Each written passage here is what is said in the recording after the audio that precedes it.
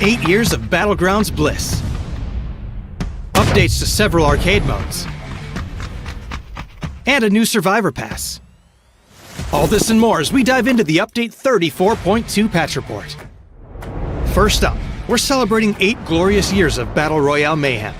You'll find anniversary decorations across the various maps and on some of PUBG's most iconic objects and locations, including care packages, energy drinks, the plane, and various locations across Erangel. The starting island also features an 8th anniversary BobbleBot statue with special golden grenades to throw at it to see your name up in lights. We're even collaborating with M83 for a brand new BGM track for the anniversary. This milestone wouldn't be possible without your dedication throughout the years. So on behalf of the entire PUBG Battlegrounds team, thank you for 8 wonderfully chaotic years. And speaking of your dedication, thanks to your testing, we were able to make some meaningful adjustments to the aim punch settings following the Gunplay Labs aim punch we ran in January. We're now planning on a second round of Gunplay Labs in March to test the new settings, so stay tuned for details.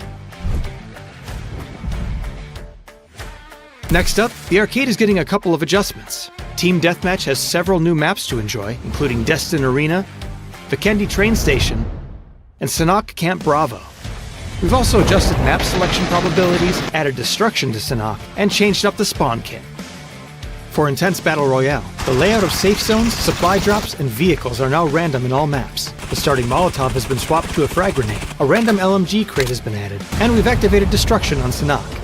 For fans of custom matches, you can now bring in 100 people, up from the previous 24.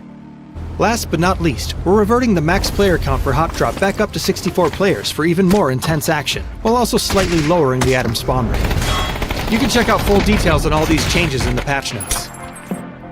There's also a brand new Survivor Pass available to collect, as well as various bug fixes, so be sure to check out the patch notes for full details on everything. Update 34.2 is here.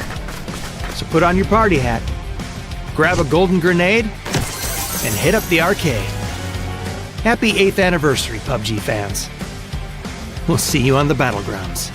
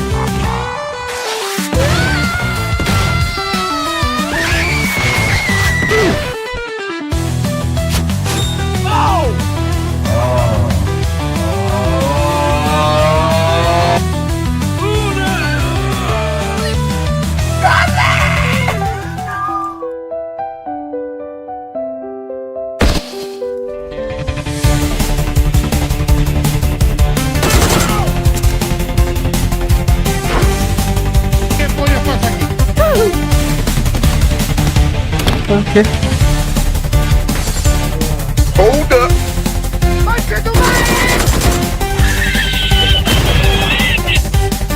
My.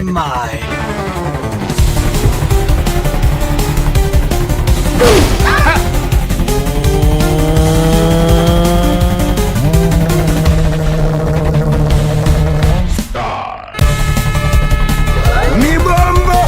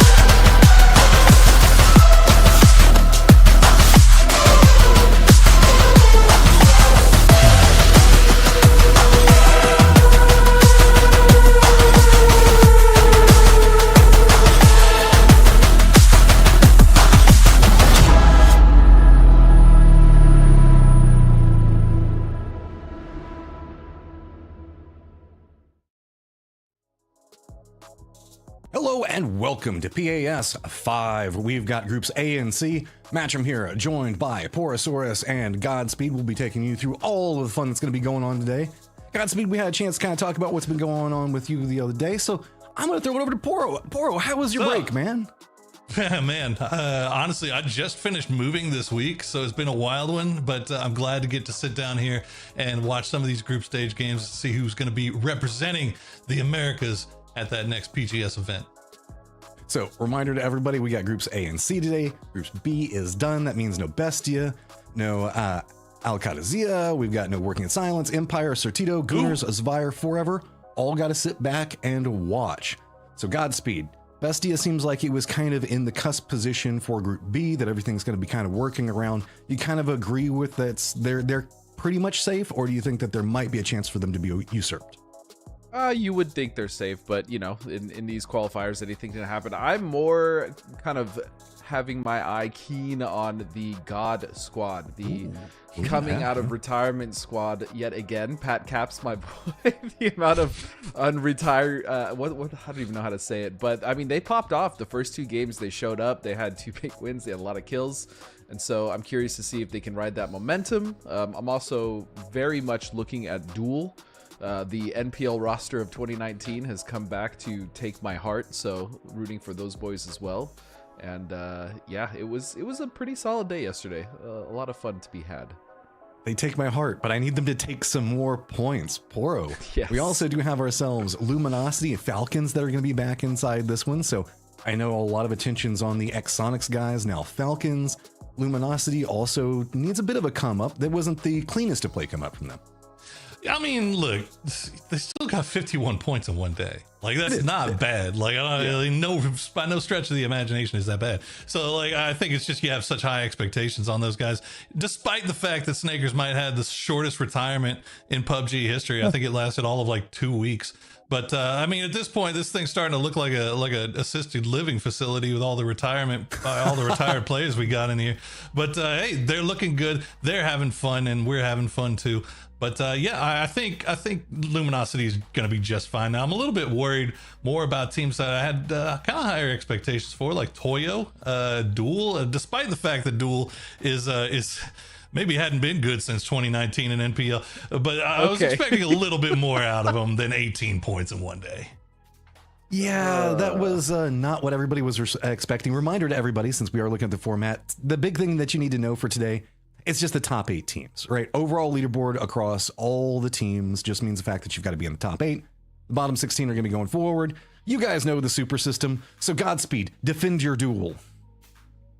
Look, I just think they needed a few games to get back in the rhythm, right? It's been I'm sure a while since these boys have played not only together but just grinding PUBG like this. So I think they're fine. Give them a couple games today, and we'll see the duel of old. And also, they may win some of this delicious prize pool. But more importantly, the PGC points. PGC points are going to be the big thing. But I mean, for everybody that isn't familiar and you're just tuning in, Duel is an old school roster of well-known faces. I mean, it is K-Mine, Lynxy, Pentolol, and Wooly. We did, though, Poro, yesterday see Penta have a pop-off moment. I mean, look, Penta hasn't been he hasn't been a free agent for that long. Like he's still pretty good. I was more concerned about like Wooly and Lynxy. I mean, Wooly's been a phenomenal coach for a while, but it's been a while since we've seen him behind the keyboard himself. But we'll like you said, it's like it's getting the training wheels off, right? It's everybody's a little bit rusty. I mean, a lot of these guys haven't played since early October of last year, right? Like that's a long time to be out of the grind. So to come back in now, and you got a couple of days or at least 6 games of competitive play under your feet. Maybe we'll see some of these guys starting to show out a little bit more here today. Yeah, speaking of one of those I'm expecting to start showing out a bit more is going to be Team Liquid, formerly Shoot to Kill, TSM, however you want to look at that. This is a squad we know has a lot of strength to it, but it's also a squad that we know Godspeed plays heavily regimented. They know what they want, they know what their win objectives are, and sometimes that can make the group stage a bit more complicated because, there's that whole like unpredictability that can sometimes happen in group stage. When you got teams like the Gooners going around, if you're a high strategy playing for like the prime position and the Gooners are just running around trying to get some kills, it sometimes really throws off that strategy. Yeah, and the other thing with that is like Kurt and that team in general, they are very much strategists, and they go back and look at what is going on as far as like the mistakes they made in the previous games. So obviously coming into today, they're going to figure out what went wrong, and that's also just a symptom of playing in a lobby, a group stage lobby, right? You're going to have a lot of random variables, teams playing kind of just out of the norm, like you said, Goons just pushing in very aggressively, or some teams just crashing without too much care or cause for concern, and yeah, that's going to throw any very good team off. But again, seeing them play yesterday, I'm not worried about them at all today, so I'm sure Team Liquid will be just fine. Yeah, 44 points is still nothing to sneeze at in the slightest. Whenever we looked at kind of what was going on, the Gooners were kind of the they're in a trouble spot. They're pretty much out of it. They're going to be playing through the last chance qualifiers. They are part of Group B, so we'll kind of shift gears off of them. Sorry for mentioning that one. El Proyecto, though, also had a very strong run, and I'm very curious to see if they're going to return into the form at 49 points. They didn't necessarily score the highest, but it felt like they were playing very regimented PUBG, Poro. Yeah, I mean, that's a godly team. I mean, there's some really big name players on that team. Gizera, Haven, Posa, Kraken, like all those guys at one time or another have been in the conversation for best player in Latin America. So having all of them on that same squad, and then they played together for a long time at this point. They're just under a different name now, but you have big expectations for them. So hopefully we see them pop off here. But the thing is like I expect them to make the grand final for sure. But it's what can they produce once they get to that grand final, right? So I don't know. Yeah. We'll see. I mean, they're the project, right? That's roughly what their name means, and it feels like the project is going well. I do like your point about the fact that we have seen a lot of conversation with that squad about potentially being the best Latin American team at some point or another inside of all of this. You can see that kind of a quick matchup between Falcons definitely pulling the trigger quite a bit, picking up some kills off of that, but also massive damage. Survival times kind of close to each other. I know 30 seconds is actually pretty substantial, though. Like, survive time comparisons are always kind of weird to look at, Godspeed, because it can hinge on a lot of factors like rotation and everything. But the consistency across 6 games, definitely in Falcons' favor at the time. Yeah, but not by much. I mean, you can see Team Liquid is firing on all cylinders, so to speak, right? They are keeping up with pace, and it's not surprising because they haven't made major changes, right? They have been very fortunate to pick up another great org, but they have they haven't really changed anyone on the roster, so they're going to be competing at that level. I will say at this point, I feel like Kurt and STK are like Thanos, just collecting orgs like Infinity Stones. I mean, the amount of orgs that they've been able to play glad for. Kurt but got a New Jersey for the first time in that's forever. I was kind of going back, and I went through and looked at all the teams that Kurt was on, like from the very start of his career, and it was kind of interesting. Also, while that's still up there with the most kills, just a reminder, that's going to be most of the teams that's going to be the teams that have played both days so far. So that's going to kind of be a little bit of a bias for a couple of those, but we'll kind of go back and look at that again at the end of the day. But yeah, Kurt has been across a lot of teams, going all the way back to Totality, I think was his first major team. I know he was kind of in some like off teams, but even then, that's like a historic squad just for having Antero on it and everything else like that. So a lot to be looked at. My question to you guys is, Al-Qadisiyah, how are we saying it today? Al-Qadisiyah, QAD, what's going to be our approach? That's the great thing. We don't have to say it today. Oh, that is true. That is true. Yeah, we don't. We don't at all. I was told it's Al-Qadisiyah, but I don't, I've heard different things. I would love to get it right because I don't want to, be disrespectful. So I'll just call him QAD for now until I watched the soccer highlights and I saw Al-Qadisiyah. So that's what I'm going with. Yeah. It's a fun situation. I know we're all kind of digging through it. So we've got just a couple of seconds before we're going to be getting into the game. Takeaways on now that we're going to be looking at A versus C. So we've got Falcons versus Liquid finally, Luminosity duel. 55, who came in with some, let's be honest, some Latin American like favor from the region, hasn't been performing too well though, Godspeed. No, 55. I don't really understand what's going on with them. I mean, when you look at the roster, you have Baki, Fake, H11 Junior, Trisk. Like these are players that we're familiar with. These are players that we know have the capability of putting up high numbers as far as frags, and generally just should be in a much better position than last. I mean, there's no other way to say it. They just did not have the greatest time yesterday at all. Yeah, Wuju 2, though, definitely did. Team we haven't had a chance to talk about. Them and Sam Crismo, Poro, these guys were doing a very good job at navigating in-game circles quite repeatedly, making it in the later stages. It took them a little while to warm up, but once they did, they really started to cook. Yeah, Wuju 2 was a good team last year too. I mean, it was they were one of those teams that we were like, oh, this is one of those open qualifier squads that might actually have a shot, and pull off a third eye and end up at a PGS event. But unfortunately, it didn't go that way. But they've got time to try to catch up, try to make that cut line here today. The question that I have is, what's that cut line going to be, right? Because we've got some big heavy hitters in this lobby. So you don't imagine that you're going to see a whole lot of point sponges, because there are so many teams that are decent in this lobby. So is that going to make that cut line a little bit more on the low side, or high side rather? And is it going to make things a little bit more complicated when we get towards the end of it? That's what we're going to be keeping an eye on, is that top 8, that 8th to 9th cut line. I'm trying to remember. In Europe, it was 76. Something like that, 78. I can't recall off the top of my head. So we've got Bestia presently sitting at 74. I feel like they're kind of the measuring stick right now, right? Godspeed. They're safe, but not safe, maybe, depending on how it goes. You guys can kind of take a deeper dive into it as we've got our first game. Miramar is up in the air. Go ahead and take it away. Well, thank you. All right, we are ready to get up. I'm ready to go to, dude. If we're gonna start somewhere, it might as well be Miramar, right? It might as well be the dusty dunes. I mean, this is your map too, right? This is my favorite. This is map. your baby. Yes. This is your baby. This is Bay. Churumblers, the Churumblers. church, the churumblers. The Churumblers in the church. Yep. So we'll see. I mean, this is going to be an interesting lobby to see. Again, this is a lot of nostalgia, I think, for you and I as well. Again, seeing certain rosters back together, seeing certain players. Yeah.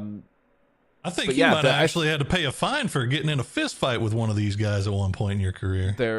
It may or may not have happened. It might have been Mr. Patrick Kaplan, if I'm not mistaken. here to confirm or deny. And in game, chat, in game, not in real life. We would never. But look at this again. 55 Dustin would contesting. absolutely destroy Pat Caps, by the way. But okay, all right.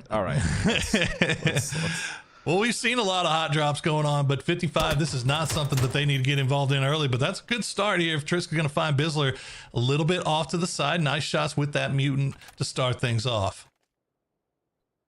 Just to be clear, Pat would fold me IRL. Just he's that guy.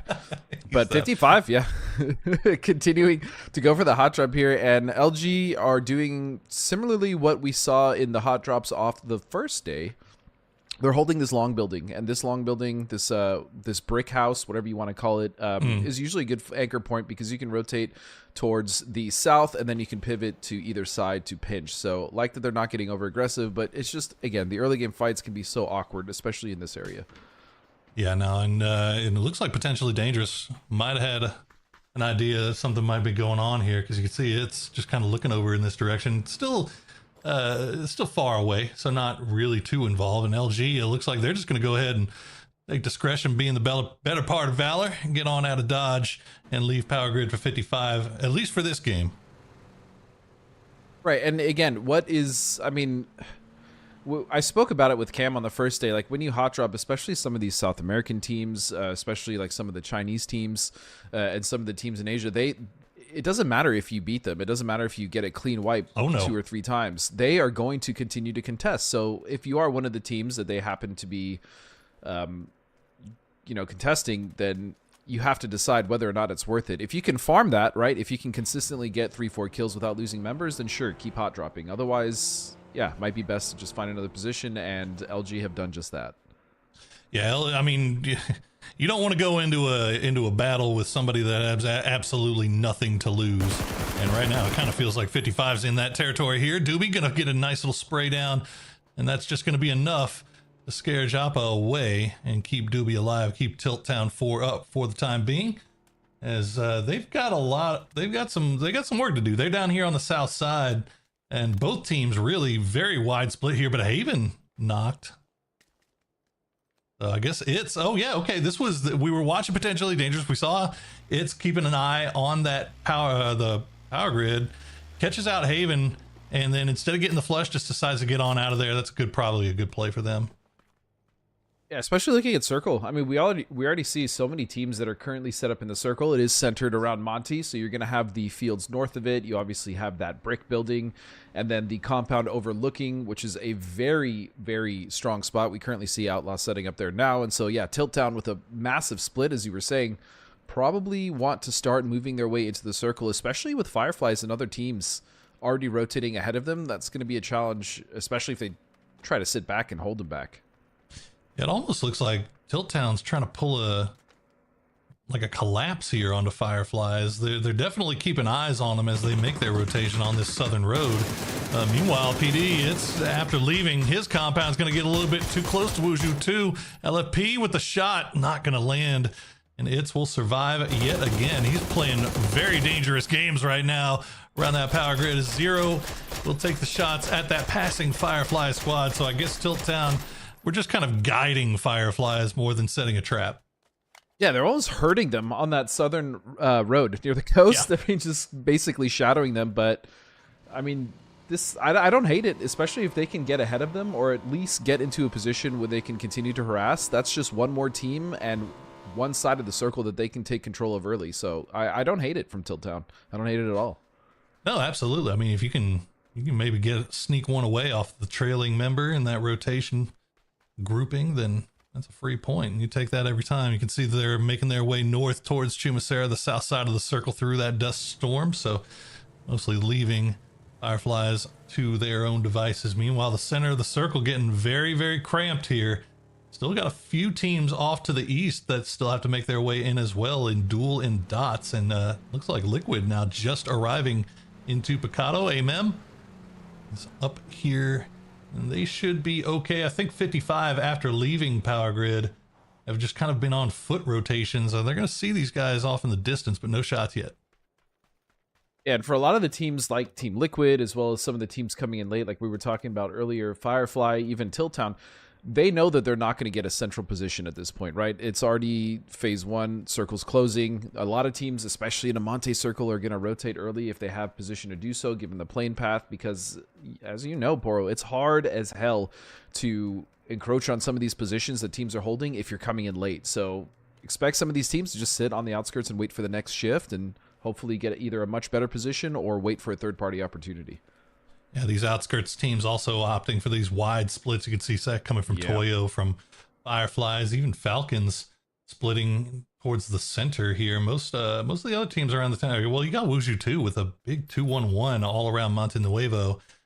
And we'll see if it pays off for him. Toyo, one of those teams with the wide split on the south side. Looks like they've eyeballed Falcons. And we'll see if Firefly is starting to creep up on them on that western edge. Pippa looking over in that direction. Actually, Pippa looking off to the north, so he's just going to hear the engines coming more than anything. And I can see the dots actually still coming in. Where were they? Puerto Paraiso? Yeah, they are way out there. They are cruising in right now, but they are taking their sweet time.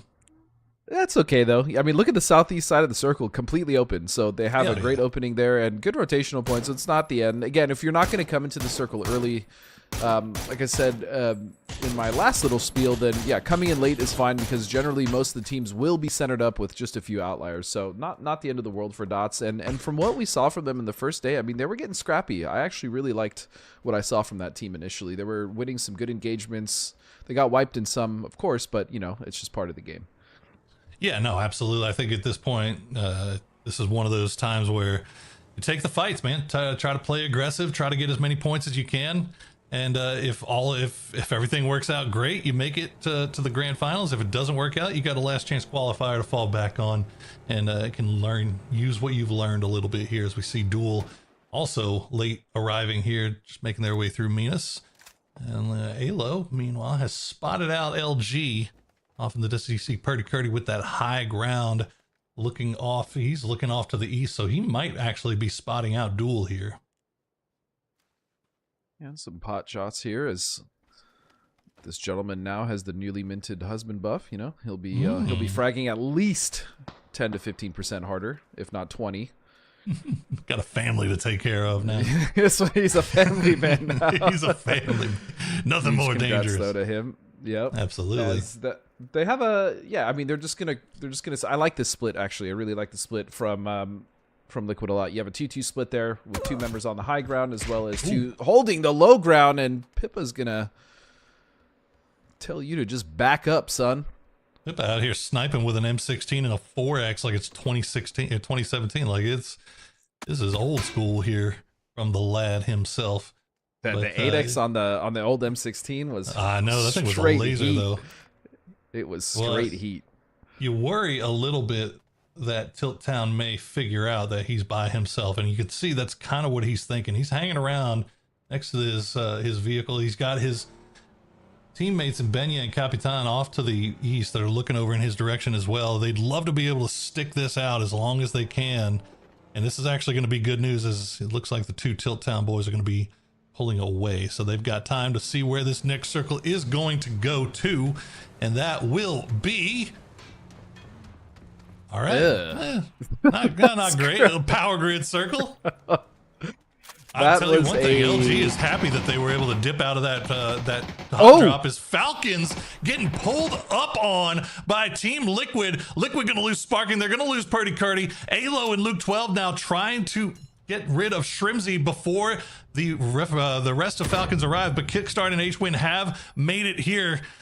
Now Liquid is going to have to pause down just long enough, but Shrimsy doing a good job of staying alive here as Tickleton has gone down. Yeah, what an absolute mess. I mean, we caught it as it happened. Falcons were just, I don't know if they were unprepared or they just got caught off guard, but either way, 2 down, and now it's just a recovery there. So it was 2 down for Team Liquid. They've managed to pick up the third. The nades are raining down. The double, though. Win is going to find a huge nade. And now it's just down to a 3v1. What can Luke do, especially with Win holding that? Oh, God, he's got the Panzer too. Gats, though, from the high ground, Gats spots out Kickstart.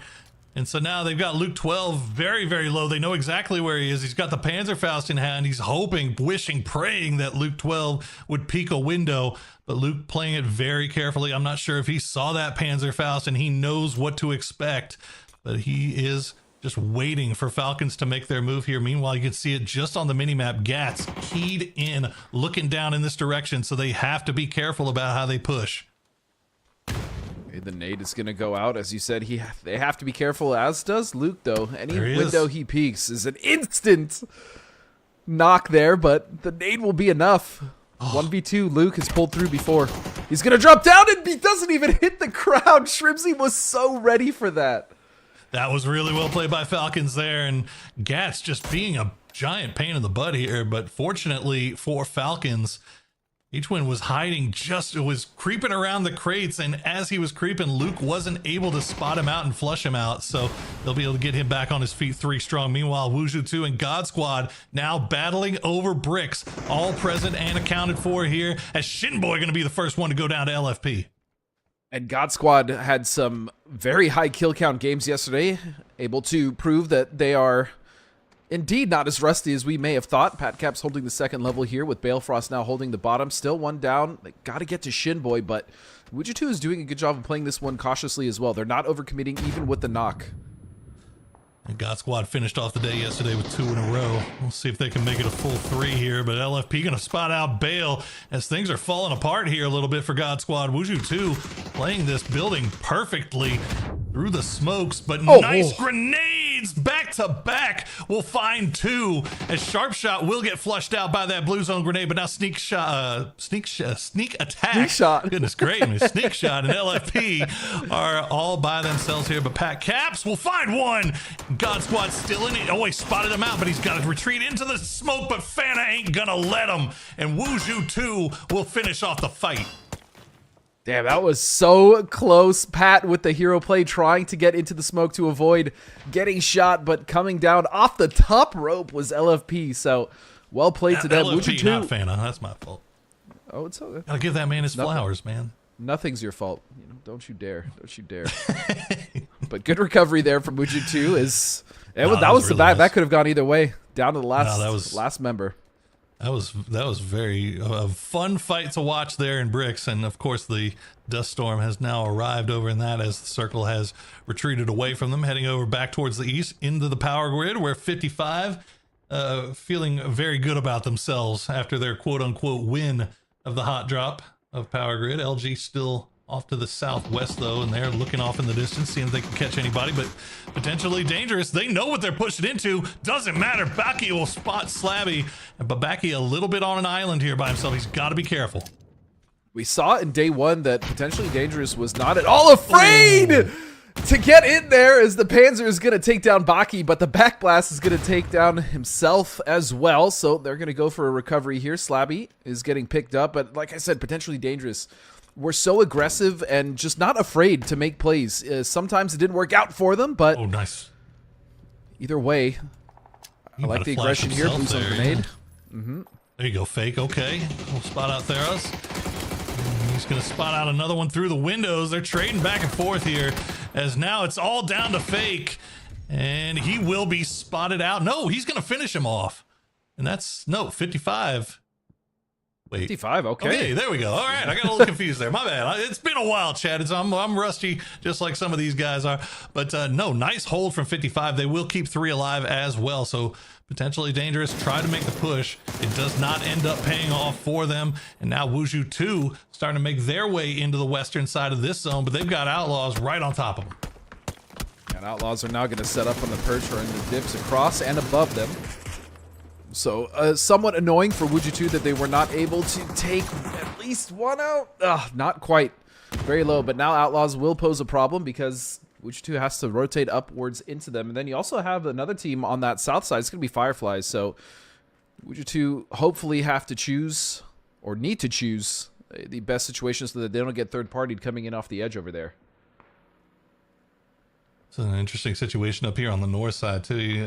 El Proyecto very split. Haven and Posa just holding those high ground there. They have the Haven inside the compound, inside the zone. These areas of Kraken and Posa working around on the cliffs around them, but they don't know that Rezav is right off to their east, but they did spot out Tilt Town. So they have a number of people coming in, and nice shots there from Posa will start things off here from range. Posa is going to make it sing, and Gizera is going to get there right on time as well. Tilt Town in a bad way. And a beautiful setup here from El Proyecto, sitting up there, Posa with the blue jammer, right? So the blue isn't ticking too hard, and even if it was, he'd have meds going. Why not stay up there, get a knock, and just pick apart Tilt Town? I really love this play from El Proyecto. This is good stuff from them, and this is stuff that we wanted to see from them, right? It's yeah, we always talk about that this squad, they're full of fraggers. We know that they can shoot. They know that we know that they're mechanically gifted. The problem that we have is that they play so safe. They try to get to late game and try to just play low key up until then, just to try to get placement points. But we've always had that feeling if they would just open it up and start fragging out, they would find a lot of success, and it looks like that's what the plan is here today. So far, so good for El Proyecto. Now they just got to get inside the zone. Yeah, this is what I was worried about, though, for Wujitu. You had Firefly just slowly rotating over towards the southwest in order to make sure that that side of the zone was clear for them, and now Outlaws are here to pinch Wujitu. Again, this is a nightmare situation for them. That's good stuff from Nick, though. Win that 1v1, immediately retreat, heal up, get the rest of the boys coming over in this direction. But the problem is that they're getting shot from range from El Proyecto. Haven has an angle on this, so they can't stick around. They've got to make a decision. Meanwhile, Falcons pinned against the wall as well. They've got Duel behind, and they've got Rezav in front. And they have to make a decision here pretty quickly with only 3 up, how they are going to get inside this zone on the north end. Yeah, they're just going to have to pick one, right? They're just going to have to pick one and push right into them. Now Outlaws are trying to finish off Wujitu, as it's just down to the final member, Sneak Attack. Can he live up to his namesake and cause some mayhem from the shadows? We'll have to see, but they are actively hunting him down, as Trisk is also going to find Martin in the distance. Yeah, they can't afford to stick around and wait for this smoke to dissipate to kill Sneak Attack. They've got people on their backs. They need to hurry up and finish this fight off, because that is the problem. Gizera from range will get him low, but won't get the knock. So that is at least a little bit of good news here for Outlaws. They have this terrain that they can play around and keep El Proyecto at bay for now. But Sneak Attack's still alive here for Wujitu. Maybe he might be able to sneak his way in.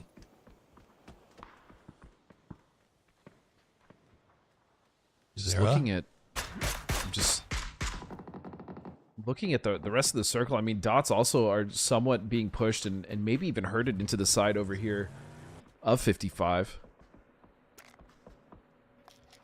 Or Nobody Firefly. really...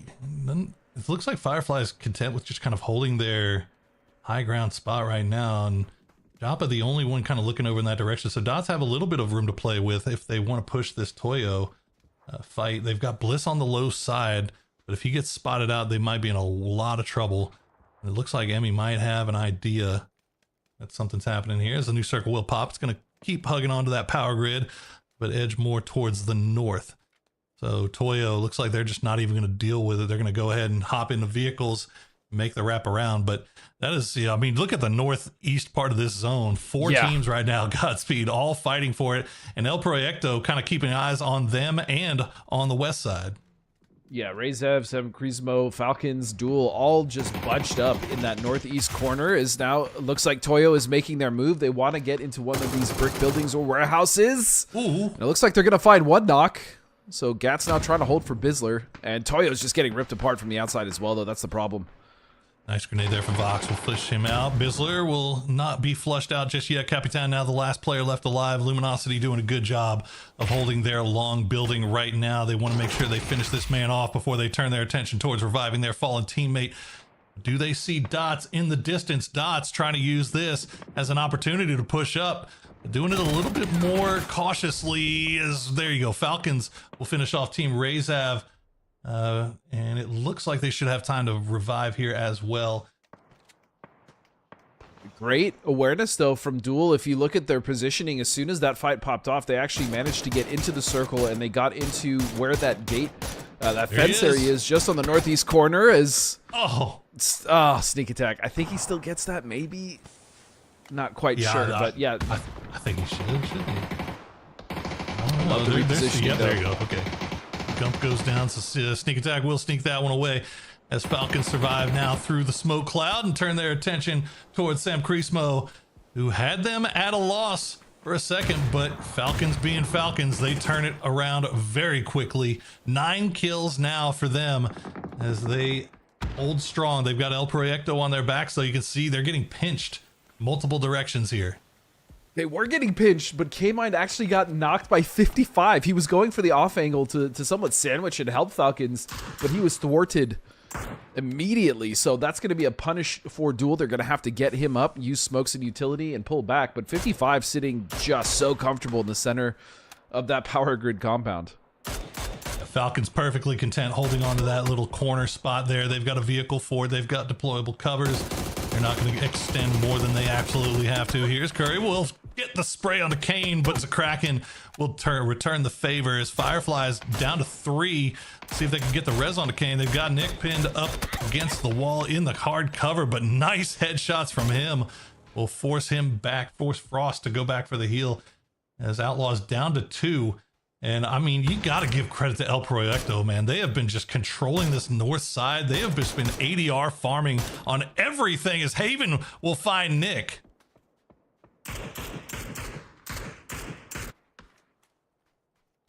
A new zone has popped and it's going to cut a little bit more towards the east. Going to still have a little bit of power grid involved, but everybody off on this western edge going to have to get back into the zone here as like Nintone. The Kraken tried to go up and flush that, but Fireflies forcing him back down as well. So maybe get this res. Okay, there we go. Get him back on his feet. And for the time being, it looks like they should be able to do that as Fireflies are just kind of hovering around. They don't want to overcommit here, and they also have to worry about El Proyecto, the Kraken and Haven specifically, just taking those long-range shots. But it looks like Haven and the Kraken are finally going to go ahead and retreat, get back into that zone. So Outlaws may have a way in here. Japa, though, he's going to spot out Nick again, and that is going to be the re-knock, and that might be all for Nick. We'll see if Nintone can get... Oh, I'm sorry. I might be saying that incorrectly. I'm not 100% sure.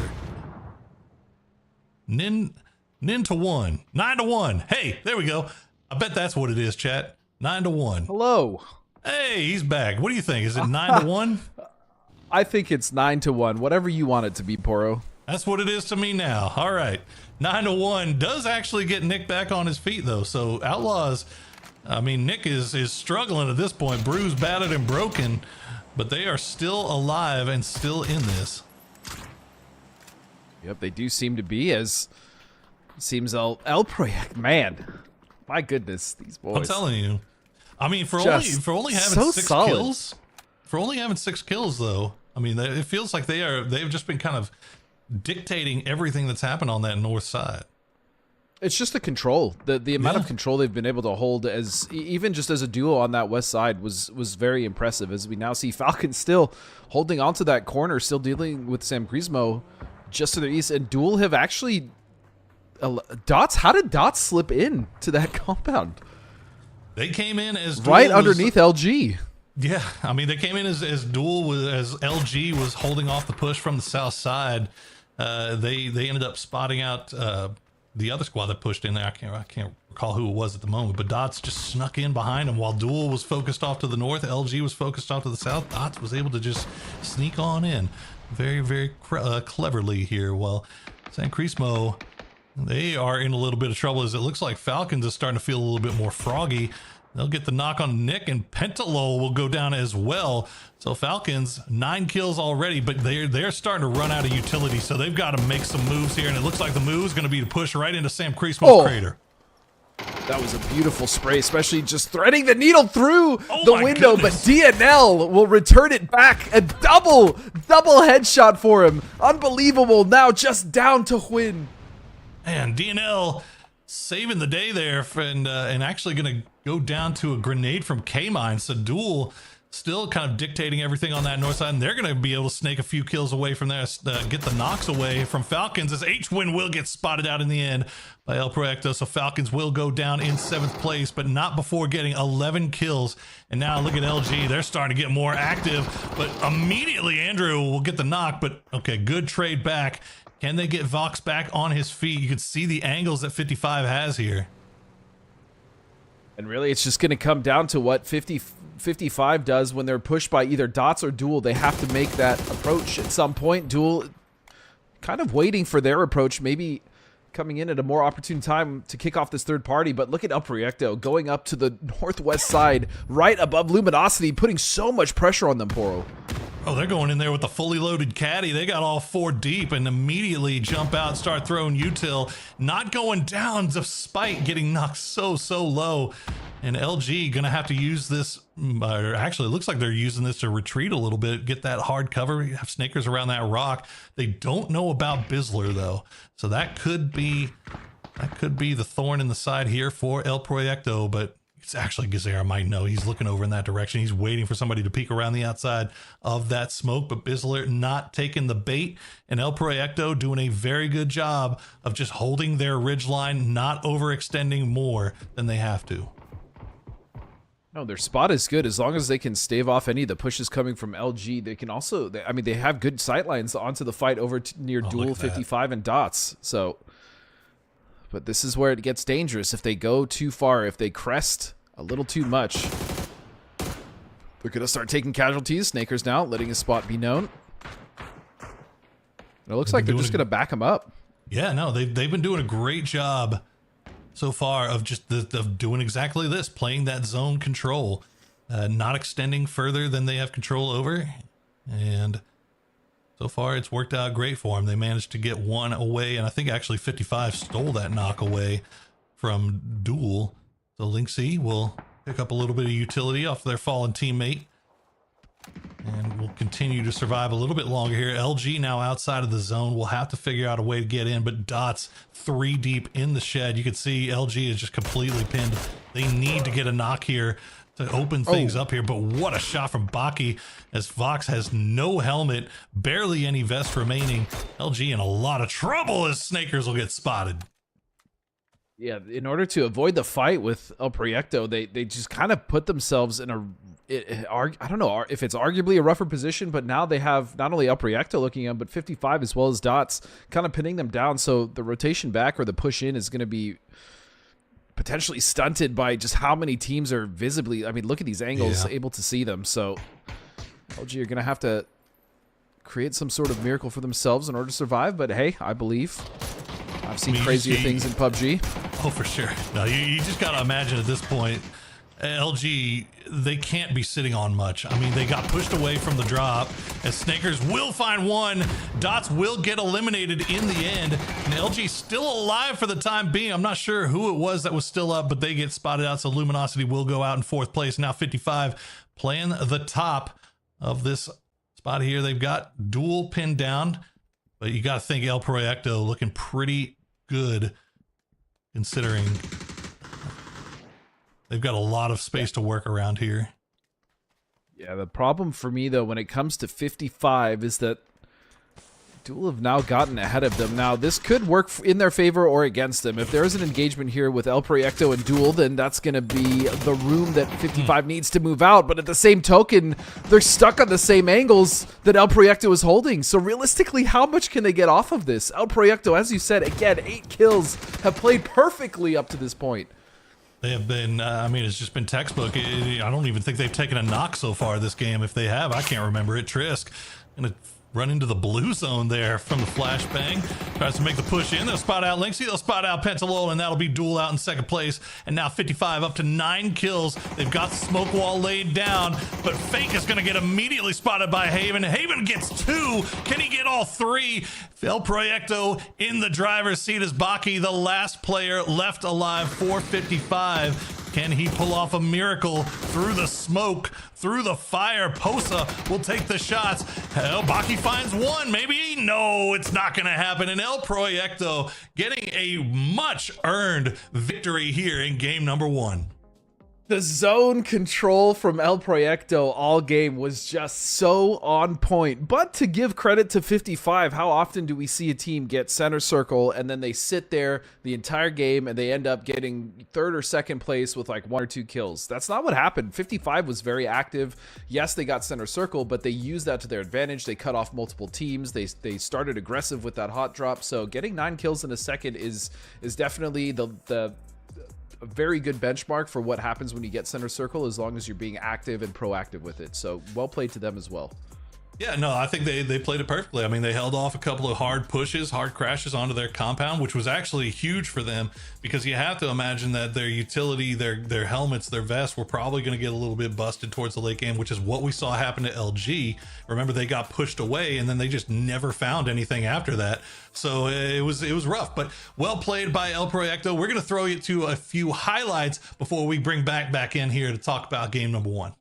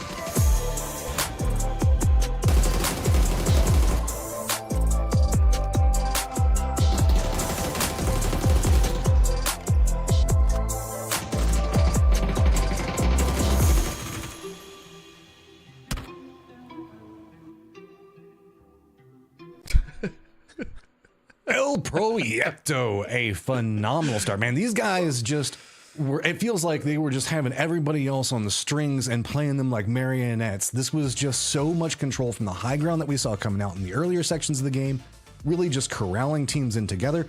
You guys were doing a great job of talking about the fact that it wasn't the highest kill count totals, but I mean, you're right. It's not what they were playing for. They were playing for just dominance of the circle, and you saw it. Whenever it came time to pull the trigger, Godspeed, they just did it, man. They just ran in with full control. Yeah, even just setting up the traps that they did on the west side to completely cut off rotations for the teams, that the confidence in those 2-2 splits playing off each other, El Proyecto, and Poro said it, they just were firing on all cylinders. They were just so clean with the way that they cut off rotations and they moved within that circle, especially when they were split. Okay, so 16 points for 55 Esports, Poro.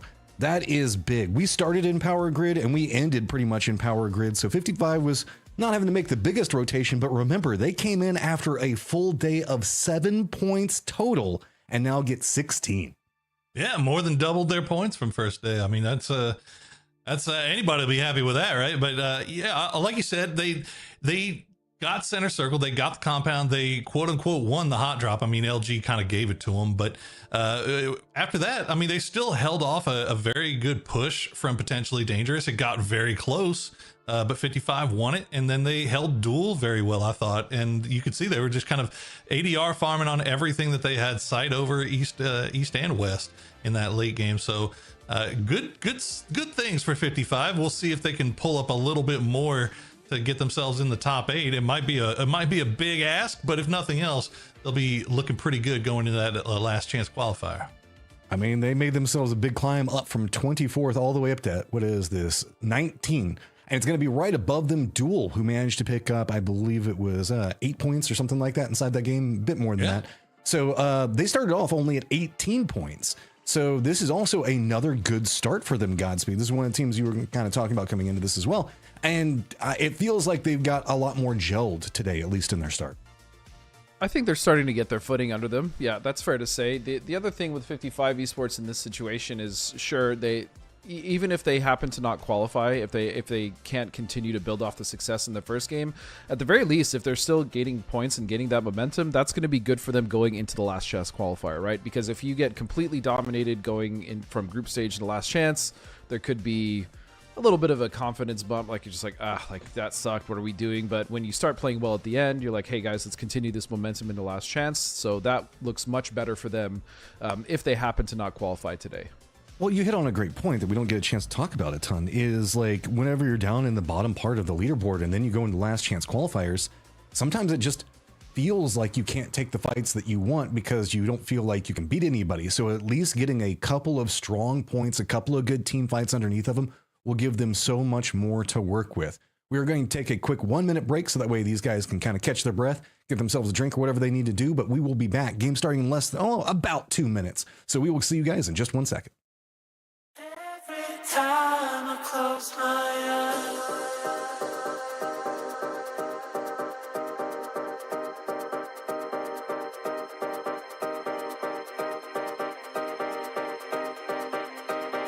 every time I close my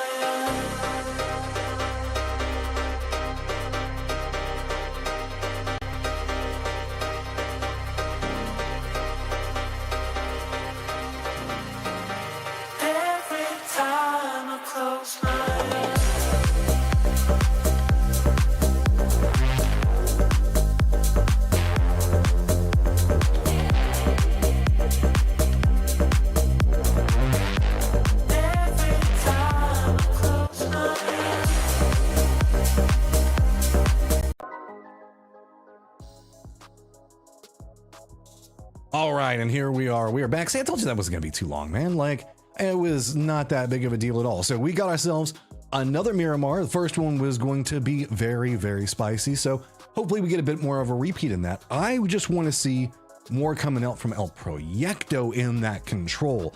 This is a squad, good. Again, we've talked about time and time again, and the capabilities of what they can do. So it felt like, Poro, we really got to see them step into a good set of play and really just got to play to their key demographics and win conditions. Well, I think we touched on it a little bit during the cast, but I think and Dustin, you can kind of disagree or agree with me on this, but I think that's a team that we've always looked at as being, they play it real chill for the first half of the game. They try to get to late game. They try to avoid everything early on. And a lot of times it gets them into trouble. And it kind of puts them behind the 8 ball, and then they come in late and they get smashed by whatever the first team they encounter is. This time, it seems like this year they've kind of turned that around. They started thinking, all right, we realize that we're one of the better teams in this lobby. We should be taking these fights. We can win most of these fights that we take if we just do it. So it seems like they're being a little bit more aggressive. They're trying to assert themselves a little bit more, flex their muscles a little bit more. At least through this first game, that's what it looked like. And if they keep that going, Dustin, I think that's a good sign there for El Proyecto. Yeah, and I think you are correct, because when you look at that roster, you look at Gizera, Haven, Posa, Kraken, right? Like, these are very, very talented players. But then you just look at Gizera, even on his own, right? Just saw a breakout star fragger from his region when he first debuted, someone that we expect a lot from mechanically, and who has delivered quite a lot of the time, even when he has played out of his comfort zone. So I agree. I think being passive too much is something that they had an issue with, especially like when you have like a straight crazy fragger just kind of leashed up, not able to kind of flex out and do his job. So I like seeing that early aggression. I like seeing the traps. I like seeing, the proactive play. That is something that I don't want to say we're missing from them, but something we didn't see too often. And we have, yet again, 55. All right. Super comfortable contesting LG. They sure are. Well, LG feeling a little bit more comfy now that they've managed to make them get themselves up into 7th place, 63 points overall. So they might stick around for this. We'll see how it goes. But at 55 has probably a little bit better position on that northern side. It would be really tough for LG to push, and I already saw one of the 55 boys had that Panzerfaust in their hand. But really, it's just a question of Aki and Trisk. Are they going to take a peek here. Are they going to get spotted out? Will somebody get a knock? That's the biggest thing. And Vox is just hard peeking Trisk right now. Oof. He's looking for it, especially with that Dragunov. I mean, this distance, one shot in the head definitely is going to put someone down. And you can see that it looks like LG is more inclined, as you stated, after a solid first game, more inclined to actually contest this hot drop. But I like what 55 is doing. Notice that they have one member super far off to the west going for a wide flank. He has to be careful, though. Those two members have to be super careful not to make any mistakes, because if they get knocked, this falls apart. Yeah, H11, a lot being put on his shoulders right now. As everybody just kind of, and LG for their part, they're just kind of tanking up and waiting for 55 to be the aggressors here to see if they make a mistake. So far, nobody making a mistake either way. As we check in, oh, looks like Kane getting a little bit close to Team Liquid, but it looks like he'll be able to dip on out. I'm not sure if he saw an open door or something. Yeah, something gave it away. He just robbed that man. He stole his car. looks tilted by that, but that's okay. And another one, Tilt Town and Firefly, a little 2v2 here. Joppa gonna get knocked a little bit low. Right off the bat, has the Molotov in hand, tries to hold off the push from the side, reads him like a book, but it might not matter. Joppa will win that 1v1. Can he turn it around? Can he get the second 1-0 peeking around the side? He will. Well played by Joppa. That was so clean. The molly, the pre-fire on the right angle peak. Joppa, my goodness. That's what you love to see. That was just clean. And he had a half HP. He started off that fight, you know, at a deficit. That was impressive. Color me impressed. I'm telling you, a scared player would stop down after that first knock and try to go for a heal. But a guy who's feeling it just says, you know what? I'm going to win this next 1v1 too. I don't need the health. So. That's probably just good comms of his teammate calling. Like, I mean, how many times have you heard in your pub games, he's lit, and he's not lit at all. But but in that case, he was actually lit. So Joppa went for it. That was just clean, man. That was just very clean. Super well played. Well, H11 Jr. has managed to pull off this flank for the most part. Looks like Snakers has spotted out somebody. No damage coming through just yet. And I don't think LG has any idea that H11 is over here.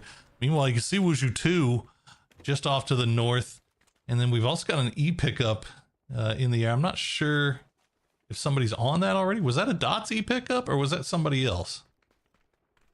I actually missed it as well. Hard to say. I didn't see who was actually in it. It might have been a Dots E. I don't see anybody trailing behind it. So I think maybe Dots just didn't get there in time. But there you go. Fake will find the opening knock on a Vox. And that's going to open up the door now for 55, but Gats will spot out that flanking member of H11 Jr., so that will slow things down. Once again, Vox has that wall to hide behind. He's got a smoke laid down for him to stay alive, but Baki and Trisk on the run, trying to get over here and see if they can take position. Yeah, and Snakers with the bad boy peeking, making it very difficult here for any member of 55 to get close, but it looks like a few have actually made it onto the side of this brick. So Trisk now going for an assault here. Snakers has to be careful up top.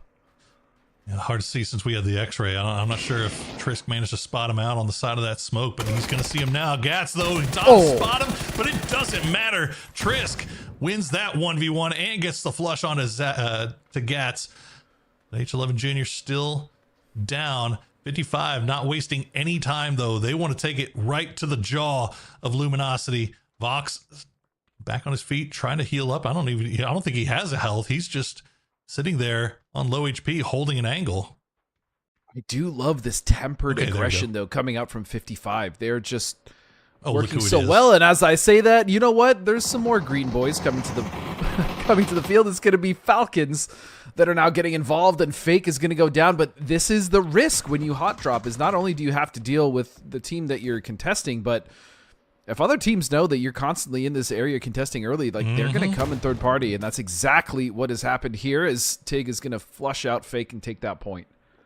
Everybody else in the lobby knows exactly what's going on, and if they're feeling froggy, they'll jump. They'll come over here and get involved. Now Baki, Trisk, see them just holding angles. The last two alive. They'll spot out Vox. Vox push. Oh my goodness, Vox somehow stays alive despite not having any HP. Takes one shot and has managed to pull back around. Falcons. Whoa, chill, friendly fire. Falcons got their point and dipped. They're feeling they're happy with what they ended up with. Luminosity, though, still at least have recovered to 3 members, so they did lose one, right? Gats did fall, but they were fortunate enough to also be the ones that control the brick, so they avoided a lot of that third-party interference. Now is LG with the advantage as far as the man advantage, but we'll have to see how they play this one out, because, again, I do like the way that 55 has just been very deliberate in their movement so far. Yeah, I mean, were it not for the third party from Falcons, you'd have to like 55's chances in this one of finishing it a little bit quicker. But even still, Baki and Trisk playing it very, very cautiously. Both teams really just kind of sitting around waiting for the other to make a mistake. And we've got a dust storm that's about to arrive here as well. Meanwhile, on the south side, we've got Team Liquid and Firefly trading shots from range. Is Alo going to spot out our hero from earlier, Joppa, just kind of in no man's land, unfortunately, and he's going to go down. Oh, what a shot from Andrew. Might go down as well. He's not careful. He just caught one straight to the mouth. So he's going to have to heal here, but covering fire from Purdy. And immediately repeaks. That is the most Alo thing ever. Yeah, I saw the tracer hit him like in the gums, like just straight to the face, and he's like, "I'm good. I'm just gonna repeat this." Yeah, why not? Why not? That's that confidence, you know. I'm freaking him. I'm him, man. Well, the rest of Fireflies will try to abandon ship in the Bronco. Luke gonna give them a little bit of support on their way out, as Shrimsy will finally get credit. I'm not sure if that's finally or what happened there. They actually ran into Toyo over in Bricks. Okay, so Falcons catching one as Tickleton gets knocked very low. Maybe got knocked again. Tickleton just having no luck here so far in these early games. He's the bullet magnet so far, it seems, for Falcons. It's okay, as long as the other 3 survive, I think that team's in good shape. Losing, I think they'll be all right. Losing Tig sucks for sure, but it is what it is. Is 55. This fight's still going on. I say fight, but it's really come down to a stalemate now, as LG don't want to lose any more than what they've already lost in Gats. So Ox finally got health, though. Yeah, the problem is, like, look at these angles that 55 is holding. Like, even if they wanted to leave, 55 is just making it so obnoxious for them to do so safely.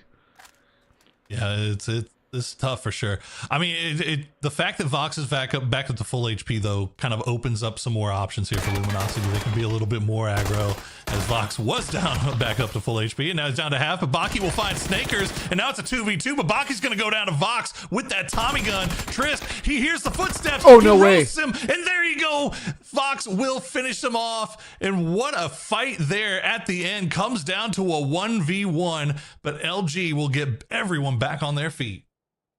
I mean, if anything, again, these are confidence boosters for 55. Sure, they just got wiped, but they made that 2v3 so close in the end. And if it, like you said, if it hadn't been for the interference by Falcons, I mean, the chances of 55 there, for me, were fairly high as well. So, again, great play for them. But also, you know, hats off to LG for surviving with 3 and maintaining their numbers throughout the push and the third party. No, showing a lot of patience there. Both teams really showing a lot of patience, and honestly, that fight couldn't have concluded at a better time, because the circle did pop and it's going to cut hard to the north. So Raider Fields, they got some rotating to do here, as El Proyecto, our game 1 victors, are already kind of in a good spot here, just off to the east of La Cabrera. Potentially dangerous, being shepherded here by Team Rezav. Lausha taking the shots from on high. A nice little 2-2 split here for Rezav. Let's see if they can find something off of this. Now they got Wuju 2 in their sights as well. Yeah, in their red dot sights, that's a problem for me. I mean, red dot mini. It ain't great. It's less than ideal. But it's something. I mean, the man was taking silenced mini iron sight shots moments ago, so he's upgraded since. But they're landing some of them. Yeah, yes. He has upgraded to a red dot, and this is generally such a good spot to hold, but it becomes problematic when a lot of other teams start to realize that there's a team in the high ground, because there's pockets up there to play that are level enough to kind of break line of sight with all the other angles that would potentially be a danger to you. But the real problem comes when you get pushed from that north side. So Razav needs to be painfully aware of that as we move over now to the God Squad, comfortably on the east side of the circle. And they're just farming damage right now. Yeah, they got that knock onto Haven. And it looks like El Proyecto will get him back on his feet at least. But now Kraken gets knocked, and I think because Kraken was the one that was going for the res onto Haven. So yeah, both of them down. As Lauscha, well, they might not have very many scopes, but at least Lauscha's got the 6x, and he's going to find that second one, going to try to take shots over towards Grisera, as El Proyecto, after a great first game here, kind of getting pulled apart here from multiple angles. God Squad and Razav just making life miserable for him. And you can see two members of Dual Split also looking in that direction, seeing if they can get any points there, if it's worth it, or if it's worth their time. Actually, this is really odd looking at the map. Yeah, look at the split between God Squad and then Duel. They're getting so close. It's like they're both pushing El Proyecto at the same time without realizing how close they really are to each other. But it does seem like Penta and the rest of Duel now are actually splitting off, using this Sandstorm to get a rotation going. I love this from God Squad, though. I mean, the second they saw that second member go down for El Proyecto, they immediately sent two over, and Shimboy getting active, as he's got a shotgun rider and Balefrost with him. The rest of the gang in vehicles heading over in this direction as well. EL in a little bit of trouble, as now it's Sam Crismo has an angle from way downtown into Gizera, as he gets knocked very, very low, and that is infuriating. Yep, I was just about to say that is so obnoxious. I'd be yelling at my, leave me alone, please. I'm half a screen away, man. What are you even doing? Well, you see the new circle does pop, and it is going to go over to those crater fields. So we'll get a little bit of crater fieldo action as Pat Caps still jiggle peeking that wall, but sneak attack, actually Balefrost rather, going to be the one that gets knocked here. And they'll have to slow down just a little bit. Still, though, Razav has just maintained control up here. I mean, they don't have any kills, but the amount of damage they've been able to put out onto the teams that have unfortunately landed underneath them has been quite significant. And we can see Wujitu now just down to 2 members. And potentially dangerous as well, trying to hold out, but they also have 2 members currently knocked. Ooh, that's been a tough one here for both of these squads. As you mentioned, I mean, Razav just raining bullets down, so there's only so many angles you can work from, and you don't want to have to blow through all of your smokes if you can help it. But Fana will get the flush onto Gabriel. Theraz slowly bleeding out here. Fakeson just trying to dodge the bullets as long as he can. Will drop that smoke down to protect his backside. Meanwhile, Proyecto, they're back up to full strength as God Squad could not continue making that push. No, and impressive stuff on the recovery there from El Proyecto, because it was looking very grim. I mean, they had 2 teams right on top of him, 2 knocks, so the fact that they were able to recover, kudos to them. As we now see, it looks like Fauna is trying to make this wrap around towards Slabby, so PD will at least get 1 member back up. With only 1 casualty here, but still, this is basically fighting for the control of the east side, because once this circle kind of shifts and this crater's out, they still have to deal with a team of Razav right above them. They need to conclude this fight ASAP. So that nade almost got close enough to Fauna, but he realized and backed up. One thing they got going for him right now is that Razav has a lot of other problems that they need to worry about off to the north and to the east, so they can't afford to just stare down into this dip. So Fauna has a little bit more room to work around, but see, potentially dangerous, just dug in there like a tick, man. That's going to be really hard for Fauna to get him out. And to see the utility, only 1 flashbang left in the tank, and he does not want to peek that unless he has to. And meanwhile, on that south side, you can see Outlaws. They have that high ground as well. A big split from them on that south side. We'll see where this next circle decides to go. Meanwhile, El Proyecto's still out in the blue. They're taking shots over towards Luminosity, and they've managed to get a couple of knocks, and that might actually pay off as the circle has now shifted off to the north here. Slabby will find Fauna in the end, as Wushu 2 will go down in 15th place. What an awkward circle this really is. As I look at this shift, the center is just dirt roads and weird slopes. I mean, if anything else, you still have pieces of Crater Field and that kind of compound that we saw potentially dangerous fighting Wujitu in, but there is not much to play, actually. I mean, in the center of the circle, this is an awkward ending. It really will be interesting to see how this one goes. God Squad, meanwhile, has dots dead to rights pulling through. They get a lot of damage. Won't get a knock. There you go. Sharp shot will find hot and spicy. But I don't know if he's going to be able to get the knock. We'll send the grenade on over. We'll see if it goes. Good. No, it's going to be a little bit short, unfortunately.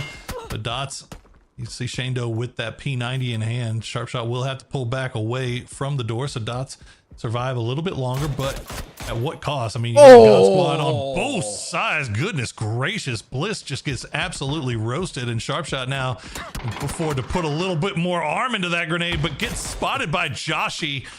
Dots not giving up without a fight here. Shimboy trying to find that angle, but the smoke's gonna keep Dots alive here for the time being. That was a commitment from Sharp to throw that nade. He knew it too. Running outside and just straight lobbing that thing, trying to channel his inner Montana. But you know, either way, he should be able to get recovered. But though the double headshot, that quick peek right before that was just filthy, just disgusting. Exactly what I would expect from Sharp. He's still a nasty boy all these years later.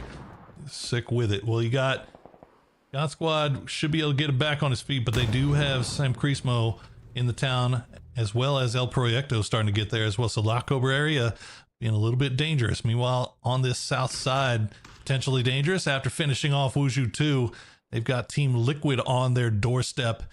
And they still have Rezav with that high ground. Sam Crismo, meanwhile, has been spotted out. So God Squad, despite taking that knock, get him back on his feet and immediately are back on the hold. Yeah, they've been able to hold very impressively so far. Yesterday, again, the kill counts for this team were I don't want to say surprising, just impressive for some of these guys who haven't necessarily been in comp or haven't played as much. I mean, they are like a fish to water right now. They are just cruising in the water. Yeah, sometimes it works like that. You take a break for a while, come back in, and all of a sudden it's like you never left and you're just playing at an incredibly high level. And sometimes it takes a few games to knock the rust off. As we see Bizzler now the last one left alive here for LG after fighting their way out of La Cobe. Potentially dangerous. Trying to figure out a way to find the crack in the armor of Team Liquid, but Laucha gonna spot out its. So now it's all down to just one player. I think it's Slabby for PD. As we cut back up to God Squad, new circle has popped again. It's going to the north, so all of the crater fields are out. I like the smoke. I like slowing things down, going up so he can pick up Shinboy. That smoke as well, very well placed. That pretty much put a complete halt onto the push there of the dots. Meanwhile, Team Liquid in a precarious position. Nice spray from Alo. He's going to find that one and get rid of potentially dangerous. So here we go. God Squad. I have faith they can hold this push, but it really just depends on how Dots does engage on this. I was impressed with a few of their engagements on the first date, but God Squad seems to be a different beast right now, Poro. No, absolutely. And keep in mind, they've been in this 2-2 split this whole time. So really it's just been kind of Sharp and Shimboy versus Bale and Pat. And you got two people, I think it's, Bale and Shimboy rather, holding Dots at bay. Meanwhile, Sharp Shot and Pat holding Sam Carismo at bay. So like they're doing all this work as two duos. And they've got time to play this out though. They've got the circle still, as Sam Carismo has cleaned out Luminosity. They're being very, very careful about how they want to push forward here. Yeah, especially because there's no need for them to push forward just right this second. They arguably have a better spot in the circle. They can rotate further south into what's left of La Cabrera. So they're just going to kind of wait for that fight between Dots and God Squad to finish up. Purdy's going to get knocked. Martin, he's going to find two. He finds two knocks. Beautiful stuff. There's now Liquid on the back foot. It's just down to Luke. Oh my goodness. Shades of the final game, game 6 yesterday. where Liquid was full strength and just ran into a buzzsaw immediately. But Luke 12 will try to get some more points for him. In the end, they will go down in 11th. They do manage to get 6 kills for themselves at least. But yeah, man, Liquid just Martin destroying them on that peak. He had the high ground, so he had a good angle for it. But still, you got to hit those shots. Yeah, the sprays were clean. He was able to reposition, take his time, refocus his crosshair after the first spray. You know, just the trigger display, everything was just good. It was very well executed there. And unfortunately for Liquid, they also got pinched from other angles. But Razab, man, they've lived on that area for a while, and they've now cleared out pretty much everyone else on the south except for the Outlaws. But it looks like Laucha will go down to one of the members of the Outlaws, is Shane Doe with the P90 now. With a huge task ahead of him, and that's going to be getting rid of God Squad. And there goes Razab as Fisher gets spotted out. But now the circle has pulled away from the city. So all 3 of these teams rather, that are inside the city, and Duel, who's just off to the west, will have to make their way in. And lest we forget, Falcons are still 4 strong on that western side. We haven't really talked about them that much. They've got 7 kills already, and they have just been kind of working their way in and taking the perfect fights on this western side. We'll see how they play out here, but right now the fight is for the city as God Squad try to survive. They will take out Dots, but that's going to draw the attention of Sam Carismo. But it looks like they don't really want a piece of this. They've got a route to get inside the zone, and that's what they're going to take instead. I like this. Set up in front of the team that you want to hold out in the circle. Make sure yourself put them on the back foot. I actually really love this from Sam Carismo. Great play, but Falcons really are going to be the issue. Once they get rid of the Outlaws, if they are to get rid of the Outlaws, they are going to take control of the center and just really cause issues for a lot of the teams that are left. Pretty much everybody, actually. They are just going to cause issues for the entire lobby once and if they take control of the center of this circle. It really just comes down to the Outlaws holding them off and Sam Carismo. My big question right now for Falcons is, where does Duel decide to go? Because they are all in vehicles right now. It looks like they've got eyes on a spot, and they're going to send it. Meanwhile, Sam Carismo has that dip that they can work around. They know the God Squad is there. They've got Sam Crow looking over in that direction, and it looks like Duel is just going to send it. Yeah, they're just going to send it to the little bowl here, so that's going to keep Falcons free and clear to operate on that southwestern side. They can do pretty much whatever they want for the time being, as God Squad will lose 1 off the Sam Crow grenade, as Belfrost will go down to the blue zone. Grenade gets flushed. And here we go. The push coming through from God Squad. Spray from Sam Crow. Get him low, but won't get the knock just yet. God Squad just, I was going to say, by some miracle, managed to make it out of there. But Duel will make short work of that, as Gizera will also go down after a knock to DNL, and Sam Carismo holding ground. Well played. All right, here, Old Man Gamers Duel. They've managed to make it to the top 4 again. Let's see if they can get a little bit more out of this one than they did the last time here, as Falcons try to push here. 9-1 will find the knock on a kickstart, but immediately traded back as Outlaws will get taken down. Falcons now up to 9 kills, complete control over the south side, but Duel is on the move. You can see Penta and Lynxy leading the charge down here, and they're going to try to take a little bit more of a central position, and that's going to open up a little bit of room for Sam Carismo to move around on that northern side. Oh, and look at that. Duel gets the center of the circle here. That is a huge shift in favor of Duel, but it actually causes more problems than it solves, because now the other teams are going to be rotating around and basically pinching Duel. Oh, man. They needed to pick a side, and the shift didn't help them. It actually hurt them. No, it didn't. It actually did, because they just happened to be in a split trying to go for that wrap, and they had no idea. Just a beautiful flanking position from Tiggleton. We'll spot out Penta. Lynxy going to go down as well. Shrimsy going to go for that push. Shrimsy, though, gets taken down by Nick. So Falcons in a little bit of trouble. I don't even know if they know that they've got Wooly in their midst, as Wooly will find kickstart. Gets the knock, almost gets the flush as well. Follow up with the Molotov H-Win all by himself here. Shrimsy is going for the res right now on the Tiggleton. Yeah, and this is now starting to look like it's going to be all Sam Carismo's game, as while our two teams in the North Americas have been fighting, Sam Krizmo has just been so patient on that north side, and now they are starting to close the vice if they can, but Falcons actually looks like they're going to recover here. If Sam Krizmo doesn't get this done quickly enough, that's going to be a full recovery for Falcons. DNL could be so huge right here for Sam Krizmo. The big flank from the side. He's going to catch him unawares. Gets one. Can he get two? He can't. Kickstart with a clutch knock onto DNL. And that is going to be a huge knock there. 4 kick. It's going to get Falcons back up to full strength.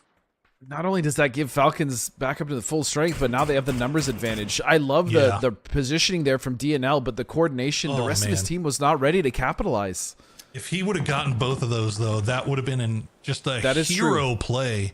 And he was so close. But in the end, Falcons just too much to handle, as Sam Krizmo will continue to hold this ridge line on the north side.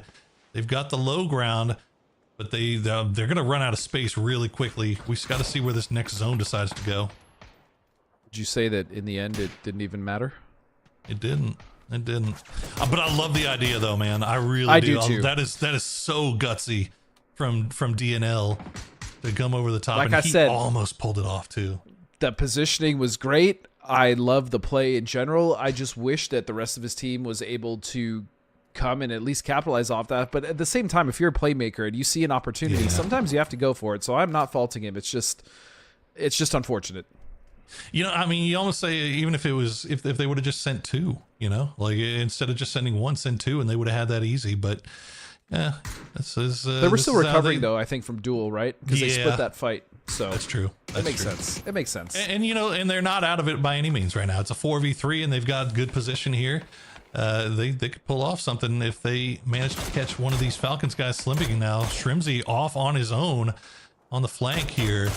He's got to be really careful. Good shots from Sam Crow will get him damaged. If he takes a couple of headshots, though, he could be absolutely roasted, and that could spell disaster here for Falcons. But Shrimsy, smart player, will just go ahead and pull back away now that he's been found out. Yeah, and so far, I mean, Sam Krizmo have done well to hold this, but Falcons now using all of their utility. Those smokes are going to cut off so many angles that allow them to get just closer and closer to maybe closing this one out. 13 kills for Falcons, 7 right now for Sam Krizmo. Both these teams have had their fair share of teams to get rid of between the two of them. It's 20 kills between just these two squads alone. But again, Sam Krizmo doing a good job of staving off the push. Yeah, they're very much on the defensive right now, but I think that's the only option that they have available to them, really. I mean, Falcons, they've got 3 men pushing from one side, and then Shrimsy just kind of keeping eyes on everyone and feeding information over. If anybody starts to creep away, he takes a few shots, pushes them back into their spot, and now Falcons looks like they might be considering making the push here. They're assuming that Sam Krizmo is sitting low on utility at this point, and they are absolutely correct. Only a few flashbangs remaining for Sam Crow. Sam Crow actually has nothing left, and nice spray will get Tiggleton low, but immediately traded back. You can see the damage coming through as Shrimsy finding angles here. Kickstart will find the opening knock here.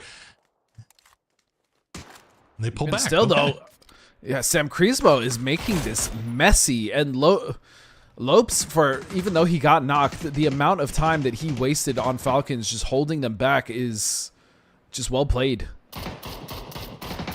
Yeah, I mean, like you said, they just had no real good options, as Sam Crow will spot out Shrimsy, so it's another point picked up in the end, as Nick will get knocked, and now it's all down to Sam Crow, and Falcons know it. They're going to go ahead and push. They're not wasting any time with this one. The smoke will slow things down just a little bit, but H-Win going to go for the low side. We'll spot him out, and that'll be it. Falcons will get the Game 2 win with 16 kills.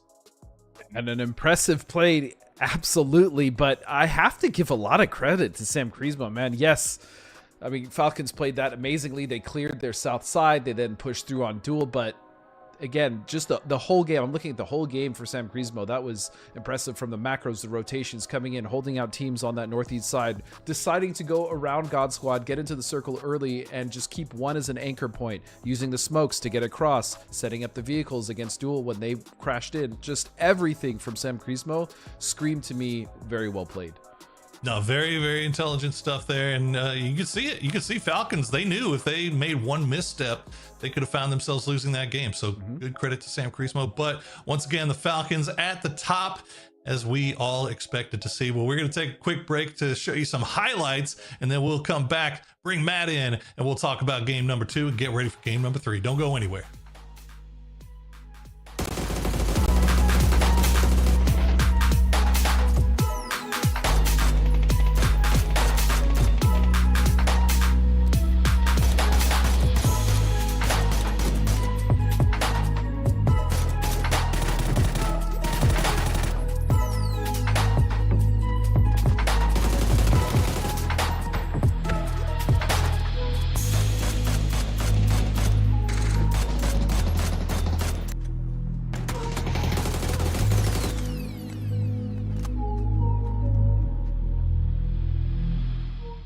Falcons and Sam Crismo put on an impressive, I guess, counterplay kind of situation that was going on. You can see that there were a lot of back and forth that were going through. It was a very strong set of controlled positions that they were playing from. It was really interesting to kind of watch how that kept breaking down and kind of led into what you guys were talking about, the war of attrition and just the utility that slowly started being lost by Sam Crismo. Yeah, I mean, the Falcons just had a death grip on it, but Sam Crismo, I mean, if they would have gotten that knock on Shrimsy early and turned it into a straight up 3v3, like they had the low ground, they were in the tougher position, but it was going to be really tough for Falcons to kind of push in there and dig them out. So Sam Crismo played it exactly how they should have, and Falcons, of course, playing it exactly how they should have, being very, very patient, showing that international experience as a team. And 26 points for a win. That's nothing to shake a stick at. Yeah, but 14 points. I was impressed with just I don't have a better word for it, but other than just chutzpah that was coming out from Sam Crismo. These guys were unrelenting in their defense, Godspeed, constantly trying to find angles. They didn't really have all of the best terrain to work with, but they found what was working for them. And you saw Falcons a couple of times try to step back down into their line and were like, this might cost us too much, and had to step away from it. Yeah, again, the ability to hold off Falcons the way that they did, and not just the Falcons, but other teams that were within their vicinity, is, again, I'm looking at that fight between Dots and God Squad. It's just great decision making, and then good timing as well. They did not waste a lot of time to regroup. They just made it happen. So, and holding against Falcons when Falcons had arguably the superior position, the high ground, was just very well played. It was impressive.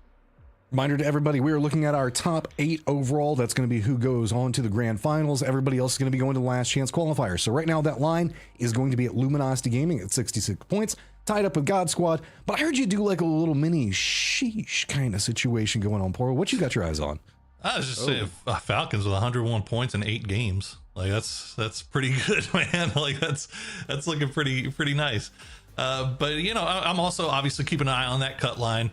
That 8th place spot right now currently occupied by Luminosity Gaming with 66 points. Wushu 2 in 9th with 56. So that's a 10-point cutoff still with 4 games remaining. So keeping an eye on that as we progress. There's still some teams that I think that still have a shot at catching up. I mean, Wushu 2 in 9th, Sam Crismo now in 10th, 56 and 54 respectively. And Luminosity hasn't really been showing a whole lot so far today. Now, they've been consistent, but they've been consistently getting a couple of points here and there. We haven't really seen them kind of turn on the turbo jets yet, so to speak. Yeah, the gates are definitely not closed. There's opportunity for everybody to try to climb their way up. But like you said, Poro, 4 games left. We're going to take a bit longer of a break this time. So get up, grab yourself something to drink, go to the restroom if you need to. But we will be back in just a few minutes to do a little bit of a map switch. Make sure you stay tuned.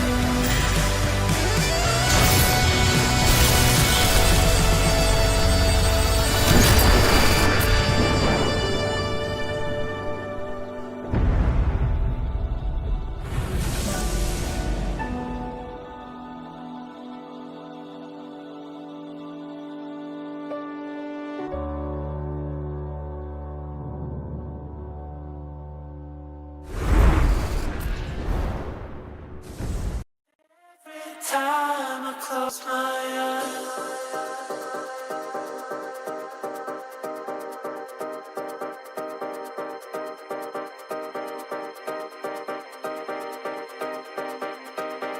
Every time I close my eyes.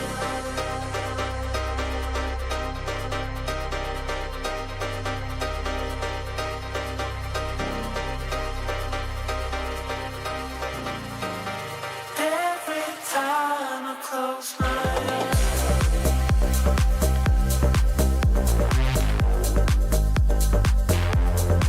Every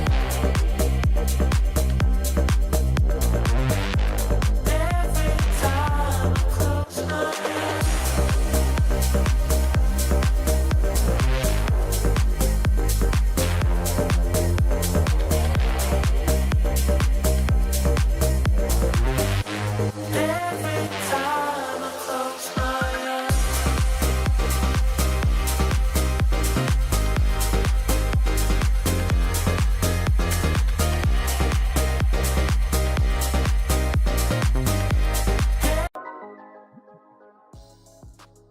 Sorry, I was just kind of vibing out still to that saxophone music, and that was pretty solid. Although I did get kind of a kick out of it. I was joking around with the guys about the fact that it was like, this is dedicated to the greatest players of all time. And we see some guy that's like digging for his snacks while he's driving, accidentally runs over somebody. That's how I play great right there, accidentally getting my kills. So outside that, I really did enjoy the video though, even with that one. So 40 seconds before we get into game, Godspeed. Oh man, so this has been a lot more of a, I guess, a brutal set of circles than what we've been looking at over the last couple of days on Miramar, with a lot more open terrain, but we're kind of bouncing away from that and making our way over to Tego, so at least they're prepared for it? You can say that. I mean, there was I think the Tego circle yesterday was all the way to the northeast, if I'm not mistaken. So that one was kind of awkward, but also to kind of bounce off of Poro's last point on LG, we haven't really seen them get to play because, again, they had to deal with 2 hot drops back to back with 55. So That's now on a true. map where they don't have to deal with the hot drop, I want to see what they're, going to kind of muster, so to speak. Well, what can they muster? Because it is time to Tego, as I believe the plane is up in the air. We're going to go ahead and get the switch over. You guys go ahead and take it away. Hey, I'll take it away. Well, yes. I'll take it I think and we go to Tego Okay. All right I'm now. out. Okay, there we Matt, go. you want to cast this game? You good? I'm going to step out. You've missed this. You've missed have me. not. You've missed this chat. I have not. I will say have that. not. Well, Falcons, they haven't. They didn't take any time knocking the rust off of this thing. They immediately getting back in here. 101 points in 8 games. That is a nice way I can to tell start you things why. off for Falcons fans. What do you think? What? I just don't think they just don't stop practicing. I mean, those boys, it doesn't matter how many events they've won, how many events they've done well at, how many events they haven't done well. They will be grinding because they have a goal. They want to win a PGC, and they will not stop until they do that. So it's not surprising to see them coming in as practice and ready as they are. That being said, the shipyard circle that I was talking about yesterday was pretty wild. Let's see what we get here today and take.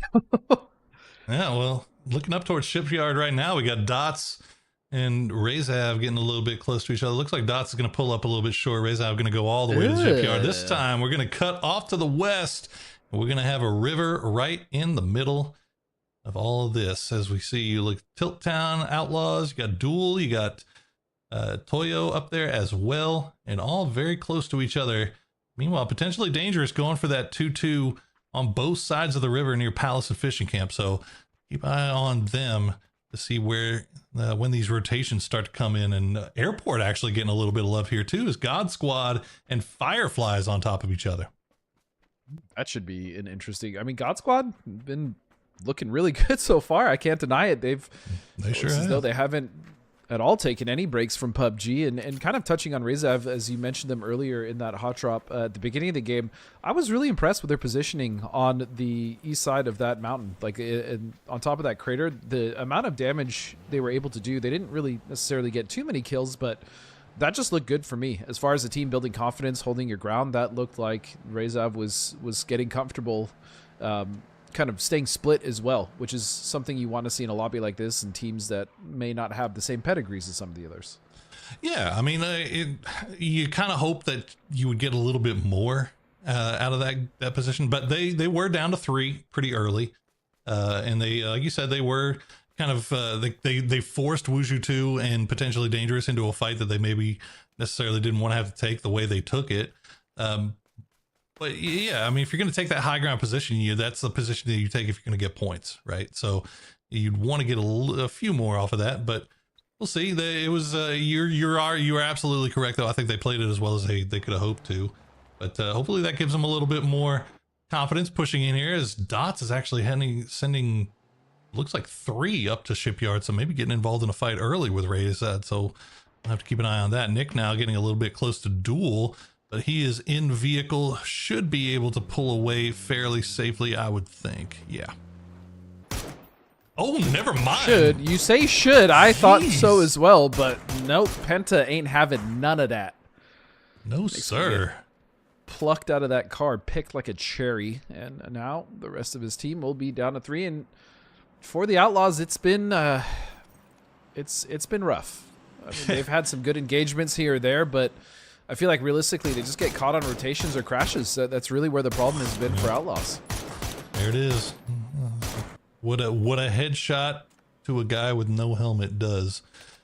You hate to see it. Well, Outlaws currently down there in 19th with 25 points.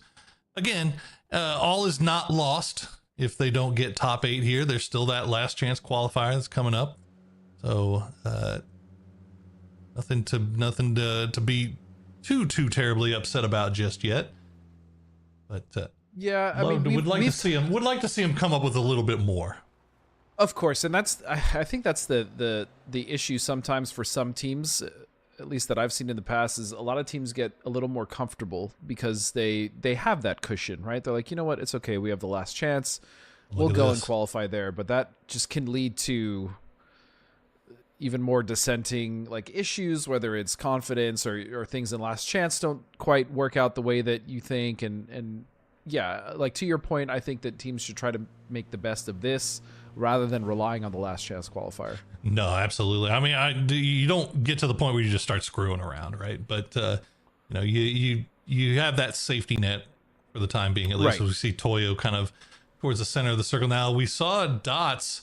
They were doing a bridge camp on that bridge on the western side of the Shipyard bridge. What we didn't see was that you got Razav that's inside Shipyard currently, but God Squad also making a wrap all the way up to the north as well. So we'll keep an eye on that bridge to the north because things could get hot and spicy. Shout out to the Dots fragger. But for the most part, I think actually El Proyecto kind of looking over in that direction as well, as they are trying to make their way to a bridge, but Falcon's in a beautiful spot here, and they're going to chase him down. Kickstart, not wasting any time. Posts are going to get spotted as well as Falcon springs the trap. Also, I love what I just saw from Toggleton, right? Instead of going for the headshot, going straight for the frag, in that position, he just went for the tires. There's so many opportunities I see where players just go for the kill rather than just guaranteeing the kill by just getting the vehicle out of commission, especially in an open field like that. So love that decision by Tig. All right, Razav taking that E pickup, but it looks like God Squad has spotted them out. Will they get into a position to take shots at this? As I think Dots may be aware as well that they're taking that, so that might this actually kind of works out well for God Squad because it looks like they're not going to get camped on the bridge by Dots now either. So what was looking like it might be a spicy rotation turns into free and clear for everybody involved. Being clear indeed. They're just going to get right on out of there. Meanwhile, Toyo is very split. My goodness. Fortunately, there's no one here to punish this, but they are taking up a lot of space here in this current circle, especially in the center of it. Closest team to them really is LG at this point. So Snakers now with a bead on a Capitan. And again, with no other teams around them, they're free to take this fight. They sure are. This Toyo kind of in one of that unenviable position, it seems like, where you're in dead center circle, but you don't have a very obvious compound to kind of turtle up in. So they're doing the thing where they spread out and they try to keep eyes on everything around them and just try to control one particular area, but unfortunately you're looking in all directions. So at some point you're going to be taken by surprise. And right now Luminosity has that angle, but fortunately Toyo going to survive for the time being. Meanwhile, Team Liquid are scouting out that bridge. They've got to make that cross to get to the other side of the river. Now Duel has already sent it. It looks like K-Mind is going to continue on, but potentially Dangerous might be looking over there. And now actually Razav, that long E pickup, they haven't dropped yet, and they might be thinking about coming over towards this bridge as well. So yep, it looks like they will drop. They're going to go over towards Tilt Town's compound and potentially Dangerous. You see them in the air. You see the Tilt Town icons on the screen as well, as Razav in a lot of trouble. And Laucha will get spotted out by Savage with the P90. An instant knock and flush. Now one pushing. Oh no, you hate to see the push with the Panzer. Martin will get him. And we'll get the flush as well. Martin with that K2 will get Zero down to about half HP. But Martin all by himself here. Where's the rest of the squad? You see them on the map. It looks like they might be playing the outside walls. Tilt Town, after losing Savage, trying to figure out how they want to collapse on this. Keep in mind, potentially Dangerous saw this. Duel is off in the distance as well. You can see Pentalol on that mini map looking in that direction. Tilt Town using the walls. Will spot out. Beleda will go down to Doobie. Nice spray from him with that Groza. And now all of a sudden, Razav down to just 2. Tilt Town will spot out Fisher. Nice trade comes through. But again, it's down to 1. He'll get another one, though. Pentalol, though, is going to get the knock from range as Duel has finally made their arrival and start to hear their guns sing. Trimble staying alive in that smoke cloud for the time being. They're going to try to reposition him, maybe go for the res as Martin has the shotgun in hand. He's got not much to work with here. You go, Doobie will finish him off, and Razav, the no good, very bad, terrible E pickup finally comes to a close. Oh, that was a set of situations as we do get the new circle pop. Sorry, I figured I'd come in here and give you a hand for just a second. Looks like we're getting Godspeed back in just one moment. So a couple of rotations down to the south around Fishing Camp, but there's some bridges to work around. No firm bridge camp's going to be going on at the time. So just a bit of a migration as people still already playing from strong positions in the center. And LG, who is a squad that we were talking about wanting to see some more points, Poro, in a pretty good spot. Not too bad. Not too bad. But let's see. The best news so far really is for the teams that kind of stuck to the south side. Sam Crismo and Team Liquid are both going to get free passage across the river. So everybody makes it over to the north with very little to no problems. Meanwhile, Tilt Town and Duel, after winning that fight, Tilt Town now having to turn their attention back over towards Duel. Duel, though, being very careful. K-Mind will get spotted out by Doobie. The Groza will knock him out early. Doobie down to no health. Zero down to no health. But they stay alive for the time being. Doobie with 2 HP will win the duel with Wooly. Gets the knock, gets the flush. Penta and Lynxy, the last 2 left alive here for Duel, as the push has kind of fallen apart here for Duel.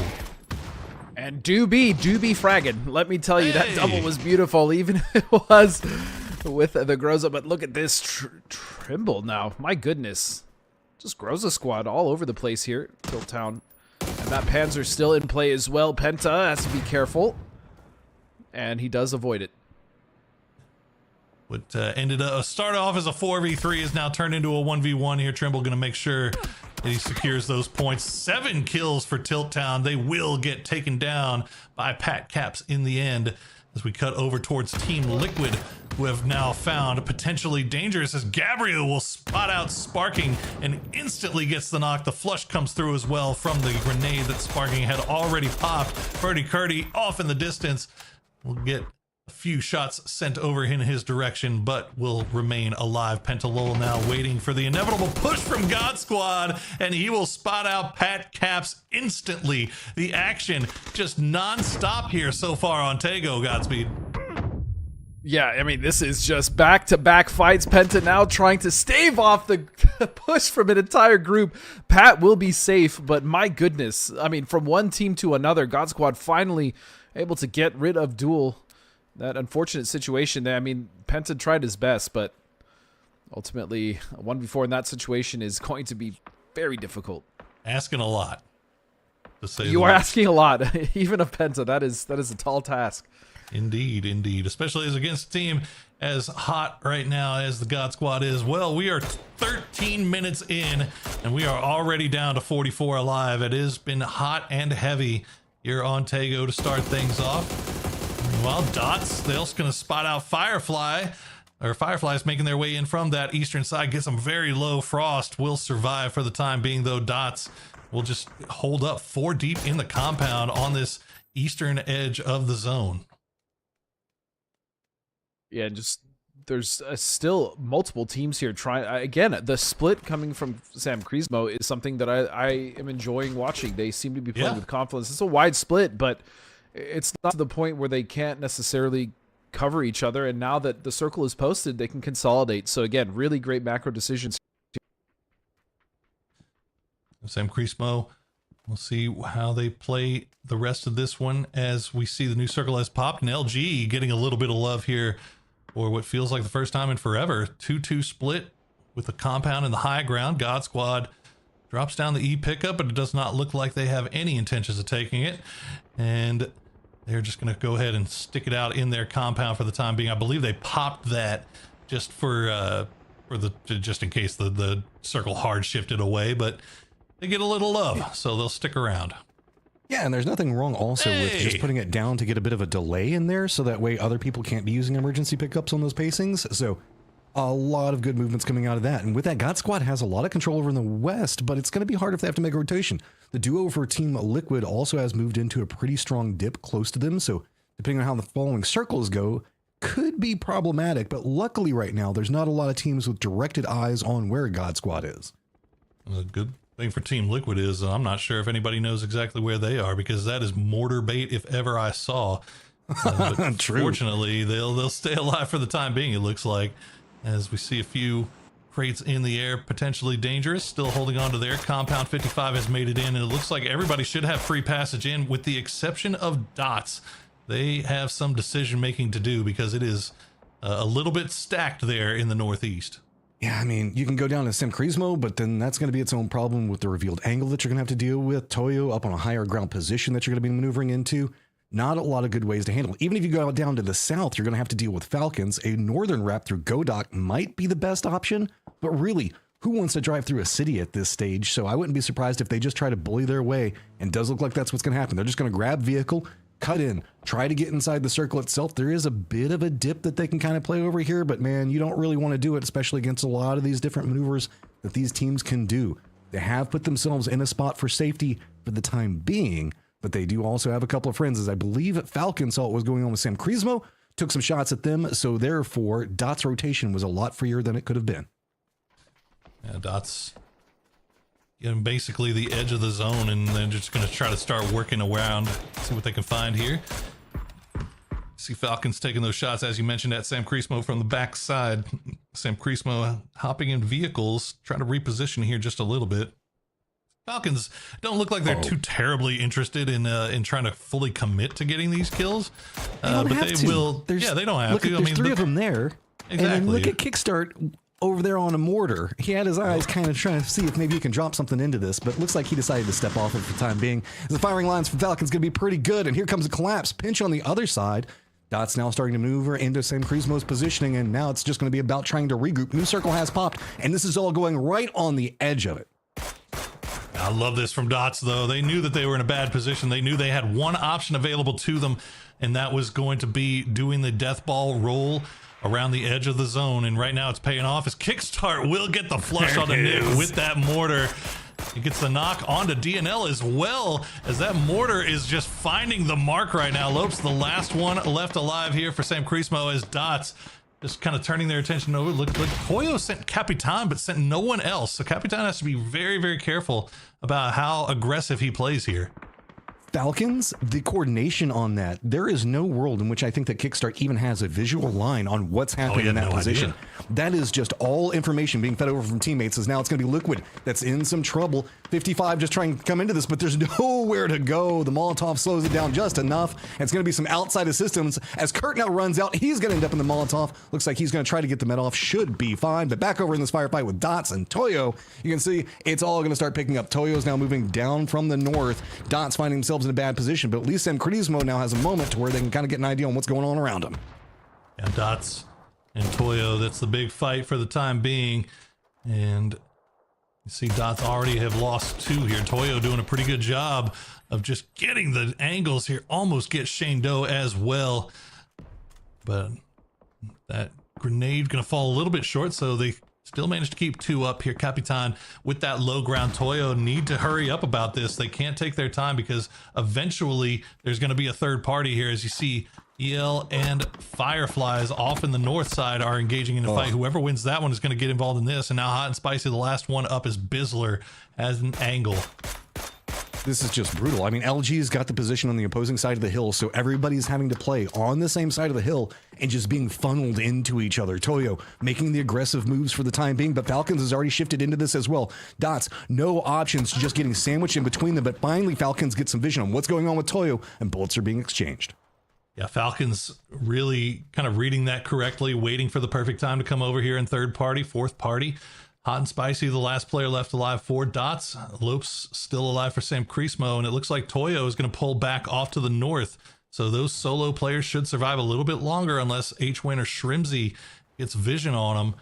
And Falcons, they're not going to spot them through the woods, it looks like. Pippa going to be the one to hold point here. There you go. Shrimzy will spot out Lopes, and Capitan will spot out Hot and Spicy. So no more snakes in the grass on the northeastern side, Matt. Everybody down here, down to 29 alive, though.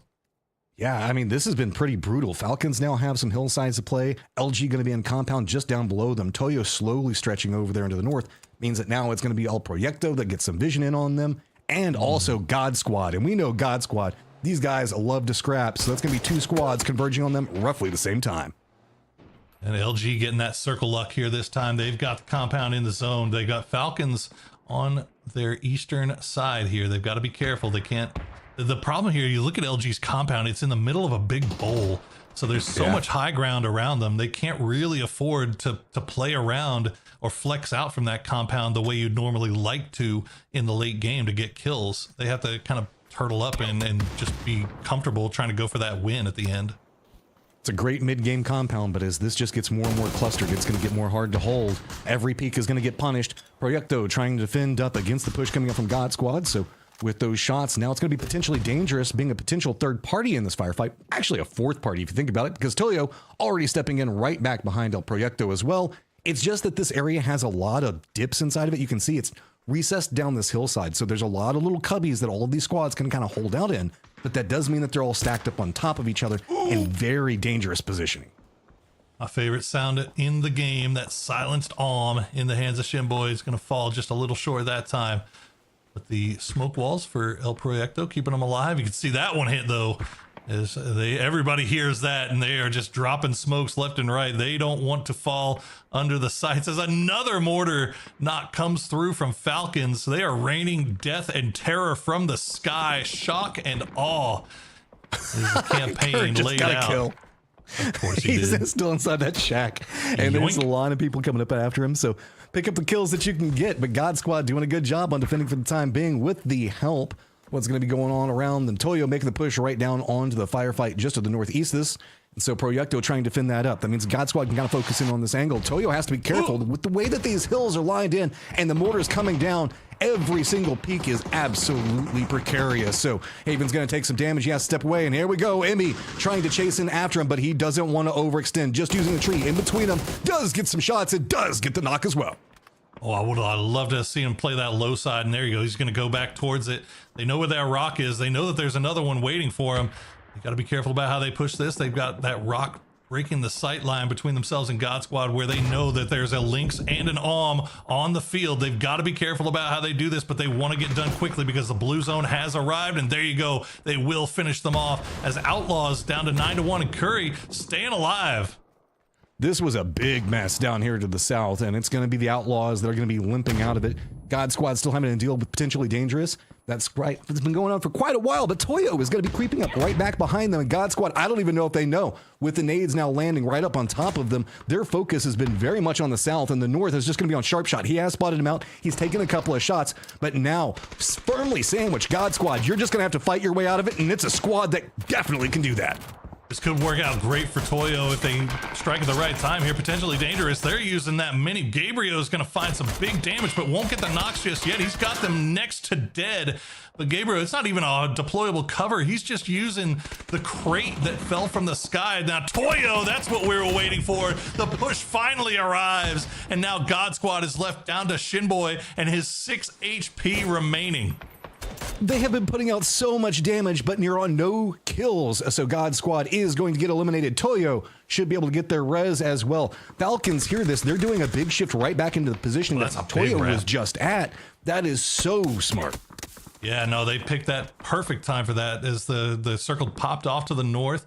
They saw that their high ground on the south side was no longer available. They see the kill feed is popping off, so they know what's going on up here to the north. And Snaker's now actually going to open up a door here. Pippa was the only one that was really in a position to gatekeep Falcons at all. 7 kills so far now for Falcons, but they have to avoid LG's line of sight. Toyo, meanwhile, they're going to continue their reign of terror. 10 kills now for them, but they've got to get Emmy back on his feet, but he is bleeding out so fast. He is gone. It's going to be down to just 2. Kurt hops in a vehicle in distance, does manage to make it back in the circle, so we'll have to see if Toyo heard anything about that. The bigger problem is going to be the Falcons that are swooping in back behind Toyo. Toyo's been on an absolute tear, racking up kill after kill, but now they're having to deal with a very strong Falcons who has been taking out so much of teams at range and forcing firefights. They've just been kind of corralling everybody exactly where they want, picking them apart, and a big factor in that has been Shrimzy, who is sitting at 6 kills at the time, and they want more. Toyo is bleeding, and the Sharks are coming. And not only that, Falcons just got a big infusion of loot as they came over here. They found so many crates, found so many loot boxes that they could re-up off of. You could see Shrimzy was on hardly any ammunition left, and he was able to pick up a bunch there off of somebody. Snaker's been sent to that cliffside here from LG. They send him to center circle, and actually he's going to be joined as well by 2 more. Vox now, the last one remaining in that compound. Nobody knows about Kurt. Kurt playing it so sneaky for the time being. Snaker's just kind of looking around at the angle. LG might be the only team that has an idea that Kurt would be over here. Yeah, I mean, it depends on how much they're paying attention to it. I think that they probably saw him hop in a vehicle. I don't know the exact angle of vision from their compound that they were just at, but LG, they've got the prime position right now. They've shifted into a strong point, but Falcons has the capabilities to make something counter push around it, most notably due to Kickstart's positioning pretty far back. He's kind of watching the trench, making sure that nobody creeps up back behind them, so he should have some type of idea what's going to be going on. Even Shrimzy is going to be playing just to the south of the other duo, so there should have a pretty decent set of control over there. I love the fact that Falcons, who were coming in here full gusto, they wanted kills, but they realized, no, we don't want to overextend this. Instead, let's start playing a bit more controlled. Let's lean back. We've got a ton of information to play from, but LG, they're just going to try to brute force it, and they do. Snakers gets the knock on to Shrimzy. Big opening knock there for LG. And that's actually great news for Toyo as well. This is the best possible news for Toyo, is these 2 4-man squads duking it out here as Kickstar gets knocked very low. Nice spray comes through, gets knocked very low by the grenade follow-up. And H-Wing going to go for the res immediately here onto Shrimzy while the utility continues to be sent in from LG. They don't want to commit to the full push over that ridgeline just yet. They don't know what's waiting for them on the other side. Toyo is just playing full defense right now. Kurt has kind of creeped into the circle using the opportunity. The moment he heard that firefight, he just kind of snuck his way into the circle. He's now kind of recessed on the other side of the hill. Falcons took the time, did reset. So with that exchange, we've kind of shifted back to where we were at the start of the circle. Everybody's back into kind of their core positioning. Nothing really too bad has happened yet. LG still has control over a lot of the circle. And let's not forget, they still have Vox that's back in that compound and making sure that anybody that crests any part of that hillside is going to be instantly seen and the rest of Luminosity can pounce. Yeah, that's an interesting small battle that's happening in the middle of this war, is Vox and Kickstart just kind of trading in a peak battle between each other. The problem for Vox is that he's outside of zone right now, and he's got to make a move and leave, and he's going to do so now. And fortunately for him, it looks like he's going to get it just in time, so he won't take that knock, and they'll keep 4 alive here for LG. That shift perfectly timed to come in with LG. So reinforcements now regrouped, but Falcons now know that they don't have to worry about that hillside angle as much. They're still very nervous about Toyo. They know where Toyo is. They know that they could be backstabbed at any given moment if LG chooses to aggress again. So instead, Falcons feel like maybe the better option is instead take out the weakened squad in Toyo, then shift their attention over into what's going to be going on with LG. But they know that is so dangerous. If that fight for Toyo isn't instantaneous, LG will just jump on them and start picking them apart on that side flank. But the big question is, we know Kurt will make a play in this at some point. He will try to go for a kill if it presents itself, and that could be an unexpected X factor at any moment. Toyo's still got a little bit of a ridge line that they could play around here with this new zone pop, but they are going to have to get on the move. I see Kickstar kind of looking over in that direction, waiting for any heads to pop up. Falcons would love to be able to take out Toyo, as you said, but they got to do it quickly. They can't risk taking a knock by getting too aggressive here and over peaking. So they're just going to wait for Toyo to make the mistake. They've got a foothold inside this zone, as do LG. So really, it's just it's up to what's going to happen here between the solo of Purdy Curdy and the duo from Toyo, Capitan and Benya. Yeah, there's the duo that's kind of lined up for Falcons as well, waiting for Toyo to have to move into the circle. They have an idea on which dip is being played. So it's kind of a game of chicken right now. Luminosity trying to hope that Falcons will be the one to aggress into Toyo, and they know that they're going to have to. Falcons know that this is coming. Nade's now starting to come out. Tig's got some vision on. Snakers does get a nice tap into it to kind of start all of this off, but that is going to pump the brakes on a lot of what LG wants to do. Toyo also kind of stalls out. They don't want to move forward anymore because they know that that gun could instantly spin back onto them. Broke the vest too on Snakers.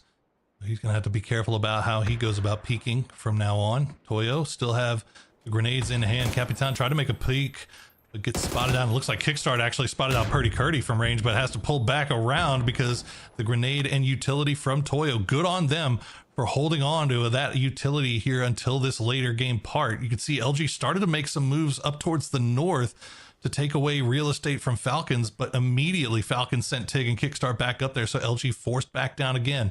And look at that, Capitan has that Panzerfaust in hand. That could be huge here in the late game. So we'll have to see the lines come in. Shrimsy unloads, Nice starts getting some damage. spray. Benny goes down. Capitan, what are you going to do? You're now caught out, but LG doesn't want to crest the hillside. They're a bit afraid of that Lynx in the high ground position. Capitan gets spotted, but not going to get taken down.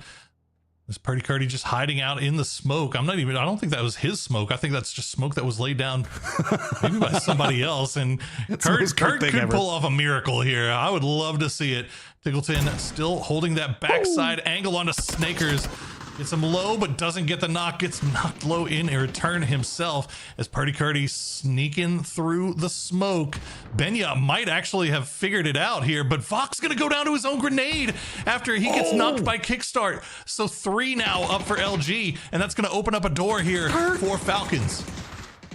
Okay, so quick exchanges go down. It is going to be Team Liquid finally eliminated. LG now being much more aggressive in this one. Spots out Capitan, manages to get the elimination all into him. So Falcons up on top of the high ground as everything's starting to close in. We're at about, I guess, what, halfway point for where we're going to be ending up in that center dot that is going to be very contested. Oh man, you hate to see that for Vox. Gets knocked, and he has the grenade in hand. That's what's going to be what wipes him as Falcons slowly close their grip onto LG. They have this high ground, but LG has some hard cover to play around. Snakers through the smoke. It's knocked low again. Won't go down. So LG just proving to be tough to take out. It's all of the fights around smoke, cover. They're just bouncing between each one. Falcons can't get the read in that they want. They don't have the angles really both squads just kind of lined in against each other right now, just looking for the opportunity. With a lower man count, LG is in the negative position, specifically on the hillside. Tig takes a ton of damage, has to step away from it, but it is going to be Kickstart that gets the knock on to Gats. That means that this is heavily outnumbered at this stage. Falcons still just kind of spraying into smoke, hoping that they can connect onto something. They don't have the best of idea on where the last member is, and that is going to be a big shot coming up from Bizzler, but he goes down as well. Snaker steps out, and there you go. Falcons pick it up with what should be 13 kills. Let's go. Back-to-back wins for the Falcons and 124 points in 9 games. These guys have come in running on all cylinders. Man, okay, this is just so cleanly played on so many different points. Understanding the control and angle and the power that you have to play around with your weaponry, making sure to use the high ground so well, just overall cleanly played. I mean, I just want to take a look at it again, so let's take a quick glance at the highlights.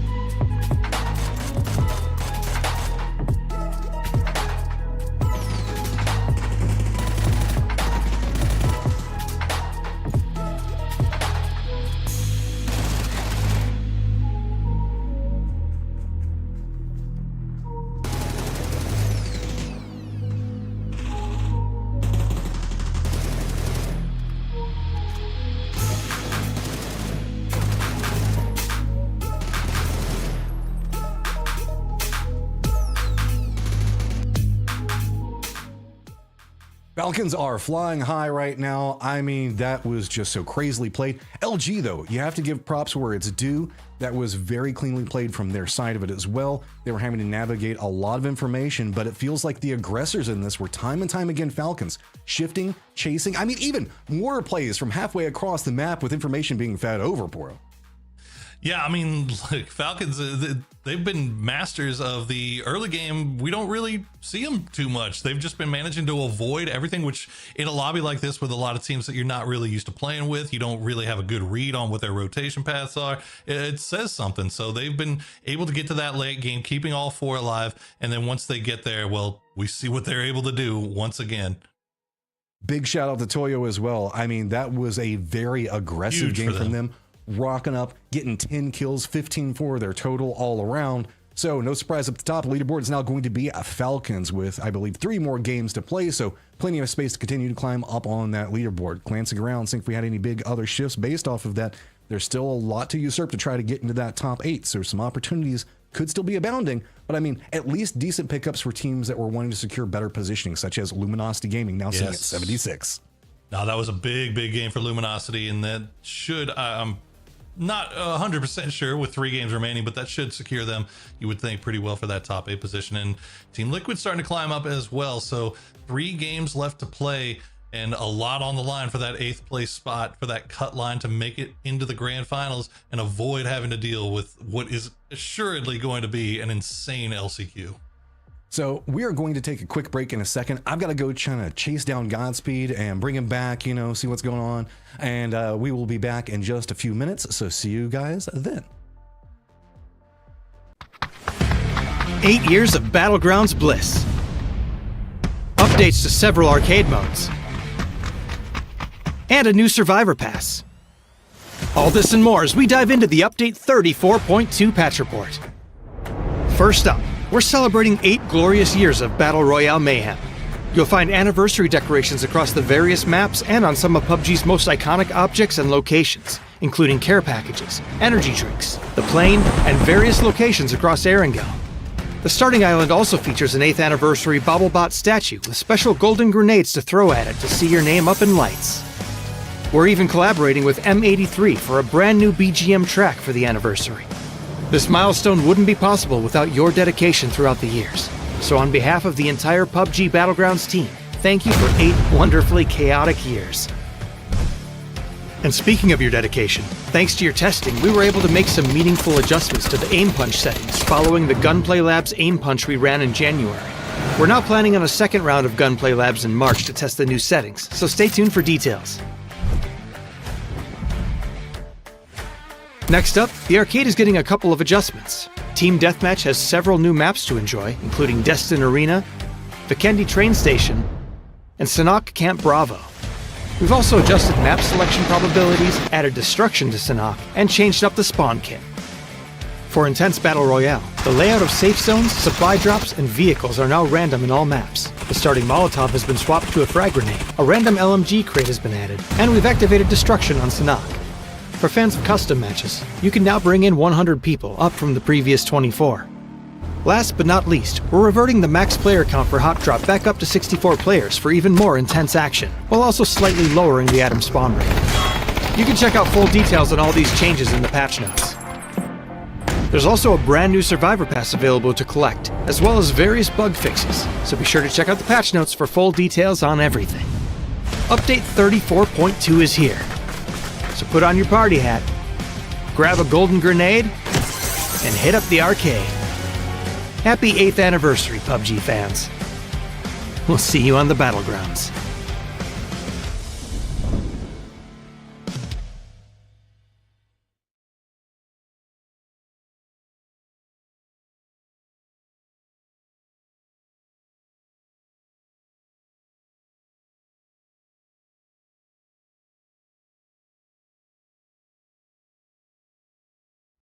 Every time I close my eyes,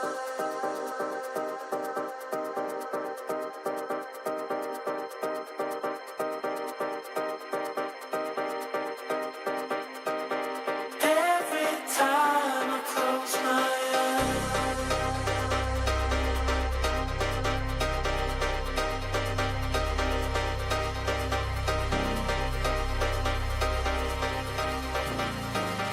every time I close my eyes.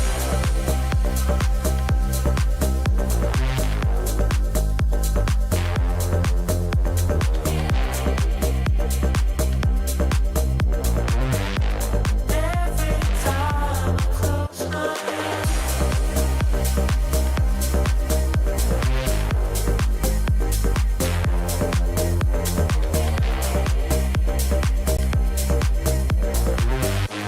Every time I close my eyes.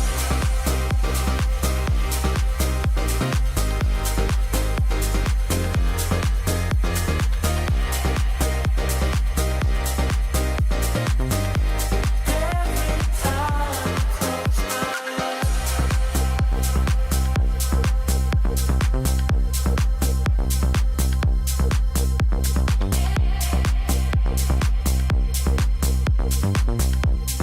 Every time I close my eyes.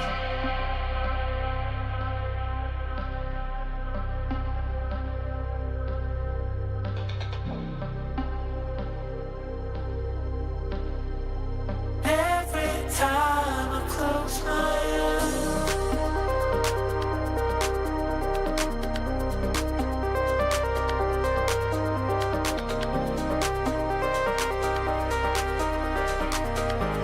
Every time I close my eyes.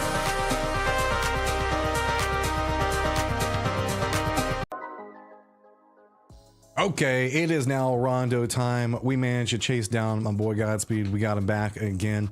It's just been one of those kind of situations. Hey, look, we love you. Internet just does internet things sometimes. So just know I love you. I don't love this situation at all. I'm very upset. If I'm being honest, I just don't like my ISP, and that's all I'm going to say. That's it.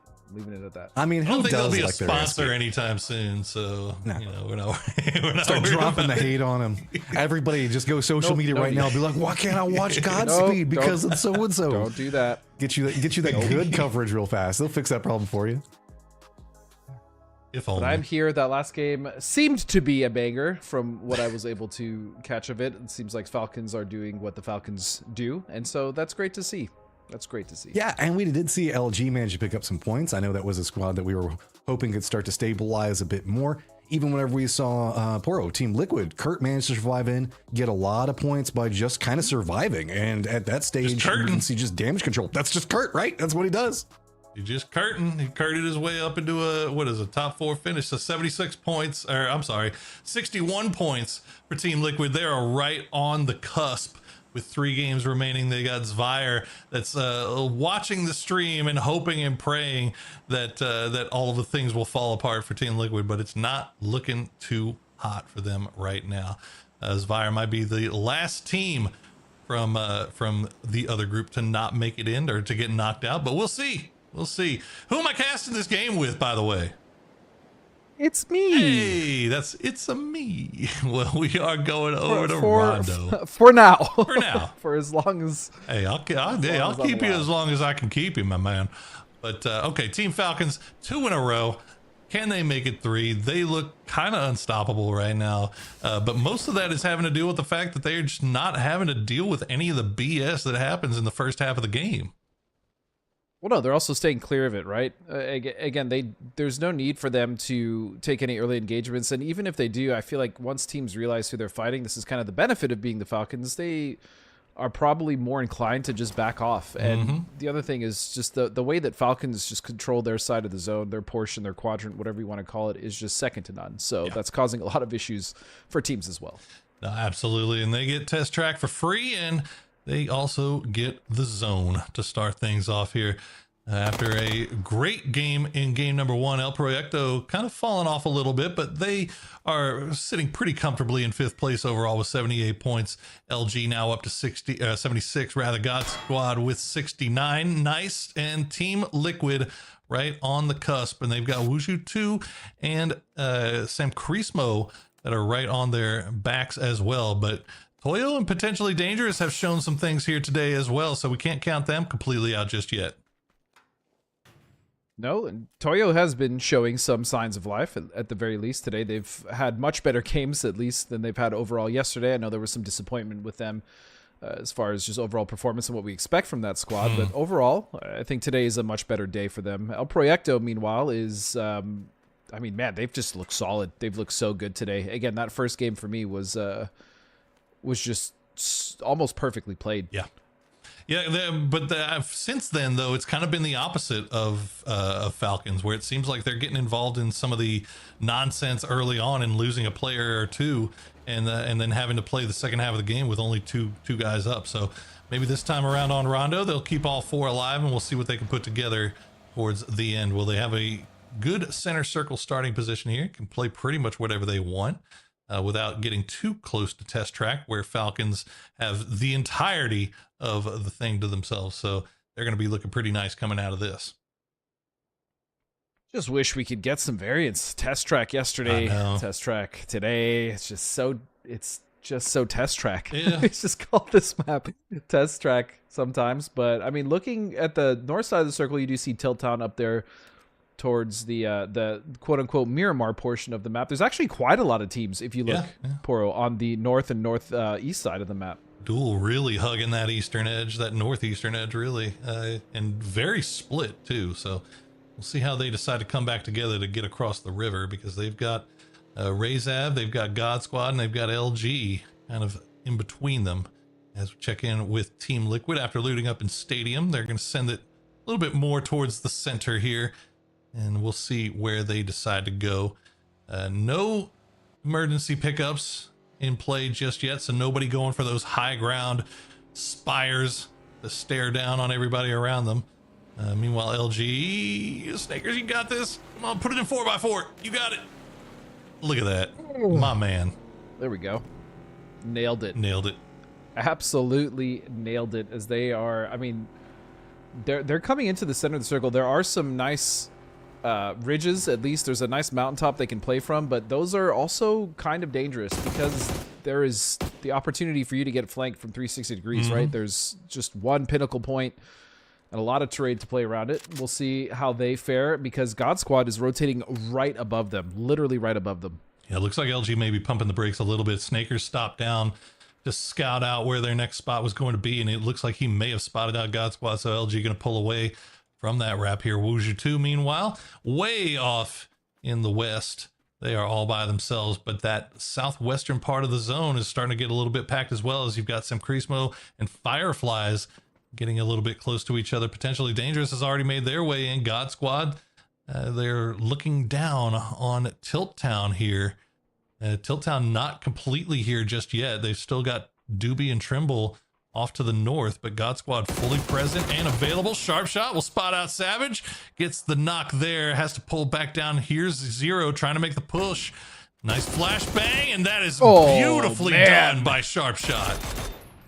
That flash was a thing of beauty. The issue, though, is that LG has heard these shots, and they could be coming behind to go for a third party, but it looks like the distance is going to be too great. God Squad's going to get away with 2 kills for free. Very well played from Sharp Shot. Just like that. And here we have the other fight that was taking place. Sam Crismo and Fireflies have traded out. I mean, it looks like Sam Crismo trying to lay down that smoke wall to go and res their fallen teammate and Sam Crow, but Nick going to get taken low here by some nice shots. Good grenade. Is that going to be enough? No, not close enough to get the knock on to get the flush onto Frost. So Fireflies back up to full strength, and they've got Nick and DNL pinned down as the utility going to keep coming in, but it's just not going to fall where it needs to. Not at all. And Firefly's still just trying to hold off this push, trying to survive. The deployable cover backwards kind of has me. Oh, you feeling some type of way? Just a nice little spot for, yeah, just feeling some type of way. But either way, they are holding off the push for now. Again, they got the knock on to Sam Crow. That was huge. But now another knock from behind. It's Wujitu now that's entering the fight. So those deployable covers will make a perfect triangle and the perfect cover for that res, hopefully. That's the thing that sucks.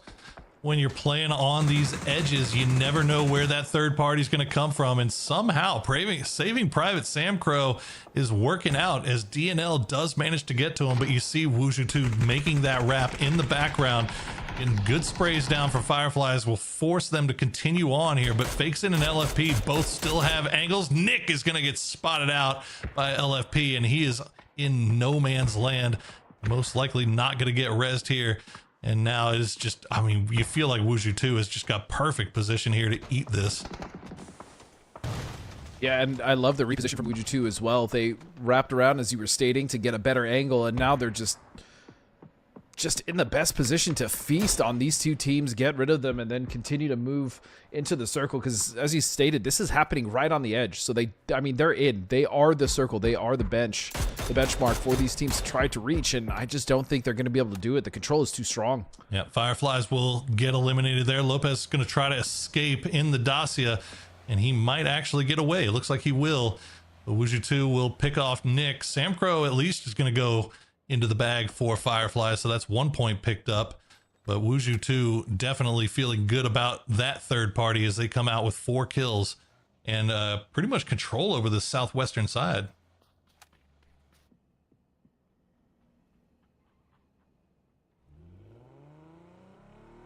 I think I may have lost Godspeed again. Well, LG, after hearing the shots from God Squad from Sharp Shot a little bit earlier, never really fully committed to the push. Instead, they opted for staying in that compound. Now, knowing that God Squad is above them, they can play like that for the time being. They've got a good spot that they like. They can keep an eye on everything that may be coming in from the east. Rezav being one. Duel's going to make their way across the river here shortly. Toyo, meanwhile, just taking long-range shots at potentially Dangerous. Meanwhile, Sam Crismo definitely could use Lopez to survive a little bit longer, because you can see right where they are in that leaderboard. They are within shouting range of that cut line, but they need to have some production here in this game. Yeah, and this is going to be really difficult with the way we can see a lot of this kind of settling in. I mean, no surprise, we've seen a lot of our teams kind of settle in around test track, get everything prepared up. Falcon's going to be in control over that. Duel maneuvering up to the northeast of it, LG just to the north of test track itself. So with this, El Proyecto is technically holding the center of the circle in a split, so that's led to a lot of kind of dust-ups around these outer corridors in the north. Yeah, a lot of 2-2 splits going on here. El Proyecto being one, Team Liquid just off to their west doing the same thing, and now God Squad even starting to flex out here a little bit, as you can see Dots just off to their west. So new circle about to pop, but everybody really favoring the center of this zone. They've seen this thing 1,000 times at this point. Neox Factory is test track is just a magnet, and everybody knows it. So nobody wasting too much time staying around on the edges. I mean, play what you know. I mean, there's a reason why everybody's studying heat maps. They know how this is going to go, so play the math, use it to your favor, and that's exactly what we can see that's going on right now. With the control splits going out, it does mean the fact that down in Southwest could be a bit more complicated. Toyo does manage to get by Wuju too, so they're going to have a pathing into potentially that lower area of test track if they choose to be that brazen with it. They do have potentially dangerous that's over their west that might take a couple of shots, but nothing too scary yet. With the way it's set up, Falcons are kind of playing a bit more to the south. Tiltown, though, making a rotation. They've got to be pretty close. They've got God Squad right up on top of them.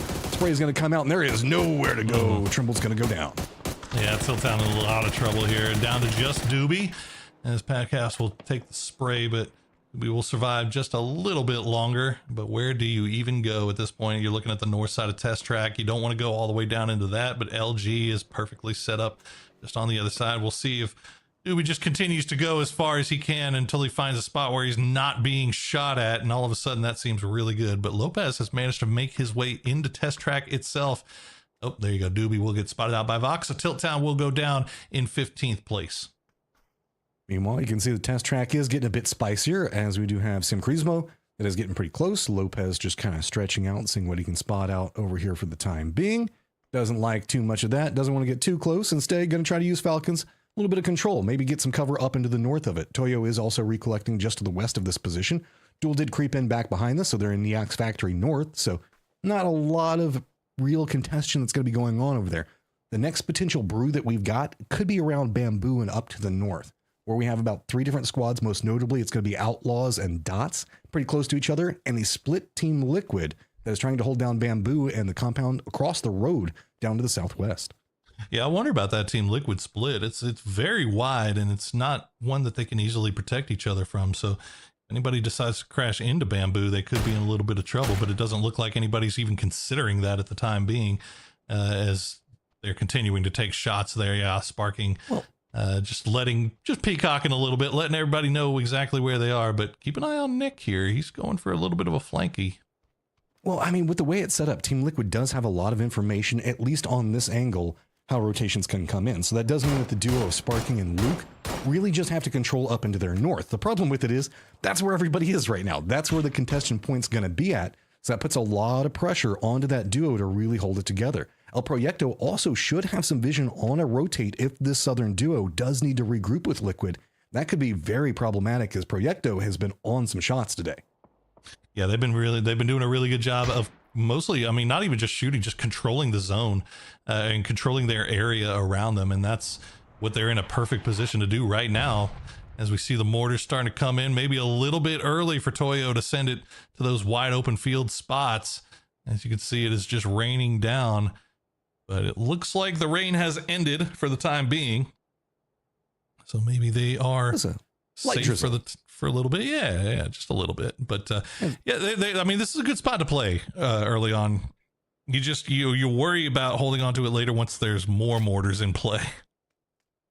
New circle pops, still keeps test track in, but does lean into the southwest. That does mean that Wuju's 2-2 split's going to be pretty strong. Does also mean that that split from Liquid no longer in the circle. So already inside of vehicles, they were prepped for that. Going to go ahead and start making a rotation. But we do have where it's going to be set up with Outlaws that are going to be having to deal with it. And Liquid might be running right into them, so they have to be very cautious on that. Spray's going to be coming out. Luke should be pretty okay.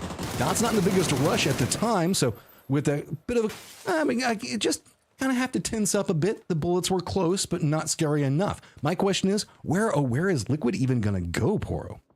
Yeah, this is tough, man. This is you get another mid-game hard shift away, and Liquid just trying to find some place to come in.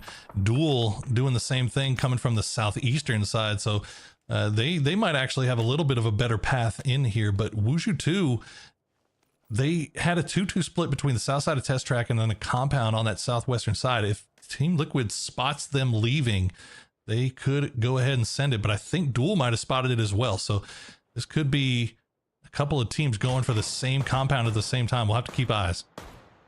Yeah, Wooly is scouting it out right now. Looks like he's just going to go for the hillside that's going to be south of where Wuju2 is playing. So Duel's just going to recollect over there. Team Liquid does manage to recollect pretty safe. El Proyecto going to have a couple of visitors pretty close, most notably Outlaws. They're going to be to the northwest of them. And it's going to be God Squad on the other side over into the northeast. LG, as well as we can see, it's going to be RYZV, all going to be having to make moves. Dots is going to be coming in way more aggressive. They're hopping inside of vehicles and just kind of sending it right through the thick of it. And that means it's going to be right all over God Squad and also on top of LG, even if they manage to make it past this. Yeah, I mean, we talked about, I don't know where Team Liquid's going. I don't know where Dots is going. I think they might be trying to send it for the spot that Toyo is in right now, but they had to make a move. They had to pass by that compound. There was just no other option, and somehow they've managed to keep all 4 players alive for the time being, and it looks like they may be currently safe. Outlaw is kind of doing the same thing as Toyo is just not able to find the angles. And now Falcons, oh yeah, Kickstart has that high ground here. He's going to have to be careful, because if he gets knocked, he is going to get,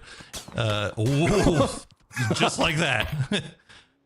All right, drop down the belly, smoke's coming out. Not much else you can do in that position. I like the aggression coming out from Falcons to shift away from it and at least try to get some control, but it is going to be Kickstart going down. Dots just going to be sending it down on top of Toyo.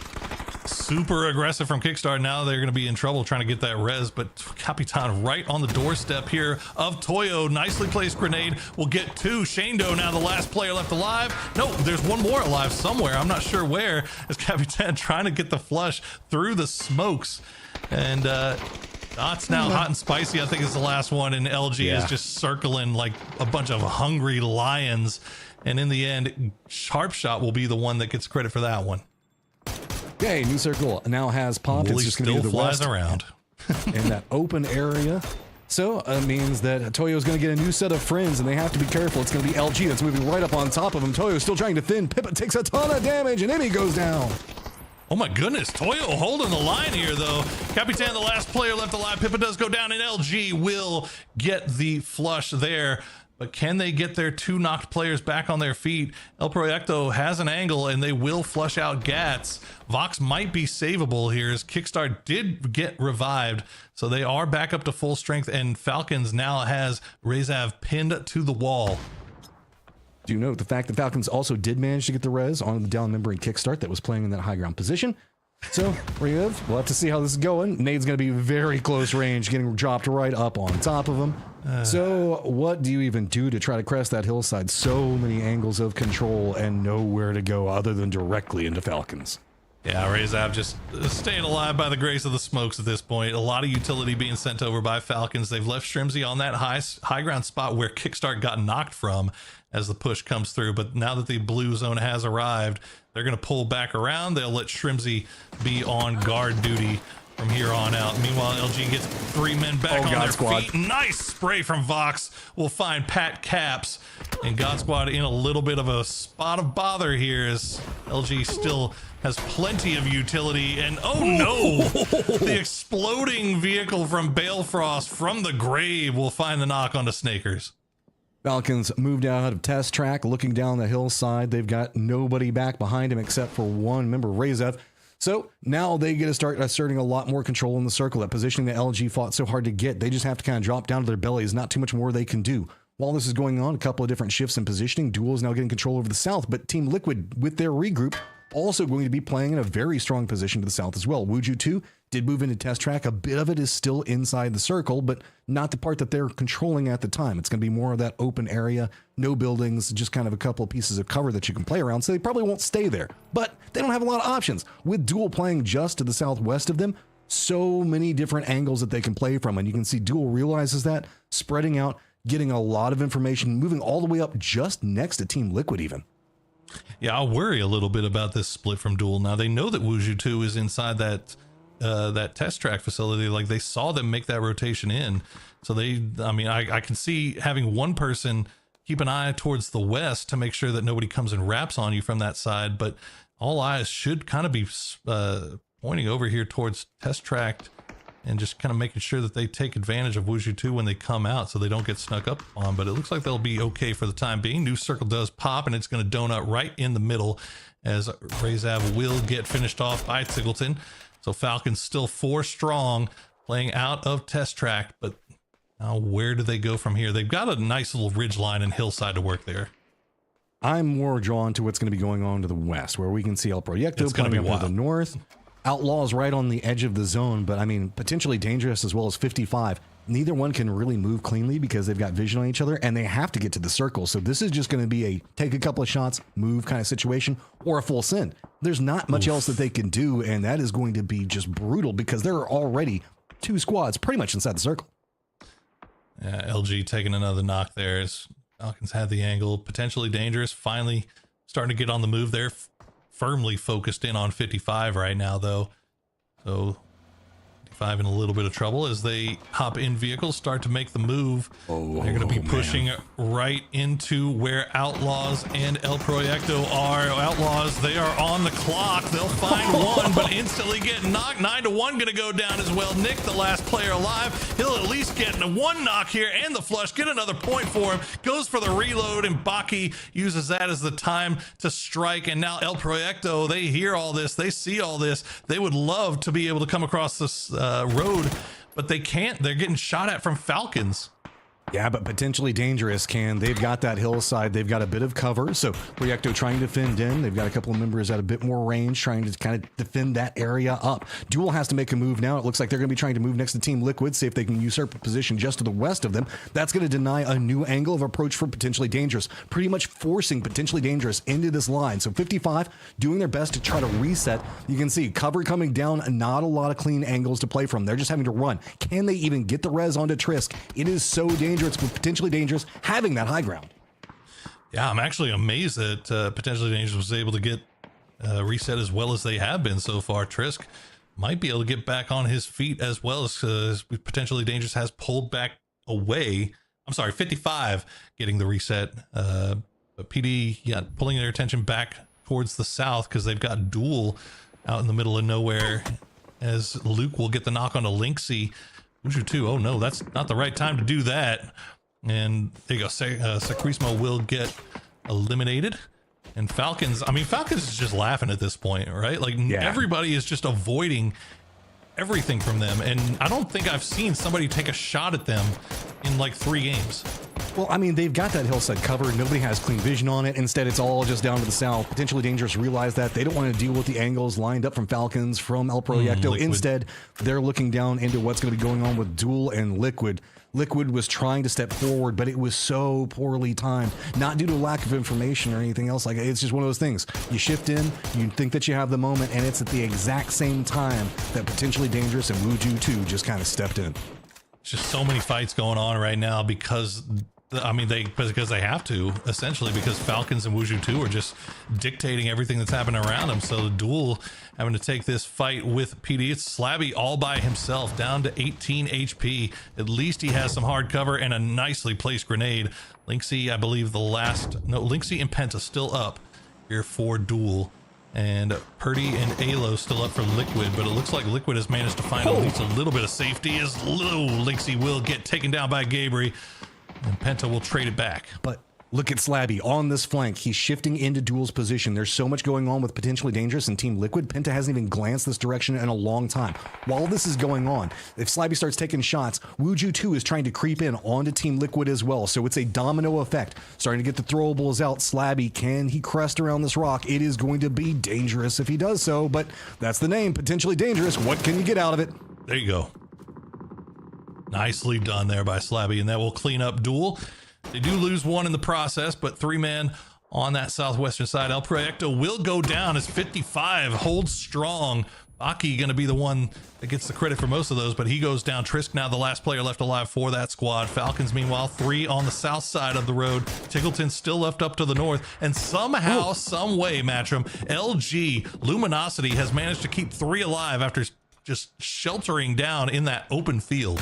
But here's the thing, Falcons with the shift down to the south are providing a moment for Team Liquid to get some breathing room. These guys have been under duress, just being suppressed the whole time. But hey, no, you don't want to peek at the Falcons right now. They were your saviors unintentionally, as Wuju 2 being the closer range target is exactly who they want to take care of. Crossfire angles, though, were very dangerous. Pretty Curdy is going to go down, leaving just Alo alive, right next to potentially dangerous, while Falcons are just trying to usurp as many kills as they can. They've been putting out a lot of damage, but they want the points. Liquid back in solo mode. This time it's going to be Alo that has to do it. PD still having control over that southwestern side. Fana now the last player left for Wuju 2. Surviving in the smokes, but Falcons, they're not going to stick around. They're not going to let that happen. Top 4 now remaining. Falcons with 4 alive. They have the lion's share. You've got LG on the north side of the road with 3 left up. And you've got that solo player of Alo that could get involved at any time. Yeah, he's just so close to potentially dangerous and has no real options. We're just waiting for 15 seconds to see how the circle is going to stack up. Give teams options. LG, they want to make a move. They've got a road and a field in front of them, and they know they're right on the edge. Math doesn't really favor what's going to happen with them, so they know they've got to be prepared to just go ahead and make a send right as soon as the circle pops. Yeah, there's just nothing good for them to play, really. And now that shift is going to pull even farther away. They've got to hope that that Falcons and PD start fighting each other. But PD, they know that LG is over there. They know to focus their full attention off to the north here and take care of LG before turning over towards Falcons. Okay, so, I mean, the big moving factor is just LG. That's what are they going to do? And you can see they need to weaken something. So maybe these squads taking a couple of shots at each other, if they see a couple of knocks out, that could be their moment. But, I mean, LG is already sitting in a pretty decent spot, 89 points overall. So it's not like they need to be worried about playing blue zone or anything else like that. They just can't find an angle. They need to get at least one knock on a potentially dangerous, but H1, the rest of Falcons, also kind of shift in. Let's not forget the Falcons also do have to move. So the longer that LG waits here, there is an opportunity that they could catch whenever Falcons are making their shift as well. And that means that potentially dangerous will have 2 different firing lines that they have to deal with. Throughout all of this, Alo, they're 1 point away from hopping into that 8th place spot, but yeah, this is pretty much exactly what you were expecting would happen. Vox will do his best to get somewhere to play. The tires get shot out, but he's getting shot at from every side. No, not next to Alo. Oh no, he's gonna go into Alo. Out of everywhere you could go. Hey, there it is. And Team Liquid is in the top 8. All right. Do what you can. Alo's going to go down. We are now looking at a 4v3, potentially dangerous, with the distraction of Vox just kind of running in. It means the fact that Falcons did manage to get a couple of members inside the zone, but they don't have a lot of cover. They got some rocks. That's about it. It's all going to be about firing and getting control over position through that. It's going to be mostly about potentially dangerous, having the terrain to play. Look at that. High ground, rocks, vision down, and Falcons do manage to get real close now in nade range. It's actually crazy to me that they were able to get Shrimsy and H-Win over here in the vehicle when Gabriel had that MG in hand. They just did not allow him time to peek over the top. Tiggleton and Kickstart doing a great job of forcing them to keep their heads down. And now Falcons will try to make the push. Panzerfaust in hand. Gabriel. Oh, God. Oh, he's peeking it. This is dangerous, but doesn't matter. Panzerfaust wins yet again, and now H-Win has the rock. He's got another knock as well. It's all down to Slabby, and Slabby is gonna get pushed. And why not 3 wins in a row from Team Falcons, this time with 10 kills? This is just absolutely insane. Falcons, they woke up. They are just absolute control over these games right now. They're playing positions well. They know exactly where they should be moving time and time again. This is a well-researched, cleanly executed play coming up from the Falcons right now. I mean, it's not even that it's well researched. I mean, you're playing in a lobby where half of these teams you've never even played against before, and the other half have new rosters. So you have no idea what to really expect. It's just I'm talking about guys, positioning and play, understanding places that you should be playing from, weaknesses, maneuverabilities. Look at that shift that they made over there with that 2-0. You can position yourself as good as you like. If somebody is going to crash into you and you're not expecting it, there's nothing you can do about it. But Falcons right now are just operating on all cylinders right now. It's ridiculous what they've been able to put together. We've still got 2 games left to play too, Matchroom, so we might see 4 in a row from Falcons. Who knows? We're going to take a quick break to show you these highlights. When we come back, we will talk some more about these last game, get you set for the final 2 games, and we might have a new special guest. Ooh.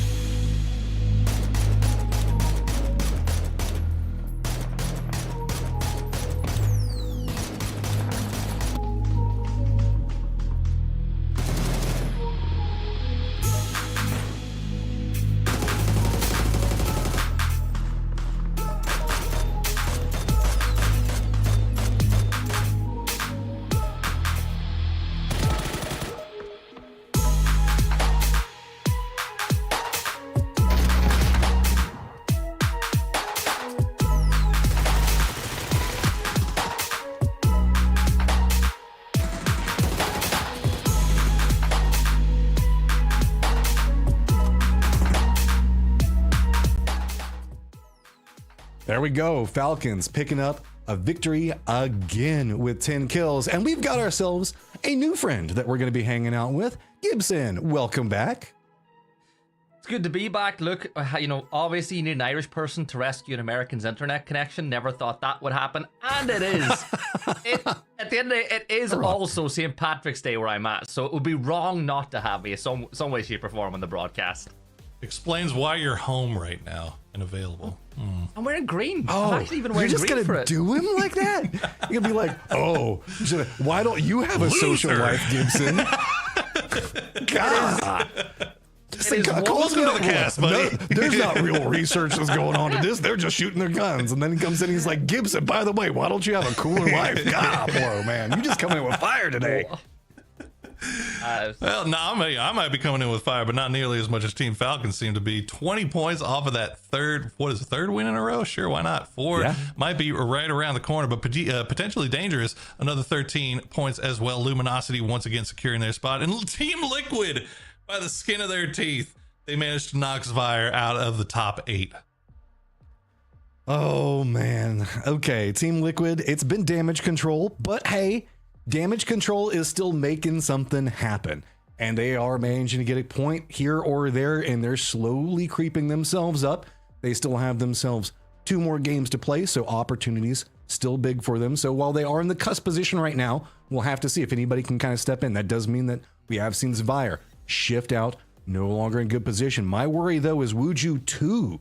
We've seen Wuju 2 be playing some stellar games at later stages where we have seen them absolutely step on Erangel.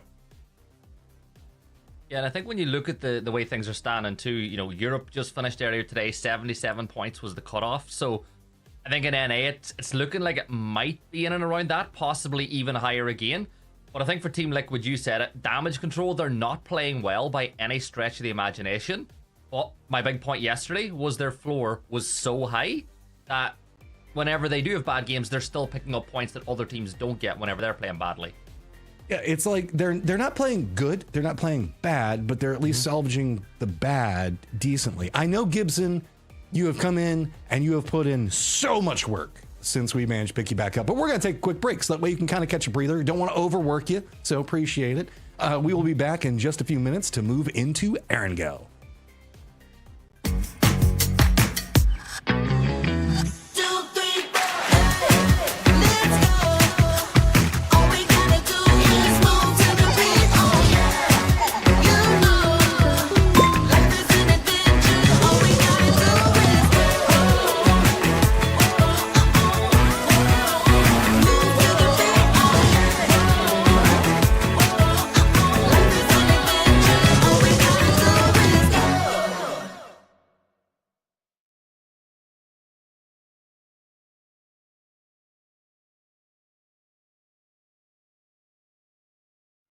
Every time I close my eyes,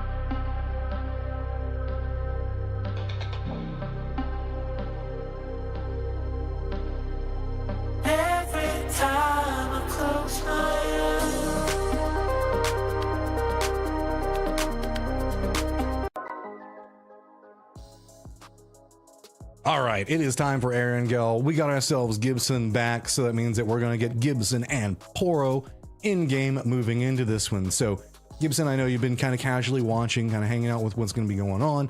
As we move into Erangel, kind of what do you have your eyes set on? Well, I suppose checks notes, can Falcons win again? It's kind of been, it's been like Easy, so far. easy. No, I think for me, really, it's seeing how Erangel plays out compared to yesterday. That's why he's really wearing green.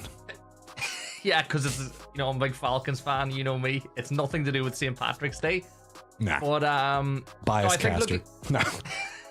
for me it's to see if Liquid and even potentially Dangerous can make a jump on, because we were all on the broadcast in the last PAS when potentially Dangerous had a huge last couple of maps. Now I know that it was in LCQs, so it wasn't necessarily the group stages, but potentially Dangerous do actually find themselves in a position now where if the next game goes their way, they could be going straight to the grand finals too.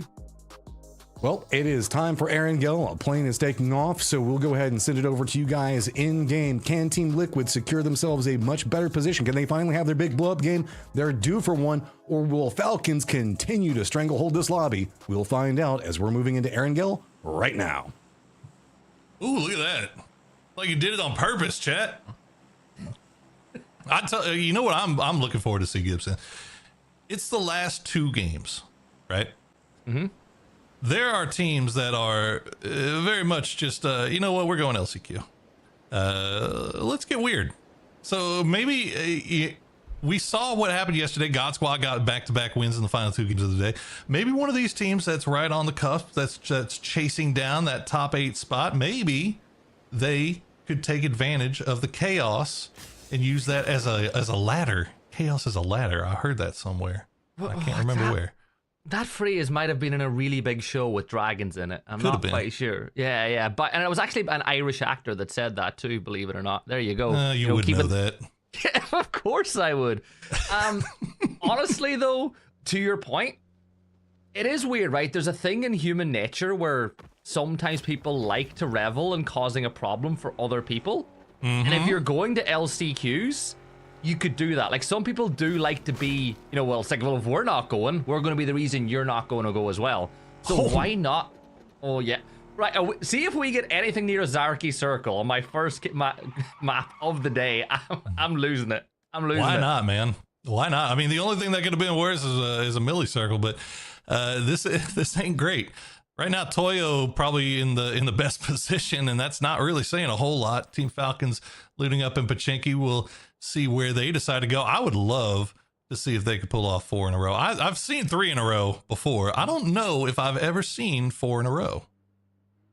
An official competition, I don't think I have. I've seen them do it in scrims a few times when you're just like, yeah, scrims this is scrims. Exactly. But an official competition, them doing that is doing so many favors to those teams that are in the contention, right? Because Falcons and Working in Silence were so good, it means that Wuju 2 down through to like Sam Crismo all still have a chance to force their way into that top 8. Yeah, I mean, that's what we were talking about coming into today, or one of the things that I was looking on was anybody, despite the fact that we had some kind of heavy hitters, some big names in this lobby, was there going to be any of those point sponges that would keep that cut line low? And as of right now, Falcons, well, they live in a what do they live in? They live in a pineapple under the sea, because they are sponging so hard in this lobby, and they are keeping that 8th place cut line well within reach for pretty much everybody. I would say even almost down to Toyo with 2 games left. Yeah, no matter how hard you try to get me to say it, I'm not saying the line that I said last time I worked at PAS. It's just not happening. It was you I worked with as well, right? It was me and you casting that so game. I'm not saying it again. Yeah. Come on, it's fun. We have fun Would you here, say guys. You're a master at it. I would. Well, Wuju too. They're gonna take the E pickup into somewhere. I got to pull my map stream back up again to see exactly where they're thinking about going. Well, they cut right across the middle of that zone, and unfortunately, they leave one behind as LFP just had to get that flash hider. Yeah, look, sometimes you just need that last bit. And LFP, well, he's going to take the low road. You know what? In the situation they're at 10th place, couple points off it, you know, 3 people go, they do a bit of scout work for the rest of the team, and then worst case scenario, LFP can just try to eke out a couple of placement points if the rest of the team falls. But a circle like this, Paro, points of access kind of limited. The bridges are going to be really highly, you know, contested. Like Team Liquid already in their George spot, they're going to cross over to the bridge, maybe take Cube a little bit early on. But it is going to get a little bit hectic for those teams, particularly the ones that stay on the southern side of the circle a little bit longer than they should. Yeah. Liquid, I would be actually surprised if they decided to go to Cube. Like they have a good area. It's almost like they're trying to figure out, based off of what this circle looks like, if this thing's it has any option of cutting south again, right? I mean, it feels like it's going north of the river. It really does. But you know, there's always a chance. But we'll keep an eye on it. Toyo, Wuju 2 gonna look down on this as they fly over. But Toyo has Kane and Frost from Fire on their side, and once again, Firefly's just kind of in a little bit of a split here. They've got 2 over here, and then they've got 2 in Cube. So yeah. Really, what are they hoping to get out of this by taking shots at Toyo? I think they're scouting by. They want to find out if the compound's free, but now knowing that it's not, their best bet would be to go play somewhere else because, well, actually, Paro, look at the score. What score like 24 points? Remember what you were saying about a team playing a spoiler and being a pain in the side? Yeah. It could just be that as well. Well, I mean, it's just, if you're going to do a split with Cube, this is a very, very wide one, I would say. But a lot of pickups in the air as Razav has already gone on. Now God Squad will join them as well. So that both of these actually intersecting right over the top of that airplane crash. So we'll have to see where Razav decides to go, and if God Squad's got their good eyes on and they spot them out before they end up dropping. Meanwhile, 55, they are following just behind Duel, wrapping around that eastern side of Yasnaya. Potentially dangerous in Tilt Town, unable to find the E pickups, so they're taking the long road in from the south. And Wushu 2, looks like they may have spotted out these helicopters coming through. Razav, for their part, they finally drop it. It looks like they might be heading towards Severny, which is a 2-2 LG split. Yeah, and then looking at Falcons too, they've got a great bit of information from where they're playing. They know where 2 players from Toyo are at. They can spot Fireflies inside a cube.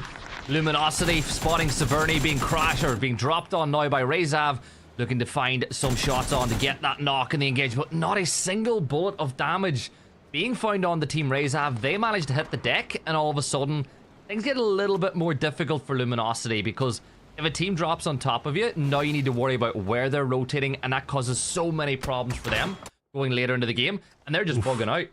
And look at this. God Squad gets plane crash for free at 7 minutes into the game as they pick up and drop right on top of it. Meanwhile, the duo from Luminosity trying to escape Severny, they might run into Outlaws, as yet we see them driving right by here. They have to avoid the line of sight from Razav.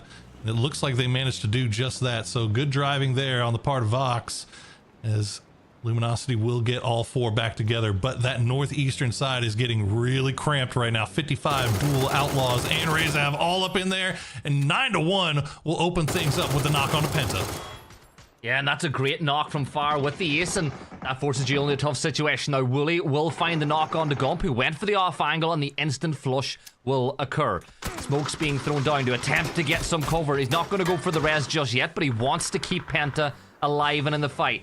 Elsewhere, 55, a little further south of this one, they're locking horns with Nick, meaning that Curry is in a fight by himself alongside 9-1. Lynxy just needs to find that headshot. Curry is jiggle picking on the other side of the tree, but Paro, the shots aren't going to open up, but he does get the chance, but he misses it. Well, hope you enjoy having fights up here, because Sam Crismo is starting to sneak around as well, so we might have a 5th member getting involved, but it looks like 55 is going to pull off, rejoin themselves. They're going to go back to the warehouses, whilst Sam Crismo will play more towards the street, although we've got one guy kind of creeping up in there, and now they're just going to leave Duel and Outlaws here to their own devices. It looks like Duel should be able to get their knocked man down, and Outlaws will use that opportunity to escape on that road on the north side. Baki spots out one of the Sam Crismo players who was just peeking up towards warehouse, but Doesn't get any shots to land, but does enough damage to the vehicle to force them to turn tail and get themselves back inside of the junkyard compound. They'll probably go for a 2-2 split of sorts, but I'm just looking at the map feed. The other two players are pushing up to the yellow on Crossroads, right beside Luminosity. Yeah, they're looking to see, they're limit testing essentially. They got here very late, so they're trying to see how much they can take before they get shot at, and so far so good for them as Rezav now taking shots at Outlaws. They were able to retreat from Duel. Now they are under the watchful eyes here of Martin and Fisher, as Curry just hiding around on that cliffside for the time being. Outlaws will manage to keep these two guys alive, but a lot of eyes looking over in that direction. Yeah, and Team Rezav looking to do real damage here. Fisher using the SKS, and those bullets will arrive in 3 to 5 business days, and it is a Sunday, so I don't think that those SKS bullets will happen anytime soon. We're getting ready for the next shift, though. I have seen a shift in this circle many a time pop back towards that Liver Island, just south of where Falcons are playing, and that's exactly where it goes. There you go. A lot of the south side of the river still in play, and that's actually going to play out beautifully for Tilt Town, as they were the last ones remaining, potentially dangerous, making the cross over by Cube while they had the opportunity. Still a lot of teams on that north side now outside of this zone. You can see El Proyecto trying to get everybody back together before Rezav turns their attention over in this direction. LG trying to make the cross pass by Sam Crismo, but they'll lose Bizzler in the process. Nick still holding that yellow building as well by Crossroads, and LG sitting in 4th place right now should have enough points to be more than safe going into tomorrow, but Sam Crismo doing a great job of just locking in this position for now, getting points on the board. Firefly with their split might get the opportunity as Gats will run out through the open, but he manages to get behind the tree, and a great headshot as Kane is able to get the knock on to Gats. A little bit of an ego peak from Gats there with 1 HP remaining, but he will go down. Snaker's still alive, and it looks like Wooly was creeping up on the backside of Duel, Vox rather. Duel was kind of following 55, wrapping around towards the south on the eastern side, but Vox will pull away. 55, meanwhile, won't continue that wrap. Rezav now looking towards Sam Crismo. They're going to find Lopes. Laucha gets traded, though, as Sam Crismo. Nick is going to go down as well, and now Martin down, as the trades just coming fast and furious here between Sam Crismo and Rezav. Yes, Sam Crow caught out in the open by Fisher, switches over to that aforementioned SKS, but he gets found out by El Proyecto up on high, as they've got the high ground overlooking this fight. And this might buy some time for DNL to get Rez's off. Now, Beleda will be able to pick up his teammate, move back towards the vehicle, and get all, or at least most of Team Rezav back up onto their feet. But I think for Sam Crismo, they've abandoned Nick. He's too close to the rest of Rezav. And it looks like Fisher might be in no man's land as well. Luminosity will get eliminated in 16th place, but as you said, currently sitting in 4th with 89 points overall. They should be fine and should have punched their ticket to the grand final already. God Squad now defending that plane crash from Wuju 2. It's only 2 from Wuju 2 here, and they've already managed to do a good bit of damage onto Sneak Attack. Fighting through the smoke clouds, will get the spray on the Fana. What a spray from Pat Caps. And now Wuju 2 down to just 1. I'm so glad Pat Caps is back. I'm really excited about seeing Pat Caps back inside the game. He'll pick up that point for God Squad. They're increasing that gap as well, making that cutoff point even higher as we lose Sam Crismo. We're down to 14 teams left alive, Paro. 13 minutes gone, so we're probably on cue, but here come Liquid. Yep. 2 teams that were in the hunt, trying to go for that 8th place cutoff spot. Now in a lot of danger as Purdy Curdy will get the opening knock on a Shimboy. Pat Cap's going to go down as well. Purdy Curdy showing what the old man can do. It's the instant double knock. Sharp Shot going to be the first one to arrive in support. Pat Cap's already bleeding out quickly. Good grenade might find some damage. It does, but Sharp Shot immediately sprays down, but Alo has his IGLs back, and Balefrost is just left with nothing else to do but run. He's called Bale Frost, but he's bailing fast out of this one. He wants to get a couple more placement points for his team, but for Team Liquid, 4 more points on the board for them. They'll get the res off. They move up to 73, increasing that gap to Wuju 2. 2 potentially dangerous. Those teams that are in the hunt. Beleda and Martino, they've got Posa and the rest of El Proyecto not too far away. And Gizera does what Gizera do. He sprays him down with the ace. And with all for Rezav, this could be curtains for them in this map as well. And it is. Nicely placed grenade there. Beautiful spray from Gizera to start things off. And now El Proyecto have control over the north. They have the shooting range. They have everything that they could want here. Just off to the west is where things are starting to get a little bit more complicated, as potentially dangerous, he said, are in the hunt, but they need to get some points. They need to get some kills. They have Liquid at a little bit of a disadvantage, but I don't think they know it. They haven't been able to come over to the top to spot out any of these guys just yet. I think Gabriel may have just seen Sparking. No, he's not looking over in that direction. He has no clue that Sparking's off to the right, but he does know that Liquid are not too far away. If he can find the opening knock, even if he gets traded back, it will buy time for the other members of Potentially Dangerous to get some points on the board. But Sparking needs to have his head on a swivel. It's, I think, has spotted out Alo now, switches over to the Dragonov. They realize with the blue pushing this way, there's only one place these Liquid players can be, and there's the opening signal of fight. Luke 12 will eat a headshot, but is it going to force them back into the waiting reticle of Gabri on the other side? Bad grenades there, unfortunately, from PD. As Sparking will spot out Gabri, and that is a huge spray from him. Gabri will get the knock on a Purdy-Curdy, but Sparking immediately trades it back. That opens up a small window here for Potentially Dangerous to try to push. Alo tries to hold the line, but gets knocked very low, has to pull back down, as now Slabby has arrived. But look at the flank from Luke 12 will take them by surprise. Theros now, and he's all by himself in a bad spot as Team Liquid is controlling this fight. Slabby, the last player left alive for Potentially Dangerous. Well, people were poking Liquid with a stick, saying do something all day. Yes, they have points on the board, but it looks like they are really coming to life now in this fight by a plane crash. Those horses prancing up over that ridgeline, but you can see Outlaws moving this way as well. Sparking peaks, gets the kills, Potentially Dangerous. They have been wiped now, and you can see the Outlaws, they might wrap this way. Balefrost still not too far away. He thought there might have been a chance to gather up and hoover up some extra points, but for now, I think it's just a matter of survival for Balefrost, and that's exactly what he's going to do. Just not enough knocks given up by Team Liquid. Really well played by them, not giving an opportunity for anybody to take advantage of them. As we see, the circle will collapse. We're down to just 38 alive, so there is a lot of room left to play in this zone, and it will go right on to Toyo, so that is huge news for them. If they can manage to pull off something special here, they could set themselves up for a late day run at making that top 8 spot, but it's going to take a lot. They have a lot of work left to do.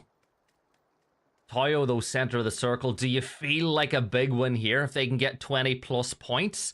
It's tough from that compound, man. I know, but does it put them back into contention? Because is 48 too far away with 2 maps to go?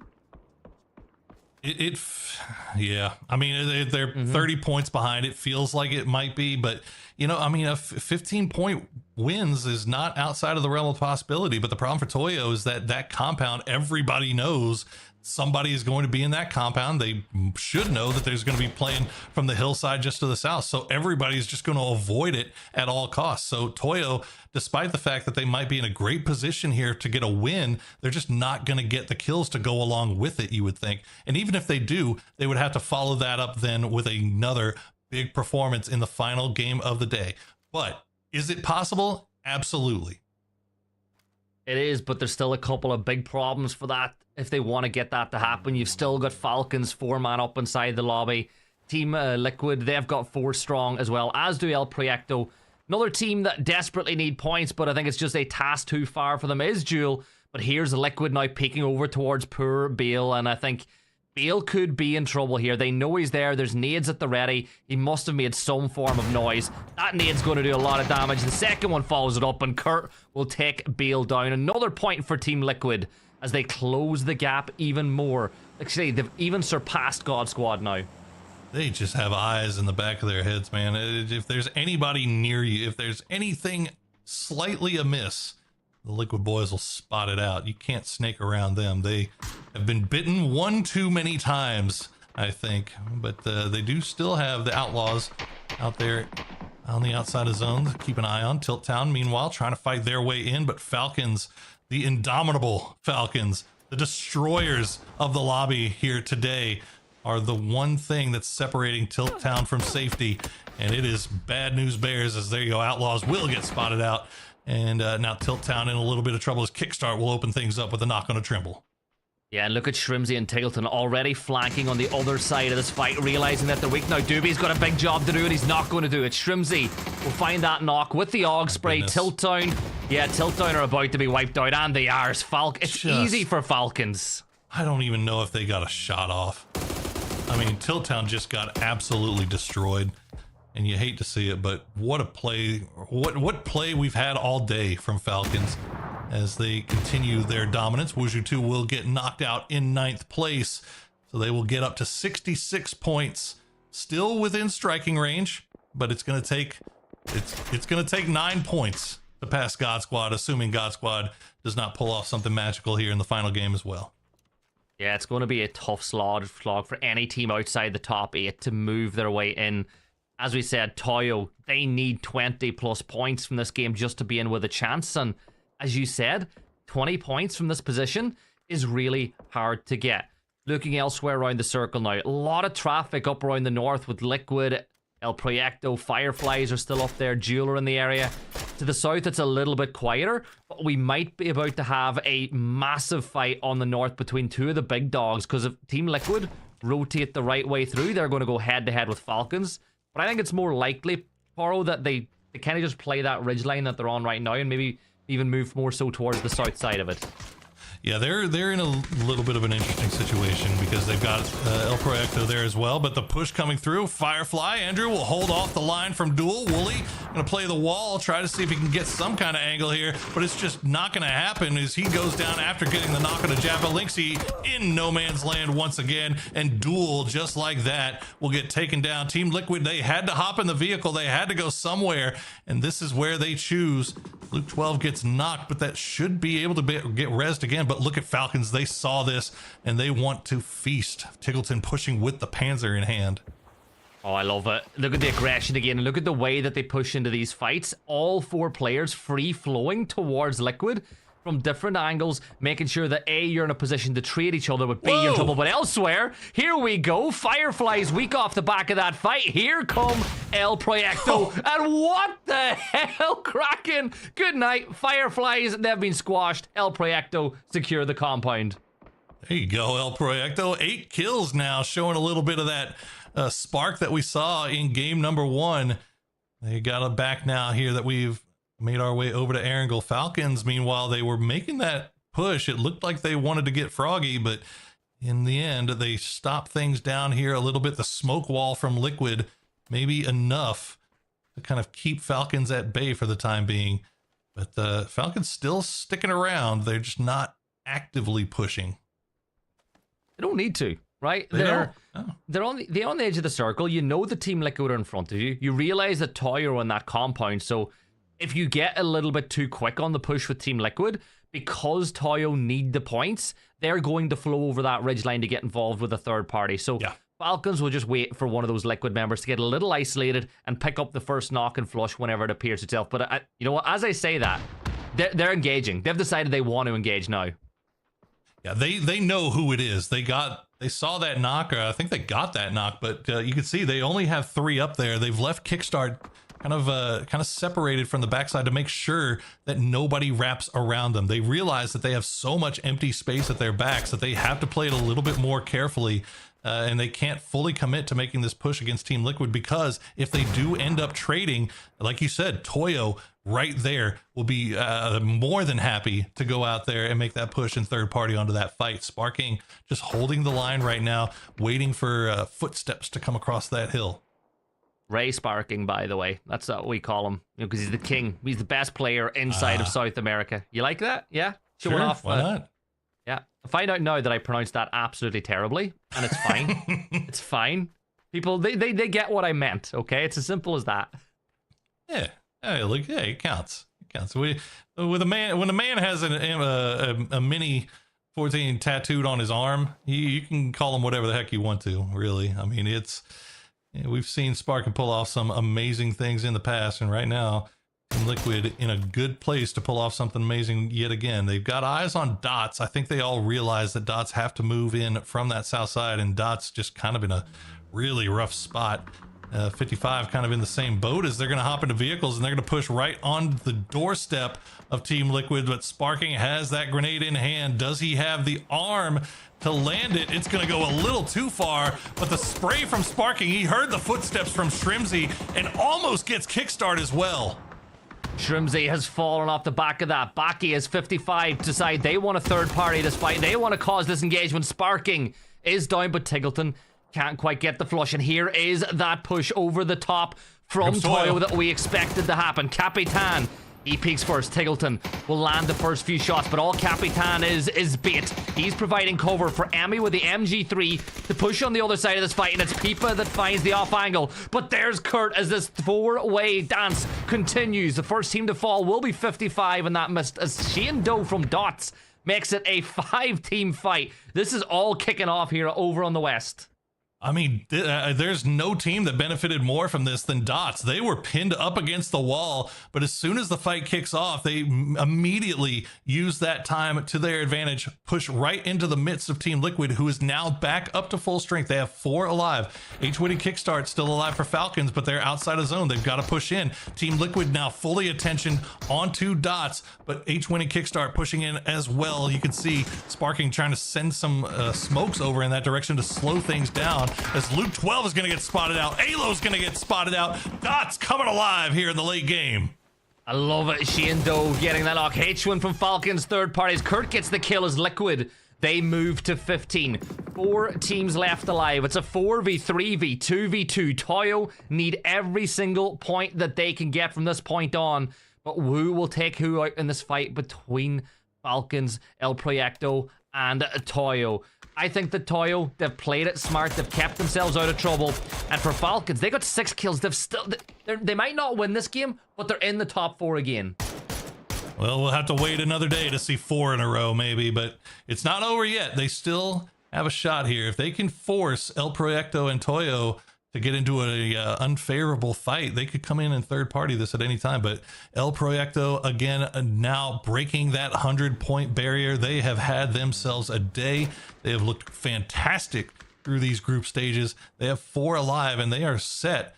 And they have a really good shot here at getting another win here today. If they can just manage to focus their attention down, if they can get Toyo down and keep Falcons pinned.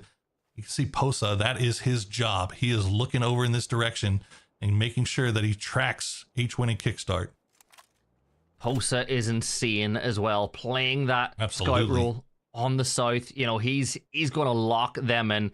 H-Win, though. H-Win's got the... I always say this, if you have a level 3 helmet and level 3 vest, you've got an extra life. It buys you an extra bit of time, and it gives you so much of an advantage, even if you're down to a simple 2. But look, El Proyecto, Posa, he's moving that car a little bit closer inside the circle. This is genius. He's using the smoke, and then he's trying to use the coupe to just peek over the top of it. Yeah, just give yourself some hard cover on that edge of the zone. Make sure that you keep track of I mean, he knows where they are, right? So just give yourself a little bit of safety there to play around. Toyo, meanwhile, desperate, looking for any opening here, trying to find some kind of knock, but El Proyecto not giving them anything, as Posa will spot out Kickstart. Shots come through, and that will just be nothing really more than keeping Falcons honest. And look at the Toyo. Toyo, I think, realizing they couldn't spot out anything from El Proyecto, so they're just going to go ahead and try to wrap around on this western side and take their chances with Falcons. Yeah, that's a tough decision to make, right? El Proyecto or Falcons? Which team do you want to engage? Falcons.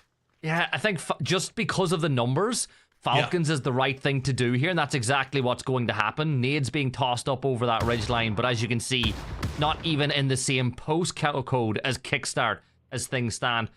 Only thing I'll say, Kickstart, the one without the level 3 gear, is the first player that they're probably going to run into. So in that 3 versus 1, until H1 gets the other angle, it could be a problem. But Benya, he will be a problem if he can hit shots with that Lynx, because never mind hitting like a truck, that thing hits like a B-52 bomber. Yeah, but you got to hit the shots, though. That's That's the one bad part. As you see, El Proyecto Posa will abandon his low wrapping position or defense position, and Falcon's going to read that immediately and send it. H-Win will find the knock on Posa, and now Toyo, they are suddenly very interested in turning their attention back towards the north and leaving Falcons to their own devices here on the low side. This is on a knife edge, this game. 3v3v2 of standing players. El Proyecto might just have Kraken attempt to think about getting that res on the poster, but he needs Haven to provide cover. Benya misses the link shot, and as you said, you've got to hit those. There's ammo is so limited with that thing. He's still got 6 shots left, and they still got the MG in play, and it looks like Toyo missed their opportunity to take advantage of the knock onto Posa, and now El Proyecto back up to full strength. Gizera just going to keep recycling these smokes. They've got a lot of utility left to use, and they're very comfortable in using it. Kickstart taking a few shots from downhill. Doesn't manage to get any damage in. There you go, Benya. That's how you hit the shots with the links. Gizera now on his back. Benya trying to find Haven as well, but he's not going to get him. Toyo, are you going to take advantage? Are you going to push? They don't have a lot of offensive utility, though. That's the only problem. Benya with no boosters either, so he's stuck on 75 HP for the rest of this game. It ain't going to get any higher. Center point drawn in the middle of the hill as Posa puts a center point into the skull of Pipa, who will get one from his knees as Gizera will fall at the hands. It's a 2v2v2 now. This is anyone's game and a hole up. Falcons going for the wide wrap. Benya has to hold them down by himself. Oh, Toyo maybe just getting a little bit too paralysis through analysis here. They had an opportunity to make the push onto El Proyecto while they had the knocks. Now Haven and Posa still very, very low. It's all down to Emmy, but he's got that MG3 in hand. But Falcons now, they are laughing all the way to the bank. The 4th win might still be on the menu as they've got their 7th kill collected, and it's a 2v2. Gizera and Haven versus H-Win and Kickstart for the win. And H-Win will fall. That's the level 3 gear down and out. Gizera, low HP, but one good bit of utility thrown this way could be a problem. Kickstart is so good in these situations. He's so good at clutching. He takes 15 damage. He falls, and it's El Proyecto from 3rd place getting the win. Falcons can't go 4 in a row, but El Proyecto, what a game. 25 points. Beautiful work from El Proyecto once again. But honestly, man, Toyo kind of giving them a little bit of love there by not taking advantage of the knocks when they had them. So, I mean, really, really well played there by El Proyecto to be able to get everybody back on their feet, to read the situation, what was going on, and just keeping Toyo pinned down to the extent where they were able to kind of pull it off. But in the end, how does Falcons manage to turn that into a 2v2 at all? It's just what they do. It's what they do. And being real, looking at that game, Toyo were hoping there'd be some form of a gentleman's agreement. They were hoping that Falcons would stay in their lane on the hill so they could focus on the fight with El Proyecto. But once Falcons pushed up that hill and you had pressure on both sides on the Toyo, what happened was inevitable. But El Proyecto, man, how good have they been? It feels like it's been feast and maybe a little bit. Even the famine hasn't been that bad. I mean, they're getting to late game. The only issues that they've had is maybe running into some mid-game fights where they win, but they lose a couple of players. That's the only issues that they've really had. If they keep all 4 up to the late game, this is what happens, and this is what we saw happen once again. Well, we're going to take a quick break to take a look at these highlights, and then when we come back, we'll bring Matt in to talk about that last game and get ready for these last final game of these group stages.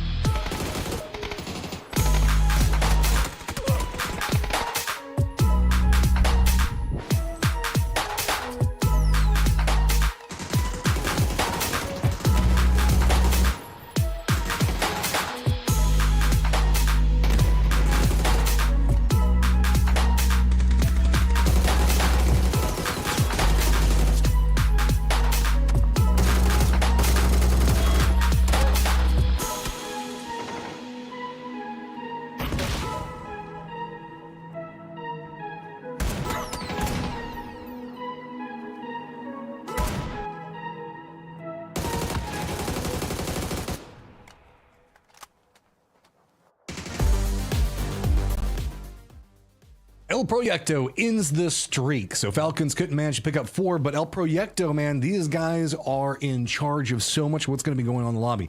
I mean, we talk about it a lot. The capabilities of this team is absolutely insane. But it did feel like Toyo was giving a ton of respect to Falcons. They couldn't commit into the fight with El Proyecto the way that they wanted to, just because of what Falcons has been doing in these last 3 games. You could see that Benya just felt like he was focused over there. And do you think that maybe, Poro, just the tear that Falcons had been on is one of the reasons why Toyo really couldn't focus in up against Proyecto? It's hard to say what happens in the comms, right? But I gotta know, like, I feel like the psychology of the Toyo, like, they realized that they had the god spot for the entirety of that game. But if they're going to make a run to make top 8, they had to go out and they had to get kills. They had to get a win. So I think the pressure kind of got to them a little bit there at the end. And you could see, like, there was knocks. They had multiple knocks on El Proyecto that they just didn't push because they had one guy that was still keeping an eye on Falcons to make sure that they didn't get wrapped up behind. But at a certain point, you've just got to full send. You got to commit, because that's the only way you're going to get the points and the win that you need to advance. Yeah, you kind of mentioned the decision paralysis that can happen sometimes whenever you're just looking at so much of what's going to be going on and the firefighting that's going to be happening around them. So, I mean, overall, extremely well played. I did want to point out, though, that whenever we look at El Proyecto, Team Liquid, because let's not forget Team Liquid also had a 15-kill game inside that last one, and Falcons walking away with 8. That means 38 players died to 3 teams in that last game, Gibson. That's wild. Yeah, and it's just what you expect. Like, Liquid, we've been waiting for that game from them this whole time. It finally came on Erangel, a map where you expect them to stand up tall. But you look at what El Proyecto were able to do. You look at what, even to an extent, Falcons were able to do. Those teams, they just have an aura, right? I hate saying that word in the broadcast, but they have an aura about them where when they're alive in a late game, teams are always looking over their shoulders. We've got 1 game left, so notice the fact that we've got God Squad sitting at 75 right now. Remember, it is top 8 that are going to go on, and this is the last game to see how the points are going to be stacking up. So there's a couple of squads that have some capabilities to move in there. But, I mean, we continue to see a collapse in points right along this line that is getting more and more hazardous for these teams to try to work around. And so whenever we're kind of glancing down on this one, I mean, God Squad at 75 is kind of close to where we're seeing some, like, the lineups come into play. But there are a couple of squads that can step into that category. And let's not count the fact that God Squad can continue to accumulate a massive amount of points, because there's a shift between them and Bestia at 87 at the time. And that is going to be interesting to watch. Wuju 2 may have the biggest game, potentially dangerous. We've been talking about them. Sam Charismo, these guys can pop off in big ways at different times, Poro. Yeah, I mean, God Squad, I think at this point, like, they don't have to have a huge game. They just have to have a non-0 point game. They've got a 9-point lead on Wuju 2. That's pretty decent, right? Like, unless Wuju 2 pulls out something amazing here in this last game, which is entirely possible. That team is fully capable of doing that. I think God Squad just has to focus on just surviving, just stay alive. Don't go out first. Get a couple of kills here and there. Don't take any unnecessary risk, but mostly just play how you've been playing. Like, you've managed to get into the top 8 by the way you've been playing all the way up till now. So keep doing it. So I'm just doing a quick look through total points on the day. I don't know if these are 100% accurate, so don't quote me. El Proyecto, crazy good day coming up from them. They're at 60 points overall, but Falcons have generated 95 points. One day. That is crazy, Gibson. They're gonna break 100 in one day. It is, and yesterday they were in chat when the broadcast was on, and I think that Cammy's like, oh, Falcons are so good, they got 60-something points yesterday, and Shrimsy just in one sentence was like, 66 points is not a good day for us. Like, he openly said, he was like, yeah, that's nothing. He's like, and I guess he's backed up what he said on day 2, well, day 3 technically, but day 2 for them. This is a gauntlet. This is a marker put down for the rest of the lobby. Hold on. If Falcons only played today, they would be presently in 5th place. Yep. That is just absolutely insane. So 1 left. Who is going to qualify? Who's going to be our top 8? Erangel, let's get this plane up in the air. Gibson, Poro, take it away. I'm ready, man. Let's wrap this thing up. Let's wrap this sucker up. It's 1 game left. It's on Erangel. It's all eyes on the God Squad and Wuju 2. Those two have the best shot, best opportunity at securing that 8th place spot and avoiding what is sure to be a wild last chance qualifier, Gibson. Yeah, I'm actually really disappointed that Wuju 2 haven't hot dropped God Squad, because you said the point gap was 9. With the point gap being 9, if Wuju 2 hot drop them and win that fight, give or take, you probably lose 1 player, maybe 2 in that fight. That gap goes from like 9 down to 6 or 7. And then that's really easy to make up over the course of the game. But Wuju 2 have elected not to do that. They'll go to their standard severity. But did you even notice how Sharpshot off that drop went really far north straight away to protect them from the hot drop? He went all the way north. Once he realized nobody else parachuted their way, he turned tail, came back to join the rest of the team. It just goes to show that they were planning for that possibility of a hot drop to kick things off. Yeah, I mean, you always got to be thinking, right? Like, especially it's final game of the day. We've always talked about, oh, okay, that's good news for God Squad right there. But you always talk about when you start getting to the later games here in group stages. Some teams start to get a little silly goofy, and God Squad just avoiding that for the time being. Now, again, everybody, they have that security blanket of that last chance qualifier as well, but if you don't have to play in it, if you could just get to the grand final, that's what you'd want to do anyway. So we'll see if God Squad can pull that out here today. But Wushu 2, they have a shot, but they're going to have some traveling to do. Can I play devil's advocate a little bit? Oh, absolutely. Right? So there's going to be some teams that'll go into the last chance qualifiers where you're not expecting them to qualify internationally for PGS. However, they've got very talented players who are good enough to play at that level. If you go to the LCQs, it gives you a lot more opportunity to put good things on tape, so that if an opportunity arrives to be a sub for one of those teams that are going to an international event, or even if an opportunity opens up on a roster, you've shown that you can do it in an LCQ lobby, in an official. It's not really the worst thing in the world, particularly for those teams that you expect to be, in down and around the bottom 5-6, but there's still talented players on the teams. Oh, what a spray. UMP, why not? The ump, man. Well, there goes Gabry. Potentially dangerous. It was going to be a long shot for them, regardless, but looking a lot more long now that they are down to 3 early on. But I see your point. I see the argument to be made for trying to put a little bit more film together for your highlight reels to make an argument for yourself to get on better teams and get more looks. So yeah, why not? We'll see. I mean, hey, we've seen some players pull off some crazy stuff in last chance qualifiers and kind of make a name for us. I feel like Richie B was one of those, the Bizzler. Richie B is actually insane though. Like, yeah, I mean, he's one of my favorite players to watch. And we're talking about opportunities for new up and coming players to get through. Like Monster and Cowboy in the last 2 years, they've really put themselves to the forefront. But the problem is, right, as well as these young players coming through, you've got old heads coming back. Like Pat Caps is back, K-Mine's back, and maybe he's saving himself for the LCQs. But we're seeing people make coming back into the game, because I don't think you can ever really retire from PUBG. Once it's got its hooks in you, they're there for good. Yep. PUBG's a hell of a drug. Well, Nick, it's not looking great for Potentially Dangerous, as he is pretty much dead to rights here. That dragon off. Oh, just take the shot, man. Just take it. Yep. GG. You hate to see it for Potentially Dangerous. They've had some really good moments here, and I think that they are definitely one of the teams that we need to be watching going into that last chance qualifier, as somebody that could put something together here. But I think they've definitely learned a lot from this first group stages. You know who needs the points though? It is Sam Crismo. Sam Crismo, they need them. Like, they're not mathematically ruled out yet. Yes, they need a lot of things to go their way, but 2 points in the first 5 minutes, it starts to build the belief up just a little bit.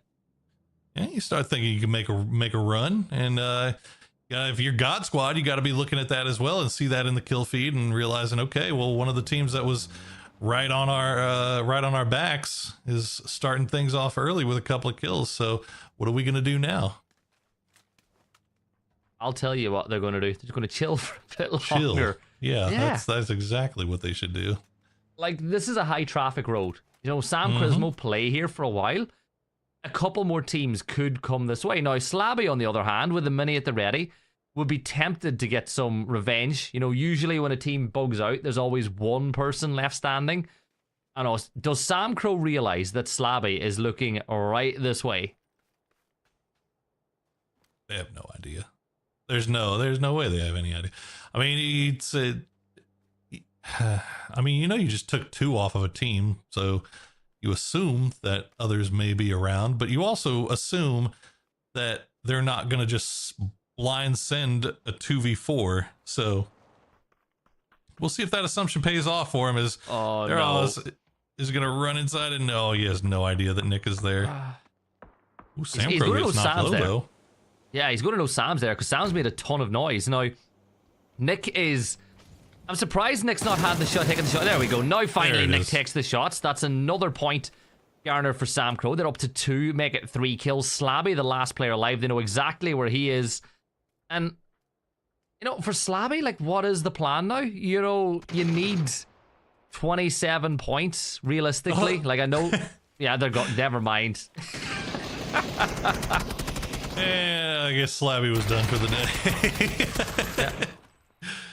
That's fine. I still stand by. I think Potentially Dangerous is definitely going to be a team to watch in that LCQ. So we'll see them next time.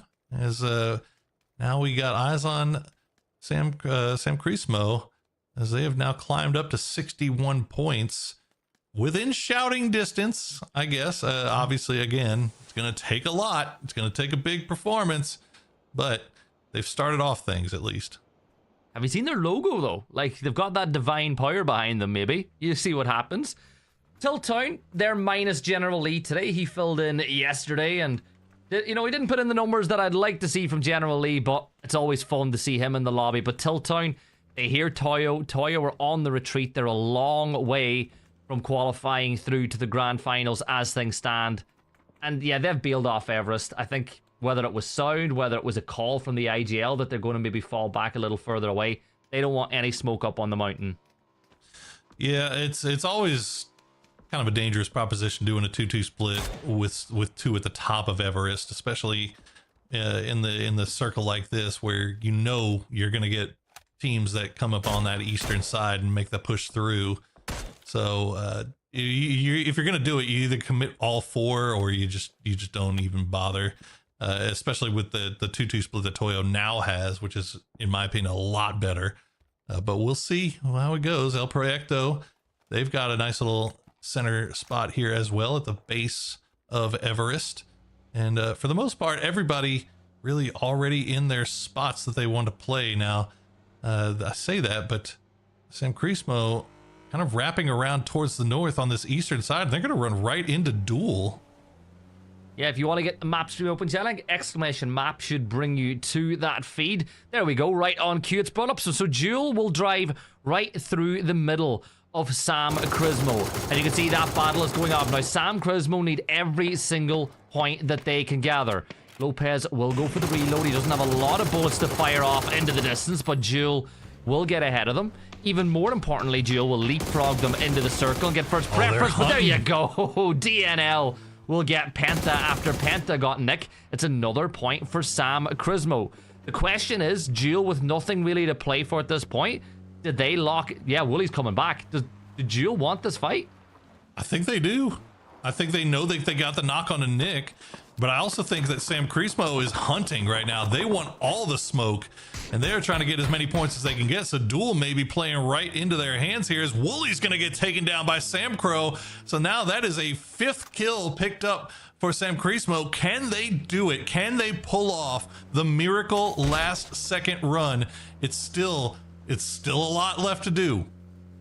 It all came down to the last map in EMEA earlier, and maybe Sam Crismo are giving us something to worry about. The circle will come back towards the mainland, taking a lot of the question marks over where it could go now, with Falcons in a great spot with their Gatka split 2-2. 55 Esports playing on the top of Dog Hill.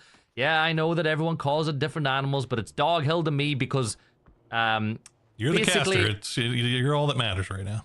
well, all I'm going to say is, some people call it Llama Hill, right? If it's Llama Hill, then what is that compound at the back end of Llama? Like, I say it's dog hill because that's dog food. If it's a llama, that's something very different at the back. All right, man. You don't. I'm convinced. Like, what are you going to say? Oh, guys, yeah, we're going to take the llama droppings compound. Yeah, like, come on, bro. Well, while all this is going on, God Squad did manage to make a rotation, all 4 on the southern side of the swamp right now. So, despite the fact that Sam Crismo is pulling off some early game heroics here, making a run, God Squad still in the picture. So it might be for naught here as Wuju 2 trying to make the wrap through the wide open field. They're going to run across Outlaws, do a little casual jousting here with LFP, Fauna, Gump, trading shots. Gump's going to be the one that loses out on that one.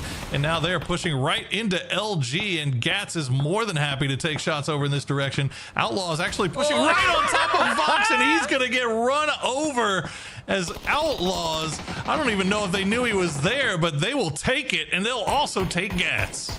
9-1 was just like, watch this. He's the eyes in the backfield. You lose one, you pick up another one, you flatten poor Vox, and there's nothing Snakers can do. Now, Richie B moving this way. Tilt down, peeking over towards El Proyecto, who have a defensive Panzer in position. I think it's Gizera with that weapon at the ready. But Tilt down, sitting on 25 points. Look, the Bizzer, we spoke about him and Snakers making their way over. Ooh. They managed to get Haven. Why you got to do that to Trimble? Like, that's nutty. Just disgusting. They've lost the Kraken, but it doesn't really seem to matter a whole lot, as he will drop that grenade right on a dime as well to make sure he gets the flush. And El Proyecto back to 3 deep in the compound. Now they are a little bit on the north side here, so they'll take a little bit of luck going their way if they get this shift. And now LG, Snakers is going to find Nick with the grenade through the smoke. Curry will get...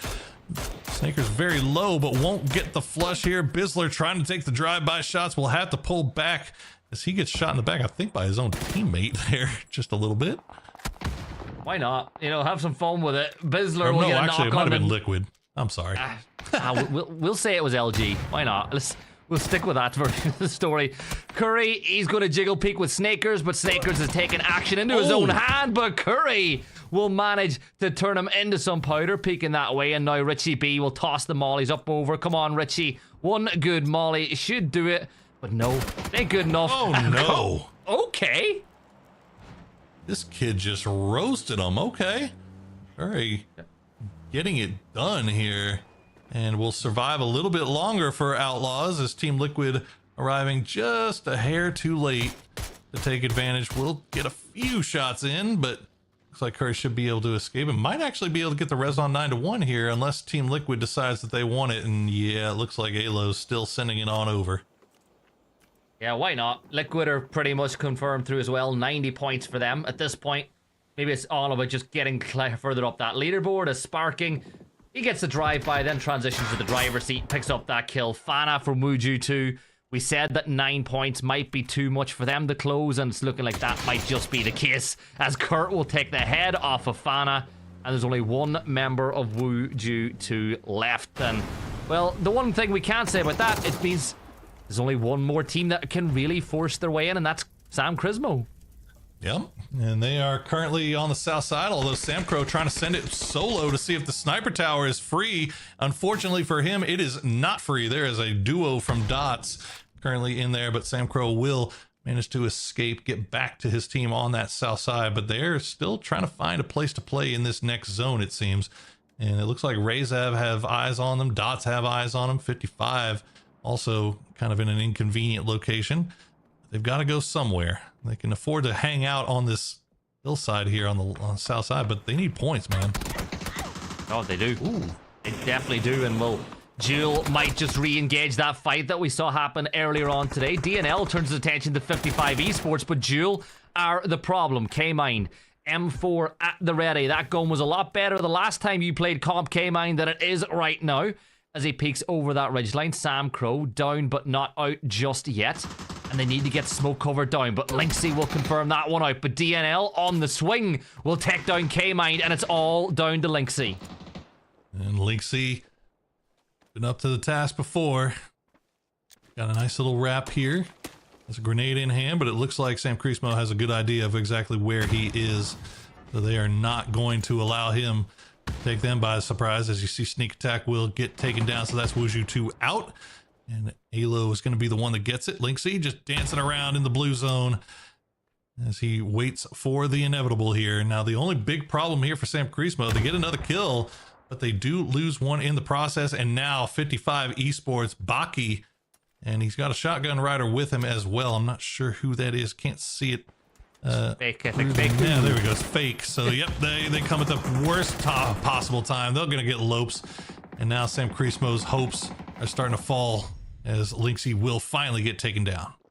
Yeah, 7 kills or 65 points now, 10 behind God Squad. But if God Squad remain in the lobby, they'll start getting into those placement points too, which just makes the task even more difficult.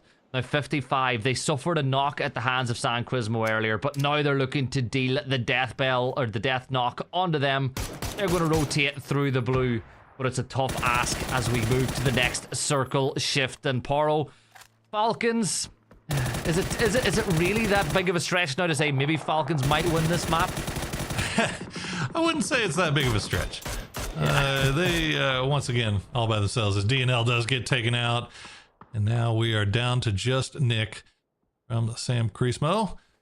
And so God Squad has to be seeing that in their kill feed and loving it. They have just been vibing so far this game, but only just now where they might start to actually see some action as Team Liquid and Outlaws are starting to creep in from that western edge. But it won't matter at all if Nick gets taken out here by 55 Esports. H11 moving over this way now, and if I said that name wrong, I'm so sorry. But here we go, blue zone in the hands. Nick inside the compound. I don't think he realizes they're that close by, but we turn our attention over to watch Outlaws do damage to Liquid. Back over to this one. I feel like Nick's numbers are limited now. They're looking to just deal with them here and now. Yeah, 55 is not going to waste any time with it. There you go. Baki will be the one to do it, and Sam Kreismo is out in 12th place. And their hopes for a run at that top 8 will come to an end. And we have pretty much got our top 8 set now. So we will know who is going to be going on to the grand finals, and we will know what our last chance qualifier lobby is going to look like. But we've still got PUBG left to play, Gibson. We got to wrap this thing up. Can Falcons get another win here today? Can El Proyecto get a third win here today? Who knows? It could be 3-3. Yeah, it could be. Liquid might look to get their first one of the groups as well. You know, there's always that to look forward to. But you know what? I'm going to put a team over. Toyo, you've 55 points. You've 20 points off of God Squad. Poro, there's still enough players. They can still technically do it. But you know what? You don't want to call it yet. Yeah. Well, Sharpshot gets taken down there, so that might open up a little bit of a door here for Toyo. If I'm sorry, I can't fake it that hard. I really can't. Do it. Okay, all right, we're gonna do it. All right, so here we go. 55 is gonna take the fight with Erazav, but nobody cares about that. Everybody cares about Toyo, and can they pull off the miracle? But 55, after taking out Sam Kreismo, they're gonna turn their attention towards Erazav, and Lauscha in a little bit of trouble here. They might be able to get their fallen man back on his feet. Baleda using the vehicles as cover, but Team Liquid on foot. They're coming over at the perfect time as well. This could be a big sandwich happening. Is Purdy Curdy? Oh yeah, you had no idea, Laucha. Yeah, Kurt will pick up another kill. That's 6 for Liquid now. A couple of bullets into the dead body. But there is Trisk with the spray. Runs out of ammo. And is going to get knocked on the other side as Emmy from Toyo. They've come to life now as they try to make the miracle run happen. Well, if they want to make it happen, one of the teams they need to shut down is sneaking this way. Shinboy and Pat Caps moving towards the side. Great nade though. That comes in from Toyo, and they start lighting up that kill feed just a little bit. It's 16 points now, Poro. It's getting a bit closer. Yeah, a little bit. All right, so they got 16 points left to get. 6 more kills and a win. Toyo, you got this, I believe. Well, they've got Team Liquid that is kind of pinched right now between a duo of God Squad. Pat Caps and Shinboy sent down here, but Balefrost still off to the north, and actually it looks like Shinboy might be leaving as well. Alo has that P90 in hand, and somebody somewhere is raining mortars down on this as well, as we see Team Liquid try to slowly make their way on this south side of this zone, pulling up over the ridge line. They spotted out Emmy. They don't have the angle right now. Emmy staying alive through the grace of smokes. I'm trying to work out who was actually shooting. Yeah, I was trying to work out who was shooting. I mean, Benya does get that knock. Looking at the distance, though, it's not going to be flushed away. And oh my god, that's just sparking. And Kurt, Toyo, the miracle run might be about to end here and now. Before it really started, yeah, 3 players down. Oh, boo. Actually, no, I can't even boo Liquid. They're my favorite org in all of esports, so I can't even boo them, ironically. Okay, so that's hard, but trying to convince me that Toyo is going to make a miracle run here at the end was easy. Well, Benya's still alive. Maybe he can do it solo. El Proyecto trying to stay alive here through the mortars, through the fire and the flames as Firefly dodging burning vehicles, flipping around. Tilt Town, Doobie from the hard cover will get taken out by a well-placed grenade from Haven, and now it's Posa and Haven. They have to turn their attention over towards Firefly, but they do have they're inside the zone, so they got a little bit of time to work with here. Posa almost gets Kane as Firefly back up to full strength. Haven picks up over the ridge line, but yeah, once again, Kane is able to get that knock on the Posa this time. Sprint on over, get your kill confirmed. Fireflies, they're up to 34 points now as they 35 make a miracle run. Mathematically, I don't think it's possible for them. Who needs math? Dots, by the way. Okay. Nah, they can't either, Paro. I'm sorry. Instantly gets headshot and taken down. Well, Bliss goes down through a combination of Alo and Sparking, but good grenades from Shinboy will find Sparking and almost get Alo as well. Purdy Curdy alive, but by the grace of the smoke cloud as Tiggleton, well, this has just been Falcons, hasn't it? They've had the compound. They haven't had to do anything. They're just sitting here, just shooting at anything that might reveal itself as they set themselves up for what could be their 4th win of the day. They still have a little bit of work left to do, but it doesn't seem like it's very hard work. We'll just go with that. Well, they secured this compound really early on in the game, and when you look at the terrain around them, they can play on these rooftops, and there's not really much else the rest of the lobby can do. Their back is clear. The only team to the north that they have to worry about is Firefly, but they can just rain hellfire down on the rest of the lobby. Like, look at how many opportunities and how many players that they can take shots at any time they want. Just everything. And nobody can really return fire on them consistently because they're working around these roofs, right? They just pop up and pop back down again and peek from a different angle. So Tiggleton hits the headshot onto Balefrost there as God Squad's still alive. So credit to them. They did what they had to do. They had to survive. They could not afford to go out early. They could not afford a 0-point game. So far, 0 kills, but they are in the top 6. They're collecting placement points and they are securing their top 8 position. Firefly, meanwhile, still have 4 alive, but it looks like they're just trying to survive at this point. Yeah, and like they're going to be playing next weekend regardless of what happens. So it's just about last couple of reps in an official competition before they go back into scrims during the week to prepare for the weekend. Yeah, finish strong. Give yourself something to work with going in the next weekend. Well, Haven still alive for El Proyecto out in the blue, but that blue zone is taking pretty hard right now, and Falcons also know he's there as Sparking will get the knock onto Joshi. So Dots and Team Liquid fighting on this south side as we go to the 4 screen. All Team Falcons members shooting at somebody different. It's a firing squad. It's an actual firing squad. Like, I mean, goodness. You know, you peek up over a ridge line and there's just 4 Falcons raining unholy hellfire on the rest of the lobby. They turn their attention to the Fireflies. Yappa tries to move on up, but he goes right into the waiting arms of Pat Caps. He'll secure that knock, and Balefrost will get the flush. They get their first kill of the game. 2 players up for them, but it's a 3v4, v3, v2 for the win. And I don't really see how anyone oh my Shrimps, they just behave yourself. This is just this is rude. This is rude at this point.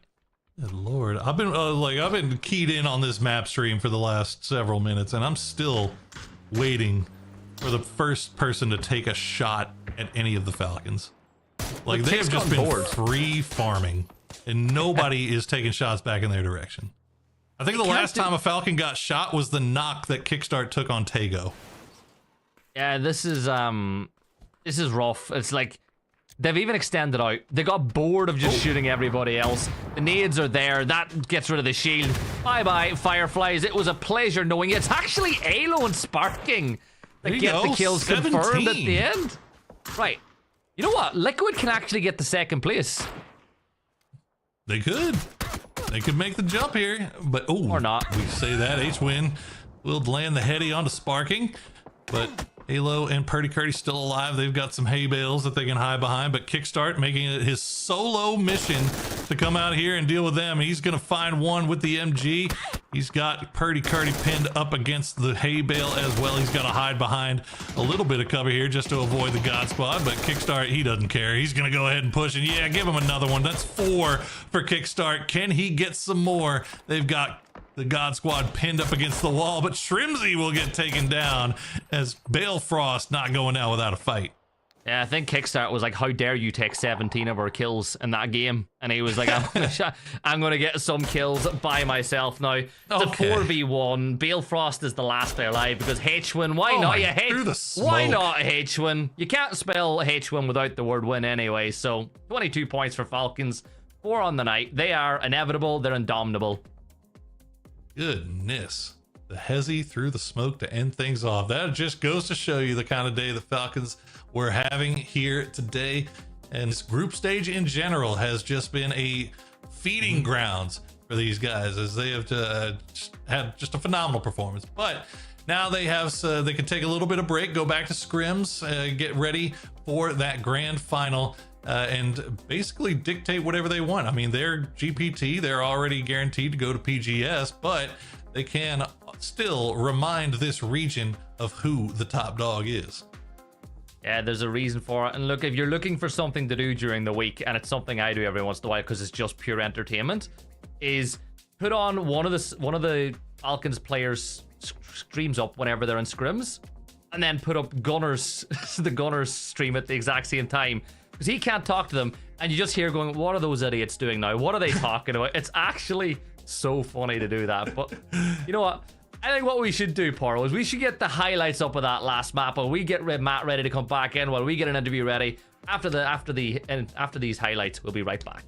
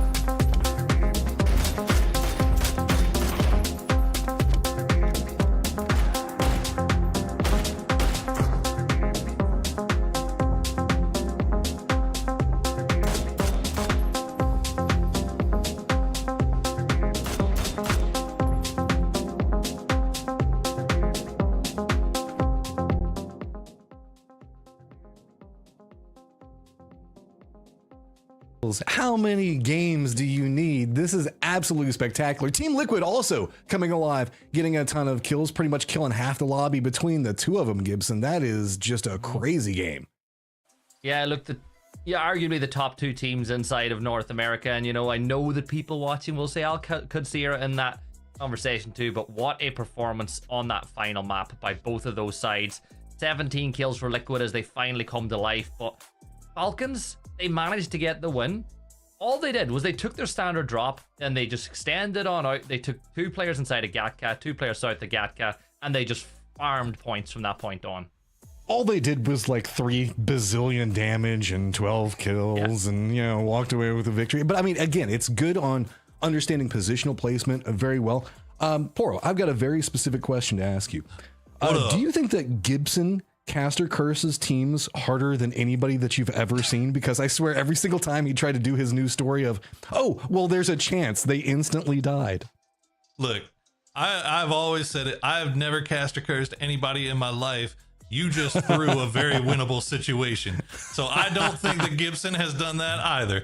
I'm giving my man credit. All right. Okay. So let's look at the overall and how we've got everything stacked up. I mean, still 17 kills for Liquid on this one. This has been a crazy day. I mean, we know whenever we look at the shoot to kill boys, it's a slow and steady build up getting into this point, but here we go. We've got our overalls. We've got the group stage done. 180 points for Team Falcons up on the top of it. El Proyecto going to be in second place back behind that, 114. Working in silence, 113. 1 kill separating out. Liquid close, trying to creep into that second place position, manages to get 110. Then coming down behind that's Alcazia. We got Luminosity, Bestia, and God Squad. Everybody down below that one is going to be going to the last chance qualifiers, Gibson. Yeah, looking at the last chance qualifiers teams, though, there's some really big names in that list. Like, I'm looking at the likes of Wuju 2 to come in strong in that mix. I'm looking at the likes of, you know, Duel to come in. But a team I want to highlight is Dots, just for the improvement that they've had over the last 12 to 24 months. Because, right, 2 years ago, Shane Doe was casting games. That's what he was. He was casting scrims. He was playing inside of, you know, playing inside of them every once in a while, not doing so well. But the way that Shane Doe has improved and the way that Dots have improved, it's one of the things I like to see. It's one of those smaller stories inside of PAS is seeing players get better. I also want to point out while we're looking at these stats, guys, remember the fact that this is 12 games played for all of these totals as we're looking through. D also showing up in the top 5 repeatedly, but I mean, it's a lot of Falcons players that we're looking at over here, Boro. I mean, look, it is what it is, man. The Falcons are the class of the region, and they averaged 500 points per game. Yeah, I mean, look, this is exactly what I expected from Falcons. Like, they should be absolutely destroying this lobby. Now, and next, you know, when we get to the grand final, I expect them to do the same thing. Like, they are by far the class of this region. The reason that you see so many teams changing up rosters and doing all these switches is so they can try to find some of the magic that they to try to catch up to where the Falcons are at. So this is, I mean, that is what it is until somebody proves it otherwise. So I'm not at all surprised to see them do what they did. We've got a lot of squads that are going to be looking for survival. 8 of these squads that we're looking at right now, Gibson, will be moving on to the grand finals, but they've got to play next weekend, and it is going to be brutal. It's going to be a lot of squads that are very, very scrappy. It's going to be a strange lobby to watch because you're missing, you know, you're missing the likes of Falcons, Liquid, Alcudsia. So you'll see teams take drop spots that they wouldn't normally have, and it'll give them a lot of benefits going over to the LCQs, but it won't help them at all during grand finals. But I think that it's really important for like Empire Gaming and Toyo, when you consider the teams that they have, that they come on strong as well next weekend, because teams will expect them to be in the grand finals. I think that this might be the most stable leaderboard that we have ever seen after a group stage. I mean, if you were to look and say, okay, what do you think that the top 8 teams are going to be, Poro? I think that this is what almost everybody would have expected. Working in silence coming in, being a big factor, coming up in second place, I think is kind of unexpected out of that one. But I mean, they're playing very efficiently. This feels like this is one of the few times we don't have anybody that just kind of stumbled, as they can sometimes happen in a group stage. Yeah, I mean, I think there's a couple of teams that are going to be in the LCQ that underperformed a little bit. But again, a lot of these guys haven't played since early October. Like, this is the first tournament. So this is, true. We're still getting wound up and kind of getting back into the swing of things. So it's nothing to be upset about. It's nothing to be ashamed about. You just, you know, GG, go next, get ready for the LCQ and get yourself into that grand final. Well, we have ourselves an interview with a mythic player, to say the least, as we've got H1 that we're going to be going a deep dive or what's been going on with the Falcons. And I'm going to start off with a really simple question for you, H1, as we're getting everything prepped up, and we'll make the switch over to bring him in just 1 second. I've got to get some stats loaded over because I want to get this one set up and ask properly here. get the numbers updated. So, it hasn't updated yet on Wikipedia. So Yeah, I was going to ask you about points, but it doesn't matter. Instead, I'll just ask it simple. Only 4 games? Only 4? Can't get them all in not one day? Should have been 5. Should have been 5. Should have been 5. So before we start diving into all the games, you have been on Sonics for what? Almost 5 years, really. I mean, right at the end of the MPL is whenever you guys all kind of merged in together. What's it like after all of this time to be playing under a new roster? Or not a new roster, but a new team? Still getting used to it, but it's the same formula. We're just trying to be the best version of ourselves, to be honest. Easy. I mean, that's exactly what I would be expecting from you guys. So diving in a bit more, whenever we're looking at how you guys were playing, specifically in like the last game and whenever you guys were making some of the shifts, whenever we went back over to, I believe it was Rondo, there was a lot of very interactive moments in how you guys were doing a lot of scouting and shifting in. The way you guys navigate information and the way you guys plan your moves always just seems to be so dominant in how you play around power locations. Is this just the way you guys approach the map, or is it a lot more responsive? I think we're one of the most book smart teams, and we obviously have our drops uncontested, which is a huge advantage. And it honestly just makes it easy when the team trusts my calls and rotations, and then late game, it really just falls on everyone's shoulders. Well, I will now let the next question fall upon Porosaurus's shoulders. Hey, buddy. It seems it feels really weird seeing you in that jersey, but I'm sure I'll get used to it as the year progresses. Yeah. But I guess my only question really is, you guys had obviously some fantastic highs last year. Probably didn't end the way that you guys wanted to at PGC. What are you changing after being together for so long? Are there any big changes that you make going from last year into this year, or is it pretty much kind of the same as normal with small tweaks? After PGC, none of us were really happy with our performance, obviously. We've had our highs and our low lows. We took a long break, and then when we got back, we really said, hey, if we're going to be grinding, let's give it 100%. We're changing some things up with kind of like roles and how we're approaching early to mid game, being a bit more aggressive. But for the most part, these regional games, we seem to be just getting really good positions and doing the work from there. Gibson? So I have 2 questions for you, and I'll put them together. So first off, looking at the stats, damage and kills, what's it like having to carry Tig? And then secondly, I guess, is more so about, today. So yesterday, Shrimsy was in chat, and, Kami had said, 63 points was a good day, and Shrimsy was like, oh, no, that's nowhere near good enough from us.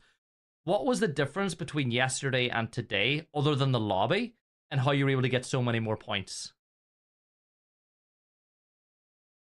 Yesterday we definitely could have got more points, so it's hard to not agree with Shrimsy there, but I'd say today it was just momentum. One good game leads into another.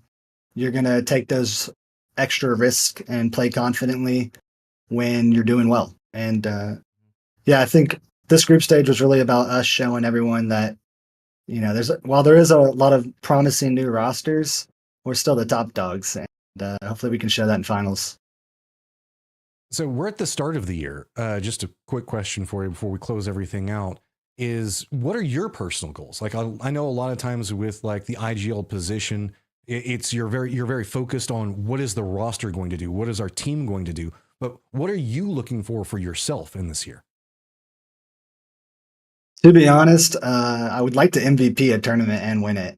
If I could do that, I think that would check mark everything off the list. One of PGC is also up there, but I guess just win as much as possible before this game's TPP, if I'm being honest. Just set goals, make sure you get as much as you can. Well, now feel free to give a shout out to whoever you'd like, any fans, talk about anything that you want to for just a second. Yeah, shout out to all our fans. Hopefully you're getting used to calling us Falcons now. Shout out to my family watching, and shout out to Ashley. We recently got engaged, and it's awesome having a partner like her. Hey. Yeah. All right. Thank you. Well, Best of luck so much, man. I mean, I don't even feel like I need to tell you good luck because the way you guys are playing grand finals, it's going to be spicy and looking forward to it. But thanks so much for spending some time talking with us. All right, Yeah, guys. thank you. So Thanks, man. now time to get everything set. Looking eyes towards the last chance qualifiers and how we're going to be trying to get everything set up, maneuvering in for that one. I'm actually going to be tagging out. I get a day off finally. So 3 days in a row coming up from me. Poro, as you're kind of taking a look at some of the squads, what do you kind of have your hopes for whenever we go into the last chance qualifiers?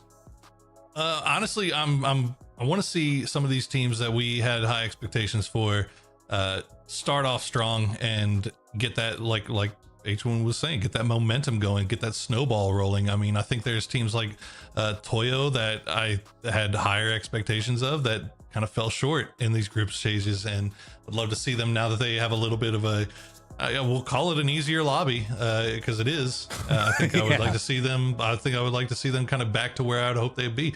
And then teams like Duel, right? Like it's a lot of you know, the nursing home boys, but those guys are still cracked. Like they're very, very good players, and I want to see Duel from 2019 back again, right? Like I want to see them put up some big numbers.